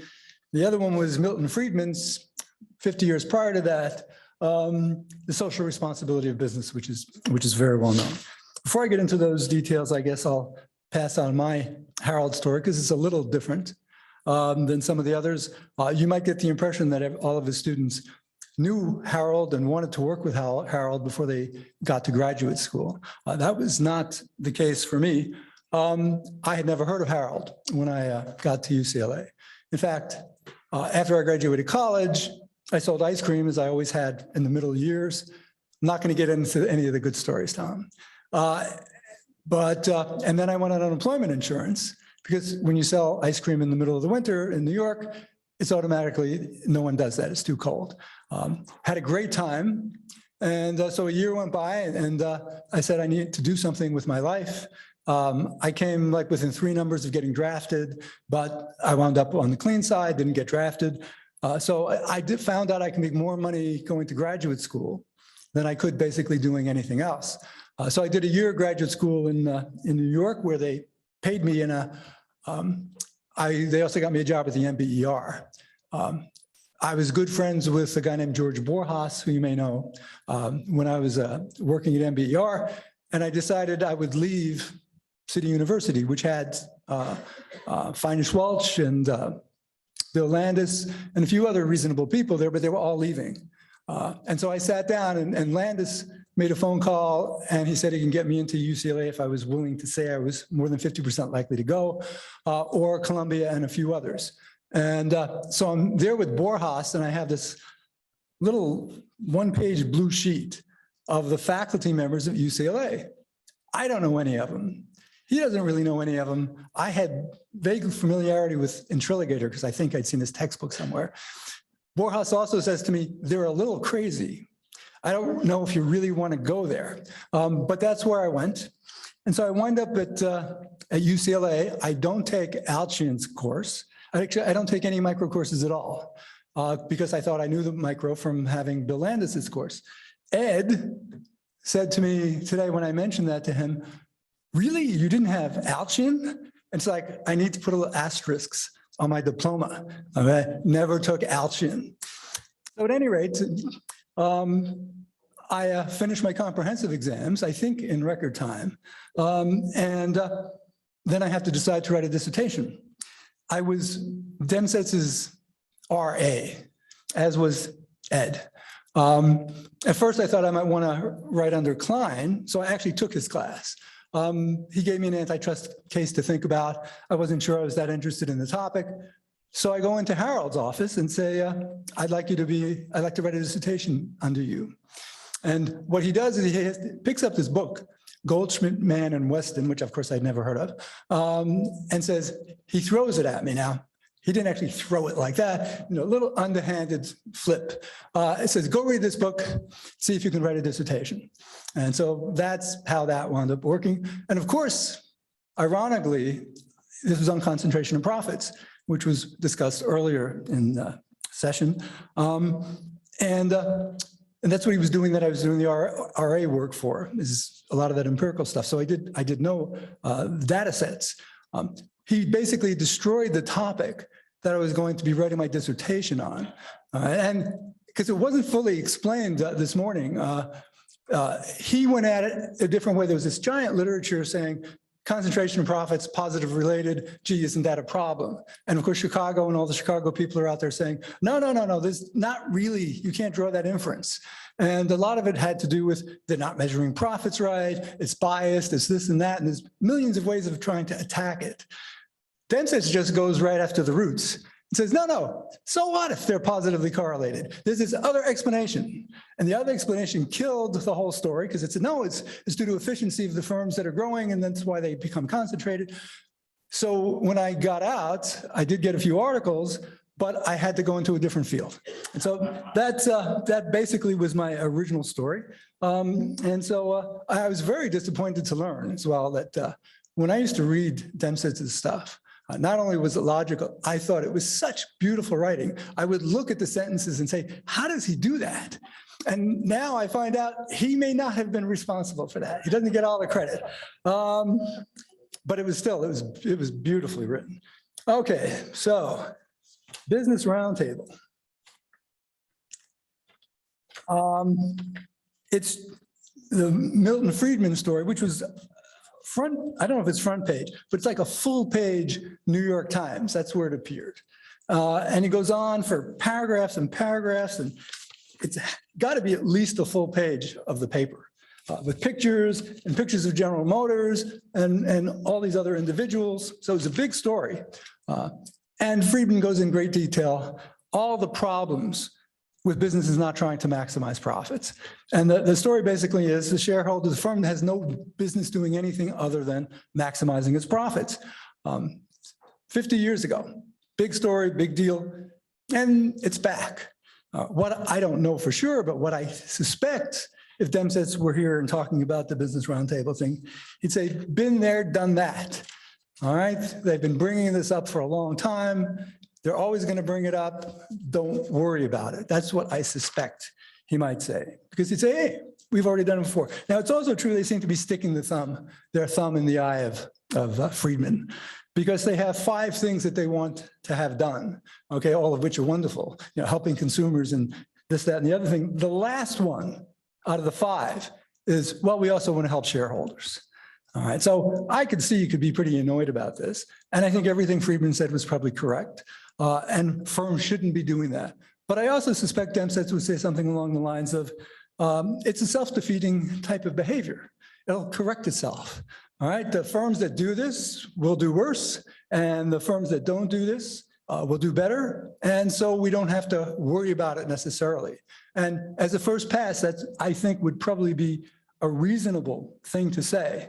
But I think I'm sure he would go further. One of the things I think that's different now from 1970 is that it's one of the assumptions that Friedman makes and everybody makes is shareholders and want to maximize the profits because they want their stock value to go up. All right, so no one is questioning that that's what shareholders want. What I think may be different now from 1970 is it's possible that the shareholders don't want the firms to maximize profits, that the shareholders have a different goal in mind.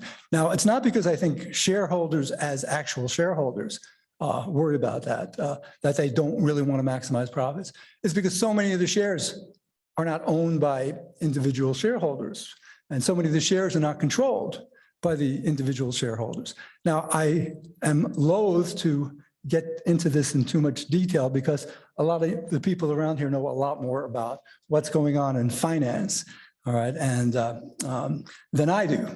But the one thing that I do think may be somewhat different is we've always had problems with organizations like CalPERS, which controls a large number of stocks.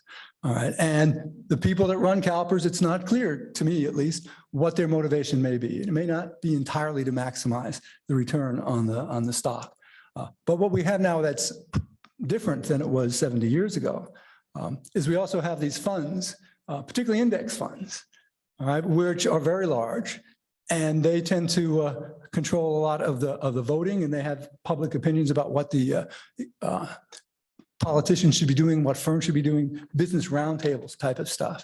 And it's not clear to me that if you run an index fund, that it's easy for the self-selection of the firms that are doing things that are not profit maximizing to necessarily be able to be punished by not profit maximizing, because all the index funds have the same returns because they're just monitoring what the index is supposed to be. And so I don't know if they all cause the entire, say, the Dow Jones to go 1% lower than it otherwise would have been. It's not clear who it is that's recognizing that the Dow Jones is below where it should be and then being punished for it because of the fact that it's an index. And you can't see the difference in behavior from one index fund to another. They're all going along with the same index. So maybe that's would be different. Maybe that would be a problem. Now, I don't really claim to know the answer. But the general story we would think is if it's not different than it was, if it's still self-correcting, then it is a problem for a short amount of time. But it's probably not the case that it's going to be monitored, that's probably not the case that the firms that are signing this are going to follow through on what they say they're doing here. So that's probably what happened 70 years ago, and so it probably is nothing to worry about. Only wrinkle is whether or not the change in the ownership of stock and what types of funds are out there that used to compete with each other and have different performance records. There's less of that when they're just tied to the index. So that's basically all I had to say. Thank you, Stan. And then the third speaker will be, Ed Wright.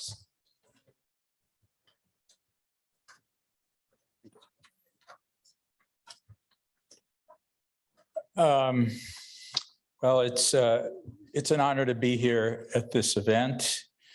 Want to begin by saying I think corporations are a very useful entity and what they do. And then I'm going to tell you why I hate this statement briefly.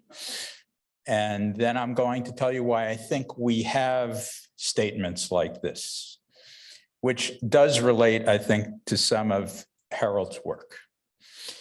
So, okay, I think corporations, as a lot of the discussion earlier today points out, is a very useful tool. It is a way of monitoring output, monitoring inputs by firms, enabling comparative advantage to work, to benefit people as a whole. It effectively generates capital for high economies of scale activities, especially. And the government, by enforcing property rights with corporations and by aligning rules, helps to control externalities to some extent. One thing I think is missing from a lot of the discussion on corporation, I think this does not, when you talk about maximize profits, you're really talking about maximizing value. And to maximize value, you're talking about long-term present value of profits, which includes down the road profits. It's not a short-term maximization you should be going through. Nobody really advocates that. But it is important in this to understand that there are some externalities that are not well internalized by government. And I think it is sensible for corporations in an effort to maximize value to take into account those externalities.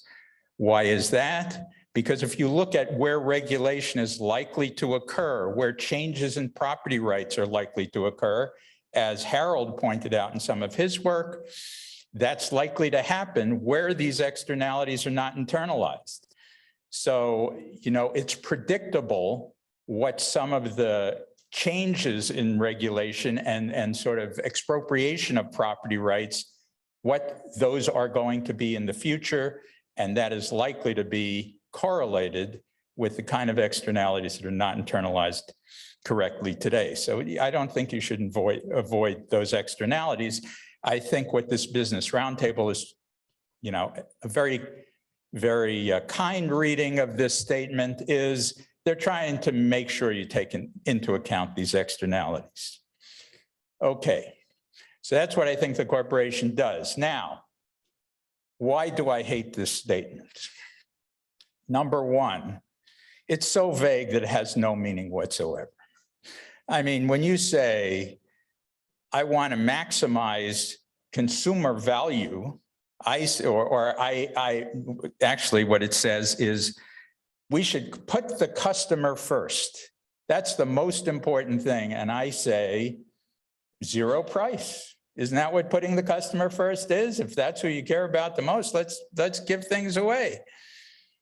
Obviously, that's not the way you should do things.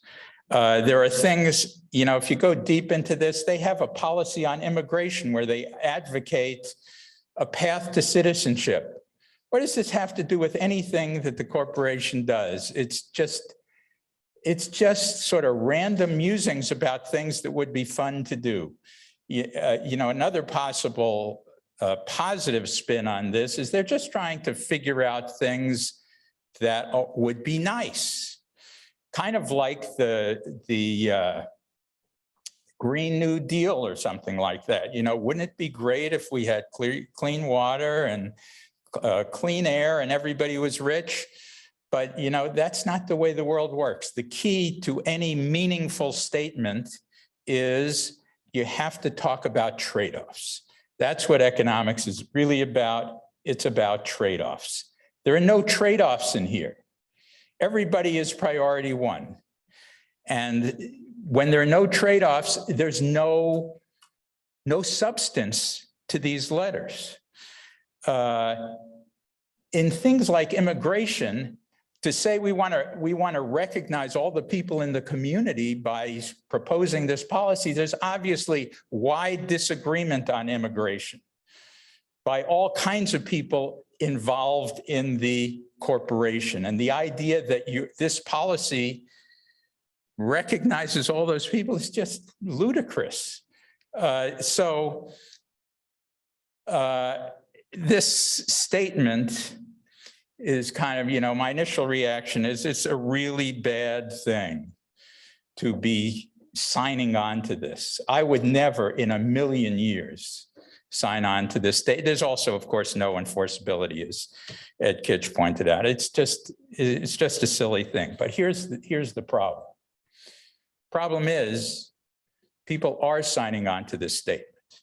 You know, one of the things, when I was Harold's research assistant, I remember once giving him some results that were not particularly favorable to the hypothesis he was testing. And I said, you know, I'm sorry, this is how it came out. And he said, one of the things he often said, which was, we have to live with the data. And the data is, there are these statements, firms sign on to them, and so we have to figure out a reason why this is true. Why is this happening? We're trying to understand the world. Why is this happening? And I think, you know, a key thing I've learned this year is it's important to look good rather than to be good, which is, I don't know how well you can see me, but it's not good for me. It's not That's Billy Crystal. It's not where Billy Crystal said that? Yes. He stole it from me, so I'm really even more disappointed. Okay, so I think what this comes down to is people like it. People, you know, in Harold's 72 article, he talks about, he has a section, or they have a section called Team Spirit and Loyalty. He says it's important to get people to work together. If they like each other and they see a big purpose, they will work together, and it works to lower costs in the corporation, reduces shirking, makes monitoring more effective. There's joint monitoring, things like that. He talks about the amenity potential in firms where people can use firms to satisfy other purposes. This is one of the other purposes people feel. And sometimes it increases demand. We have firms like Patagonia. They say we are environmentally sensitive, makes people feel good. They buy more, it makes have Patagonia there. They signal that they're nice, and it seems to work. So why does this work? I have no idea. I think it's kind of a sad comment on where we are. For me, my personal opinion. But obviously, people have preferences, and, you know, I wish people were different, but they're not. And things like this, where you profess these things, seem to matter, which makes me really, really sad. makes me really, really sad for the future of mankind. And the fact that this posturing is going on more now is very, very sad. And there's a danger from this kind of thinking that I worry about, where we divide up the country into people who believe different things, and we reduce a lot of gains from trade. We have kind of two side-by-side economies, things like that. Very sad.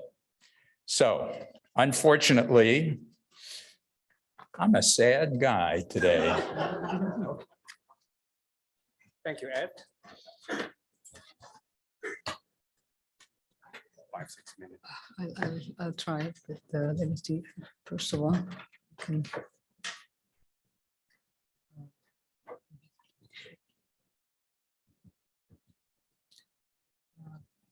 Yeah.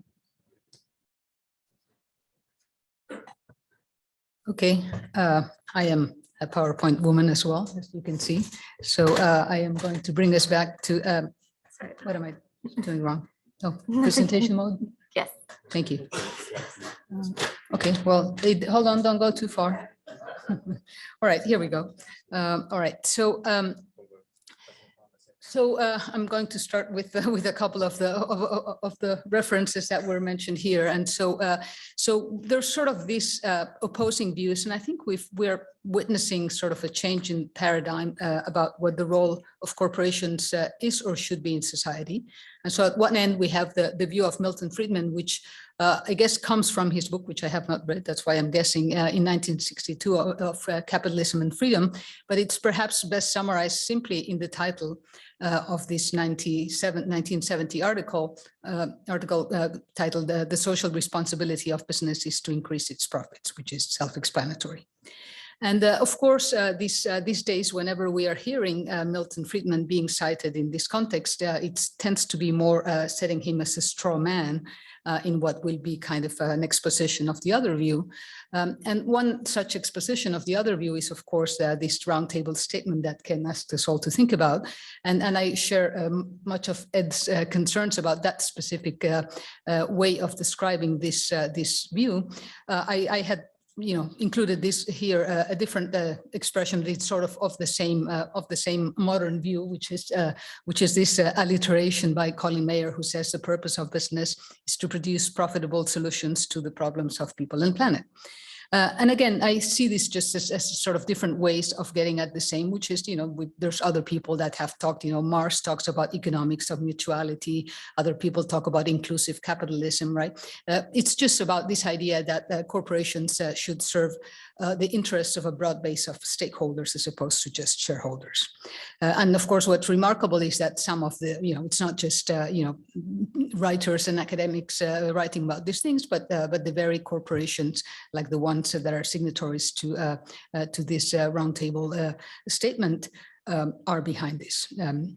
And so the question that we were all sort of thinking here is, where's Harold in all this, or where do we think he would be? And here's Harold. And so I thought, on the face of it, it's not completely obvious. I mean, it's very tempting to think that Harold would be on Friedman's side, being, a fellow Chicagoan and free marketer. And as we learned at lunchtime today, I guess they even held offices that were 2 doors apart at some point. I don't even dare to ask who was the poor fellow that was sandwiched in between, but we'll talk about that later. And so on the one hand, it's tempting to think that Harold would be on that side. On the other hand, if we could give a little bit more credibility to the other view than what's expressed in that roundtable statement, I think underlying that view is an increasingly general recognition that the world is facing severe environmental and social challenges that governments alone cannot solve by themselves. And I kind of feel that Harold would actually be quite sympathetic to that idea. And so I thought it would be a good idea to dust off this book of Harold's from my library. And it's I really treasure it, of course, because it's Harold's book, but it also comes with a dedication, which I'm actually going to show you a picture of in a second. I think those of you who, like me, benefited from Harold's insightful comments on the margins of our manuscripts will recognize his handwriting, but I think we will all definitely recognize his character. So I guess you're not going, I don't know if you can read that, but if not, I'll read it to you. So it basically says, To Belen, who by now should know the true value of a book, 0 if free, more if you paid for it. Needless to say, I paid for it 3 months. 3 months before I asked him to sign it for me. And so I was rereading some of the essays on this book, and the first essay, the first commentary, talks about what he calls the specialization theory of the firm. And by specialization, he very specifically means, so I'm sorry to be redundant, in the sense of production for outsiders only. So he's sort of trying to rescue neoclassical theory and saying the view of the firm in neoclassical theory is basically a specialized production unit that produces only for others. There's no on-the-job consumption and there's no in-the-household production. And he says also in that essay, he says the profit maximization assumption of neoclassical theory does not preclude the firm's owner from acts of consumption of charity. It simply places them in that other black box that is the household. So this is what he would later, I guess, evolve into this idea of amenity potential. And so in principle, I think the Friedman doctrine seems to align with Harold's neoclassical theory of the firm in that regard. I do a fair amount of work, consulting, and I sit on boards for family companies. And I very often heard family owners sort of say, for me, the family business, this is about making money. And then, with the money I make, I give it to charity. And so I think that was sort of the spirit of this sort of separation, for specialization. But as Harold also notes in that same essay, modern treatments of the firm do not cleanly separate the organization of the firm from the question of its existence. Mixing these two is a source of confusion. And so Friedman's piece in the New York Times Magazine is really, when you read it, and it's all about managers using other people's money to do good or pretend to do good. And so it's really about an agency issue. Whereas Harold, in his first essay at least, where he tackles this question of the existence of the firm as separate from the one of its organization, essentially assumes the organization and agency issue away by focusing on the owner manager. And in fact, he says, you don't even need a team. It could be a one-person firm. He also talks about firms and markets as complements and not substitutes, which is very interesting. But one thing that caught my attention is toward the end of the essay, he talks about the evolution of the importance of firms as a function of the increased preference for specialization, or if you will, the less need of self-sufficiency. So as we evolved sort of from rural to urban or more generally developed economies, there was sort of this shift, right? And less self-sufficiency and more specialization. And so to me, that suggests that the recent evolution of the roles that corporations are expected to play may reflect a reversal in stakeholders' preferences towards specialization. And so employees, are increasingly, talking about Patagonia. Yvonne Chouinard, the founder, has this famous phrase of, let my people go surf, and it's, he stands by that motto, and basically Patagonia employees get free time on the company's money to not only go surf but also to go basically demonstrate in sort of public protests and activist events and things like that. And so there is sort of that more on-the-job consumption. Of course, there is more in the household production. I was going to show, this is a picture of my terrace in New York. When the sun gets out, all these youngsters that live in my building basically go out in their bikinis and swimming trunks with their laptops and work from home. And how do I know? Because I'm working from home as well, of course. And so there is more of this blurring of that boundary. And so from that point of view, maybe the reason why firms continue to exist as such, but in this revised purpose of the corporation, is because perhaps they can cater more efficiently than pure markets to those preferences. Now, if we are no longer in the neoclassical world of perfect specialization, why are firms better than markets at catering to these new preferences? And so I was reviewing the second essay, which is more about the organization, as well as Alchian-Demsetz that we've talked about extensively today. But I feel that many of those key elements of Harold's theories of economic organization are ever more important, in fact, in this new notion of a corporation. The idea of synergies in teamwork, right? It has to be So why are not just governments but markets better at catering to this sort of new preferences? Well, maybe there's got to be some sort of synergies in teamwork. It has to be that some of these problems are better solved by the teams and the corporations than by individuals or certainly governments. The whole idea of information and its cost, I think, is even more relevant in the sense that, we're no longer talking about prices or, observable things. I'm not just going to buy a jacket based on whether I like the color and the price and the quality. If now I'm going to be concerned about whether there was sort of child labor involved in the production of the cotton or if they had to chop down however many trees, it's going to be a lot more difficult. And in fact, from some of these boards I sit on, and they are all doing lots of work in these areas of sustainability and ESG. And one of the things that they are having more trouble enforcing is getting their, they are trying to select or retain their suppliers according to these sort of human rights and environmentally conscious criteria. And it becomes very hard for them to observe, sort of way upstream that other companies are doing the right thing. And so I think this may perhaps, if the trends continue, lead to increased vertical integration in that regard. So anyway, I think it reinforces that point. And it also, of course, reinforces the role of owners in a number of ways. So as monitors, as key drivers of the way that corporations do business, as residual claimants to profits and common ownerships. Let me just take just 2 more minutes. I know we're really out of time, but I wanted to say a couple more things. So the key issue of who monitors the monitor, right? This is going to become, even more important, basically once the on-the-job consumption becomes sort of the accepted modus operandi. This is Dr. Seuss, bee watcher, watcher. The line of bee watcher, watcher, watchers keeps getting longer once we are allowing the bees to pollinate not just one, but dozens of different flowers. Who is or isn't driving this transformation? There's a whole bunch of candidates, right? And again, customers may choose to buy or not buy products, that are made in more sustainable ways.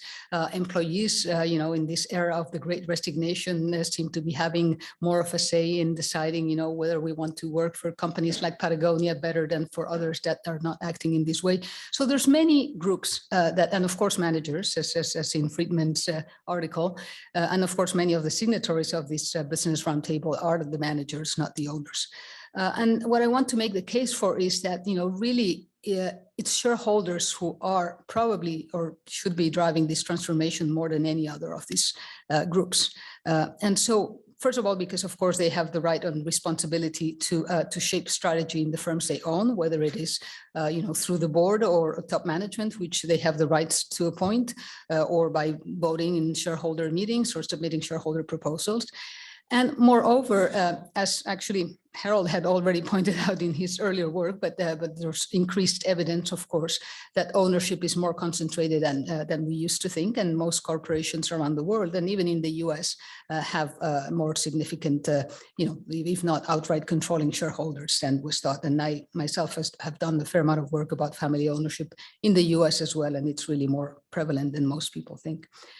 And so owners, can and want to play that, a more active role. And if they want to make that role more inclusive and more responsible, what's interesting, of course, is that if that responsible behavior comes at the expense of financial returns of a firm's capital, at the end of the day, they are the ones who have to decide whether they want to make that sacrifice or not.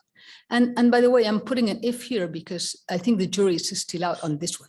And there's actually dozens of studies on the question of whether this, sort of environmentally and socially responsible behavior really translates into decreased profits or not. And there's actually quite mixed evidence on this. But even the sheer perception that it comes at a financial cost might be enough to deter shareholders from supporting this kind of action, right? And so in that sense, it may be that making a company more responsible in this sense may result in a transfer of value from owners to other stakeholders, and owners hold the key to that transfer.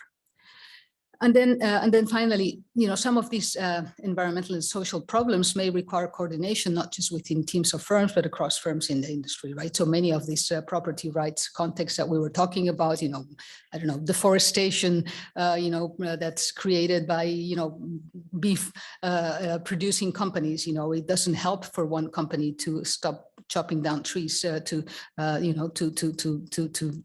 the cattle grazing. It has to be an industry-wide solution. And so there's of course all this interesting literature where we would fall like to see Harold weigh in as well, which is this idea of common ownership, the fact that there's large swaths of shares of companies in the same industry that are held by the same institutional shareholders.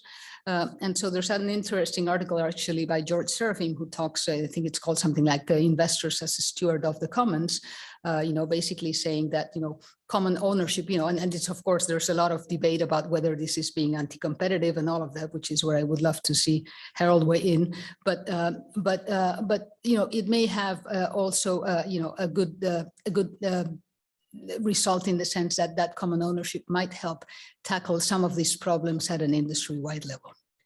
So with that, I think I'm going to leave it here. I've been doing some empirical related work on these issues, but I think we're out of time. So I'll leave it here. Thank you.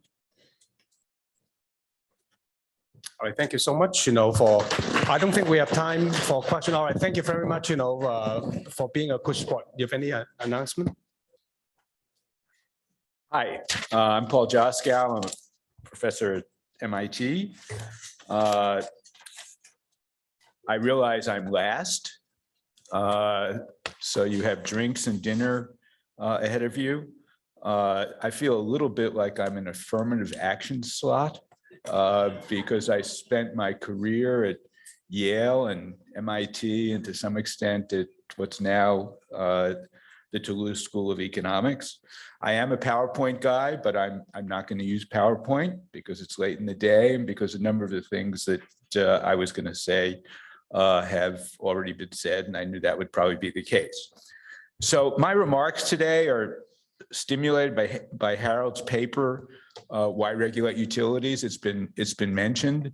I think it's actually a really important paper, especially the applications that it's led to.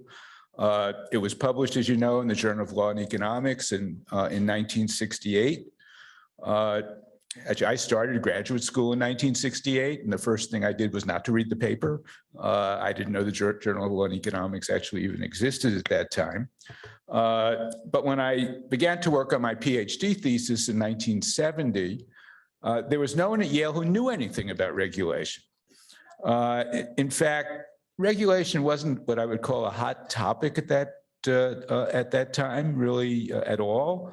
There are people like George Stigler who'd written on it, Fred Kahn at Cornell, Harold, but really not too many others.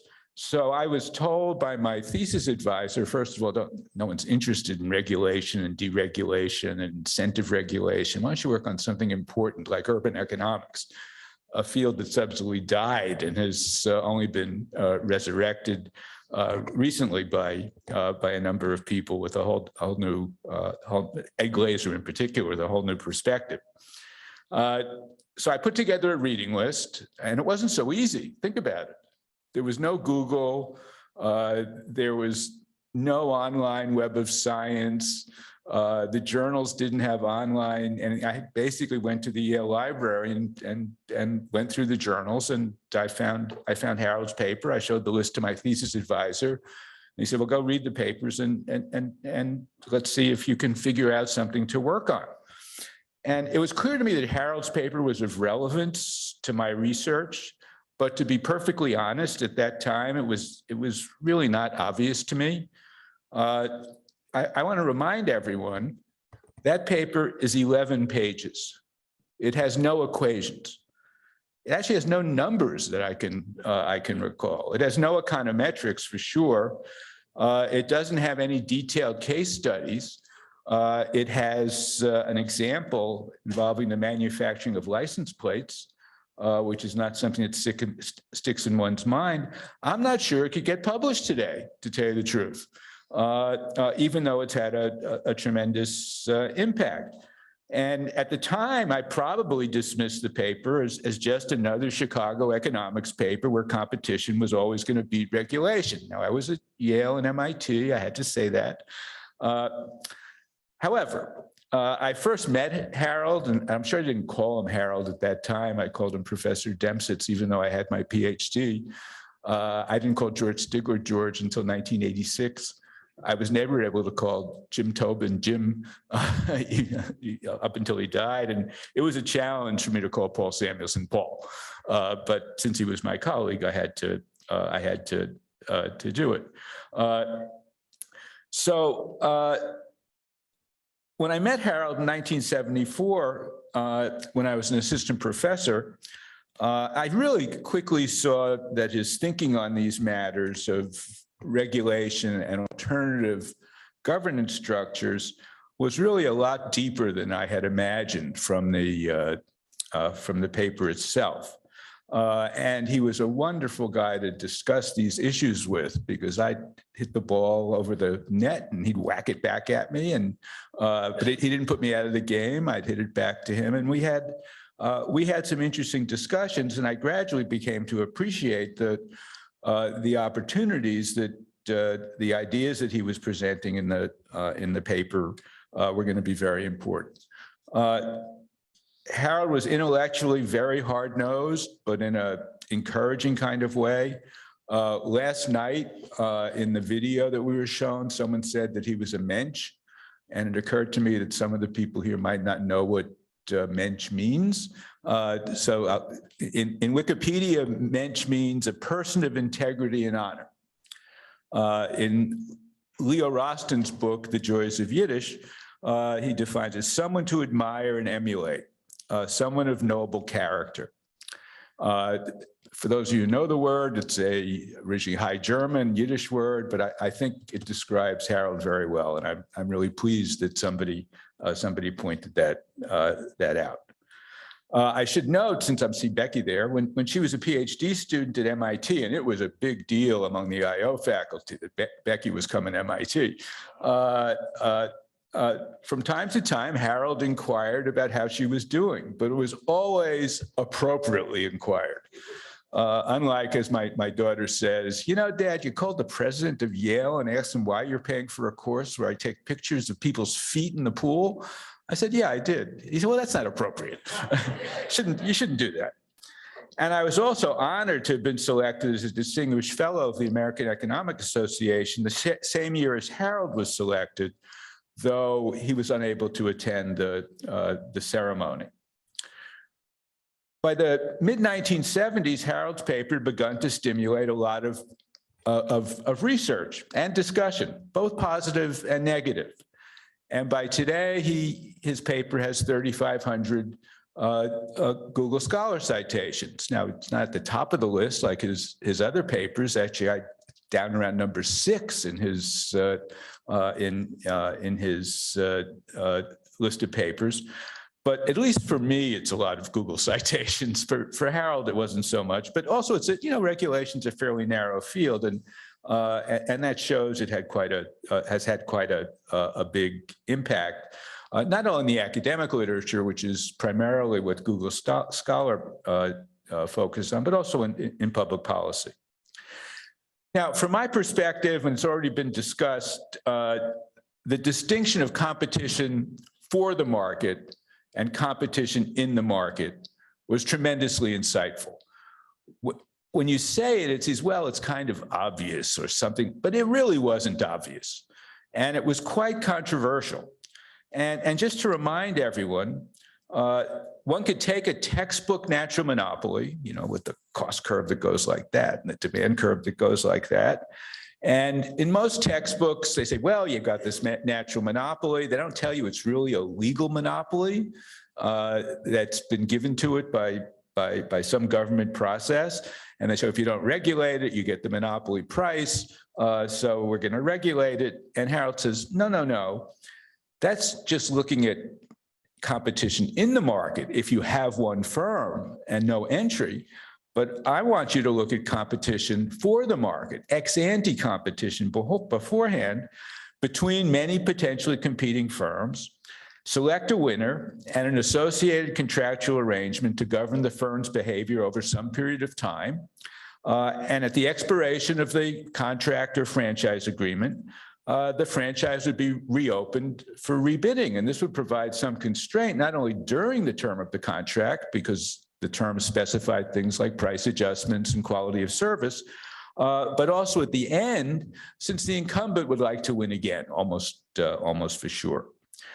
But if you go back and read the papers I now have, there are other little interesting ideas sprinkled through it about the dynamics of competition between monopoly suppliers serving different geographic areas, two-part tariffs, contract duration considerations, especially the costs and benefits of shorter duration contracts, circumstances under which cost-plus contracts might be desirable or undesirable, and how that would trade off against the duration of the contract and the importance of sunk costs, specific investments. So there's really a lot crammed into 11 pages. I wish I could write a paper that was that good per page as Harold did. So I'd like to briefly make 4 observations drawn from the original paper. And don't get nervous, the observations will be shorter and shorter and shorter as I go from number 1 to number 4. First, from my perspective, the most productive way to think about the implications and applications of this paper is from an incomplete contracts perspective. I think that was pointed out this morning. What are the terms and conditions of the contract to which the winning bidder for a franchise is obligated to adhere? Who is the counterparty? What are the terms of the franchise contract put out for bids? What are the associated incentives for good performance? How is the competitive process designed and the winner selected? Evaluation is very important. How are adjustments over time, since this is a dynamic relationship, handled in the contract as various contingencies are realized? How long should the contract be? How are disputes resolved? Harold's paper doesn't talk much about the details of contract design and enforcement issues. However, and some of his critics have also adopted incomplete contracts framework and then used it to say, well, this would be a problem, this would be a problem. What do we do about rebidding when there are sunk costs? What do we do when input prices rise? What do we do with technical change and so on? But I think it's important to recognize that almost all of these papers compare an imperfect contract to perfect regulation. They don't say it, but you read the paper and you see all the potential problems with the contract, but none with regulation. It's as the textbook model, this cost curve is not just a cost curve, it has an optimization behind it. It's on the production possibility frontier. It's on a point on the production possibility frontier where the marginal product of capital over the marginal product of labor is equal to the input price ratio and so on. So there's an implicit assumption of real cost, of real optimization and cost minimization. And that's actually the wrong kind of comparison to make, and it's unfair. I personally view public utility regulation itself as an incomplete contract between a monopoly supplier and a regulatory agency, which relies on terms and conditions defined by statutes, administrative rules, administrative procedures, judicial decisions, and so on that define the terms of the contract. And from this perspective, the right way to evaluate this is to compare one type of incomplete contract with another type of incomplete contract and ask the question of which governance arrangement is likely to perform best. This is the way one can do an evaluation, and though I think the way it is being done today, to decide on which governance arrangement to choose. As a footnote, I'd say that government ownership in this whole field has been a third governance arrangement that has often been considered. I don't want to get into that. It's, in my view, less transparent contractual enforcement mechanisms, since the supplier and the counterparty are part of the same organizations, and also more susceptible to the kinds of influences that we discussed in the previous session. And as the literature has expanded, I think it's important to recognize that the competition for the market perspective has expanded to include the design of a broader set of competitive procurement mechanisms.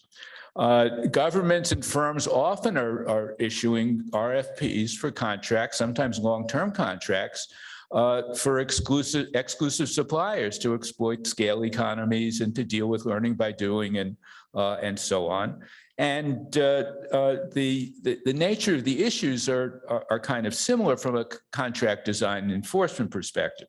And I just point out that the title of Lafont and Terrell's textbook on regulation is The Theory of Incentives in Procurement and Regulation. And the book has 70 pages devoted to bidding for natural monopoly, 70. And I taught with Jean Tirole for 8 years when he was on the MIT faculty. And I said to him once, that's pretty good, Jean. You turned an 11-page paper into a 70-page section of your book. And he said, yes, but it has more equations. And that's certainly true. Perhaps more importantly, I think we've begun to understand that competition for the market and public utility regulation are not necessarily complete substitutes. They're not an all or nothing choice.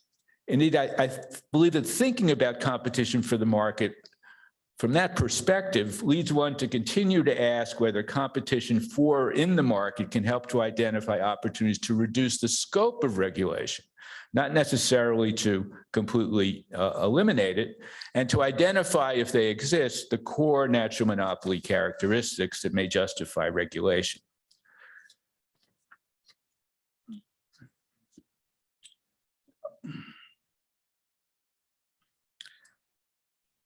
I should note again that there was relatively little good empirical research or theoretical research on either contract design, contract enforcement, and so on in 1968 or really until the early 1970s. And actually very little work on the performance of regulation. If you read the textbooks, almost all the literature, so we've got this natural monopoly. If we said price equal to marginal cost, we don't cover the firm's total costs. So we have 1 million papers on Ramsey-Watteau pricing, two-part tariffs, and other kinds of nonlinear pricing. It really isn't until the 70s that people begin to look at, well, what really is the performance of regulation? How does it affect costs? How does it affect innovation? And that's something that wasn't available to Harold, but it's something that was stimulated by asking this question: where can we introduce competition and improve the performance of regulation? And actually, I've studied lots of long-term contracts, as many of you have, and they're pretty complicated, some of them. They have varying durations. They use clever mechanisms to deal with potential holdup problems, dispute resolution. And at least in my experience, it's only a last resort that the contracts either break down or land up in court. And now there's a lot more research on actual franchise bidding in a number of countries in the US and Europe, even in France, believe it or not, they have franchise bidding for some urban transport systems, certainly in Latin America and in many developing countries. And they are on balance, what I would call both successes and failures identified now in the literature. And the most important features that distinguish successes from failures of competition for the market or franchise bidding are the design of the franchise contract, including provisions for third-party dispute resolution, the design of the competitive bidding and evaluation process, the number of competing bidders. If you have only one or two bidders, you don't really have aggressive competition in many cases. The creditworthiness of the buyers and sellers, since bankruptcy is a bit of an insurance policy that can affect performance when certain contingencies arise, and the institutions that effectively or not mitigate collusion and corruption, which is certainly a problem in some countries. Let me go on to my second point. Competition for the market via franchise bidding for contracts it's not some theoretical exercise anymore. It's used in the US and other countries all the time as an alternative to traditional regulation. And this includes public transportation services, trash collection, water and sewer services, ambulance services, electricity generation and components of electricity transmission, natural gas pipeline transportation contracts, railroad transport contracts, and other services. It's kind of snuck in around the edges of lots of things that used to be considered to be natural monopolies, although they became legal monopolies by convincing politicians of that. At the same time, I would say that there still remains public suspicion about giving a firm a monopoly. And there's a tendency, we actually still see it in antitrust cases, but you also see it in actual decisions about whether to have something be some services supplied as a regulated monopoly or to rely on some kind of franchise bidding process. And, you know, there are both successes and failures of this process, so it's not completely crazy to raise questions, but this tendency to look at the ex post situation rather than the ex ante competitive situation and say, God, we've given this entity a monopoly is problematic. My first personal experience with real franchise bidding involved ambulance services in the town of Brookline, Massachusetts, where I live. Brookline is a town surrounded by Boston with about 60,000 people. It relies on elected town meeting government. It gave about 88% of the vote in the last presidential election to Biden. It gave 85% of the vote to that distinguished antitrust economist, Elizabeth Warren, in 2018. It's a nuclear-free zone. It was one of the last towns in Massachusetts to give up rent control after it was banned by the state legislature. And it's most recently banned new natural gas hookups to fight climate change. So I think you would agree, the town, the median voter is a little bit left of center of the whole population, certainly left of center of the people in this room, even left of center of the MIT faculty. I'm not sure about the Harvard faculty. That I'd have to really tell. So the question on the table when I became a town meeting member in the 1970s was, should we set up a municipal ambulance service that would be owned by the town and run by the town, or should we put it out for competitive bids? It wasn't clear to me that ambulance service is a natural monopoly. Let me just say that. It wasn't then or it isn't now, but let's assume it was. And let me tell you, I heard all kinds of arguments that a private ambulance service would overcharge, undersupply, leave people dying in their homes, and worst of all, earn a profit once the town gave it a monopoly. On the other hand, there existed several municipalities that had contracted with private ambulance services, and we got favorable references from them. And in fact, because they had integrated dispatch systems and contracts with the insurance companies and agreements with hospitals in the area, they actually could, in principle, provide a better product than a Brookline only ambulance service. And to my amazement, given the political proclivities of the town of Brookline, they decided to run a competitive bidding process for a 3-year contract to provide ambulance services to the entire town, relying on a model contract provided by the state. The results of the competition for the market arrangements were very good, and the town of Brookline has relied on repeated competition for the market and has had good ambulance service ever since then. In fact, the experience was so good that the town has now bid out garbage collection services and bid out an optional electricity service from a third-party supplier, made possible by the fact that there was restructuring of the electricity sector in New England, which unbundled the wires, the distribution service from the actual power supplies. Now, it is Brookline, so it was called Brookline Green, and you had the option of buying 100% green electricity, whatever that means, but you also could buy the same mix that was provided by the local utility if you chose to do that. So the proof is in the pudding. The experience was good. And now, even in Brookline, they go and say, well, do we really have to provide this service? So why don't we have a competitive contest to see if we can provide it without creating yet another bureaucracy. My third point, which I mentioned before, is Harold's paper has broader implications than just the either-or choice of franchise bidding versus legal monopoly plus regulation. Thinking about competition for the market as an alternative for regulated monopoly naturally has led to research and policy implications that go more deeply into the organizational forms of real or imagined natural monopolies. Organizational issues, of course, that Harold has explored in several other papers. What really is the core natural monopoly? And can we reduce the scope of the organization, which is considered to have natural monopoly characteristics, and rely more on competition? And let's consider the electric power sector, near and dear to my heart, very quickly. This was a de facto legal geographic monopoly. Beginning in the early 1900s, state regulation followed, and it was accepted that the rationale for vertically integrated generation, transmission, and distribution monopolies subject to regulation was that they were natural monopolies. Well, is that really true today? I think now it's widely accepted that it's not true. That in fact, generation can be provided competitively. If you restructure properly and you create organized wholesale markets, and even the delivery down the city streets, you can separate the physical wires from the actual contracting for the power that goes over the wires.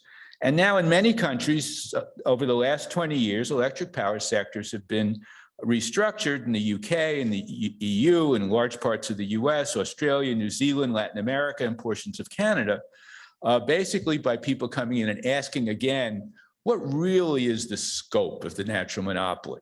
And has it really been defined properly? And if it hasn't been, can we shrink it and rely more on competition? And this leads to my last point, which flows directly from the previous point.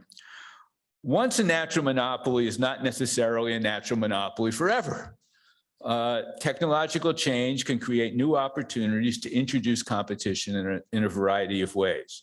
And we've seen many examples in telecommunications and cable TV, customer-owned electricity generation and storage, which is, I think, going to begin to provide real constraints on distributing electricity.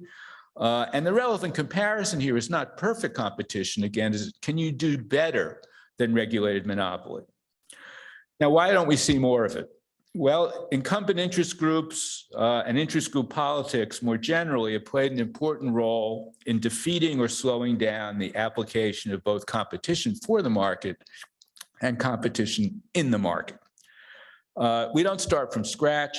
The political economy of franchising, regulation, government ownership really can't be ignored in our understanding of the world because they are really part of the world. And they are obviously biased in most cases to retaining the incumbent governance arrangements and can make it very difficult to move forward. And this is always a challenge for those of us looking for whether we can do better in those sectors that continue to be regulated. Let me just conclude. Almost anywhere one goes on earth to speak with policymakers about regulation and its reform, competition for the market is understood to be an alternative governance arrangement worth exploring.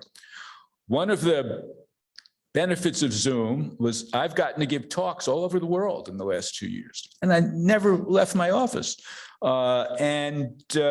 It's always on the table, especially in developing countries. Do we really want to reproduce what you've had in the past in the US or what they have in France? Why can't we rely more on private capital and rely on Harold-Demsetz's suggestion that we will have competition for at least some aspects of this market? And what we want to do is help us to design the kinds of contracts we want, the bidding system, the evaluation system, and tell us how we should go about attracting the largest number of bidders. And the name that's always mentioned is Harold-Demsetz. Far and wide, it doesn't appear in the Google citations because these are not articles in academic journals, they're policymakers opining. So I think the contribution of that paper has really been quite significant and will continue to be significant over time as technology changes and the experience with competition for the market grows. Thank you.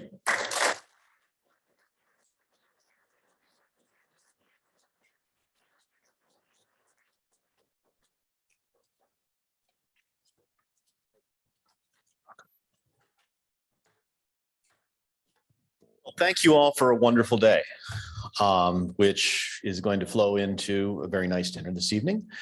Dinner this evening is at 6:30. You're all invited, and it's right next door. It's going to be set up outside, and we have a bunch of tables inside the other half of this ballroom. We will see you in an hour if you're coming to dinner. If you're not, thank you very much for attending. And we'll follow up with emails with respect to how you can get videos or any other materials associated with today's sessions. Thank you all.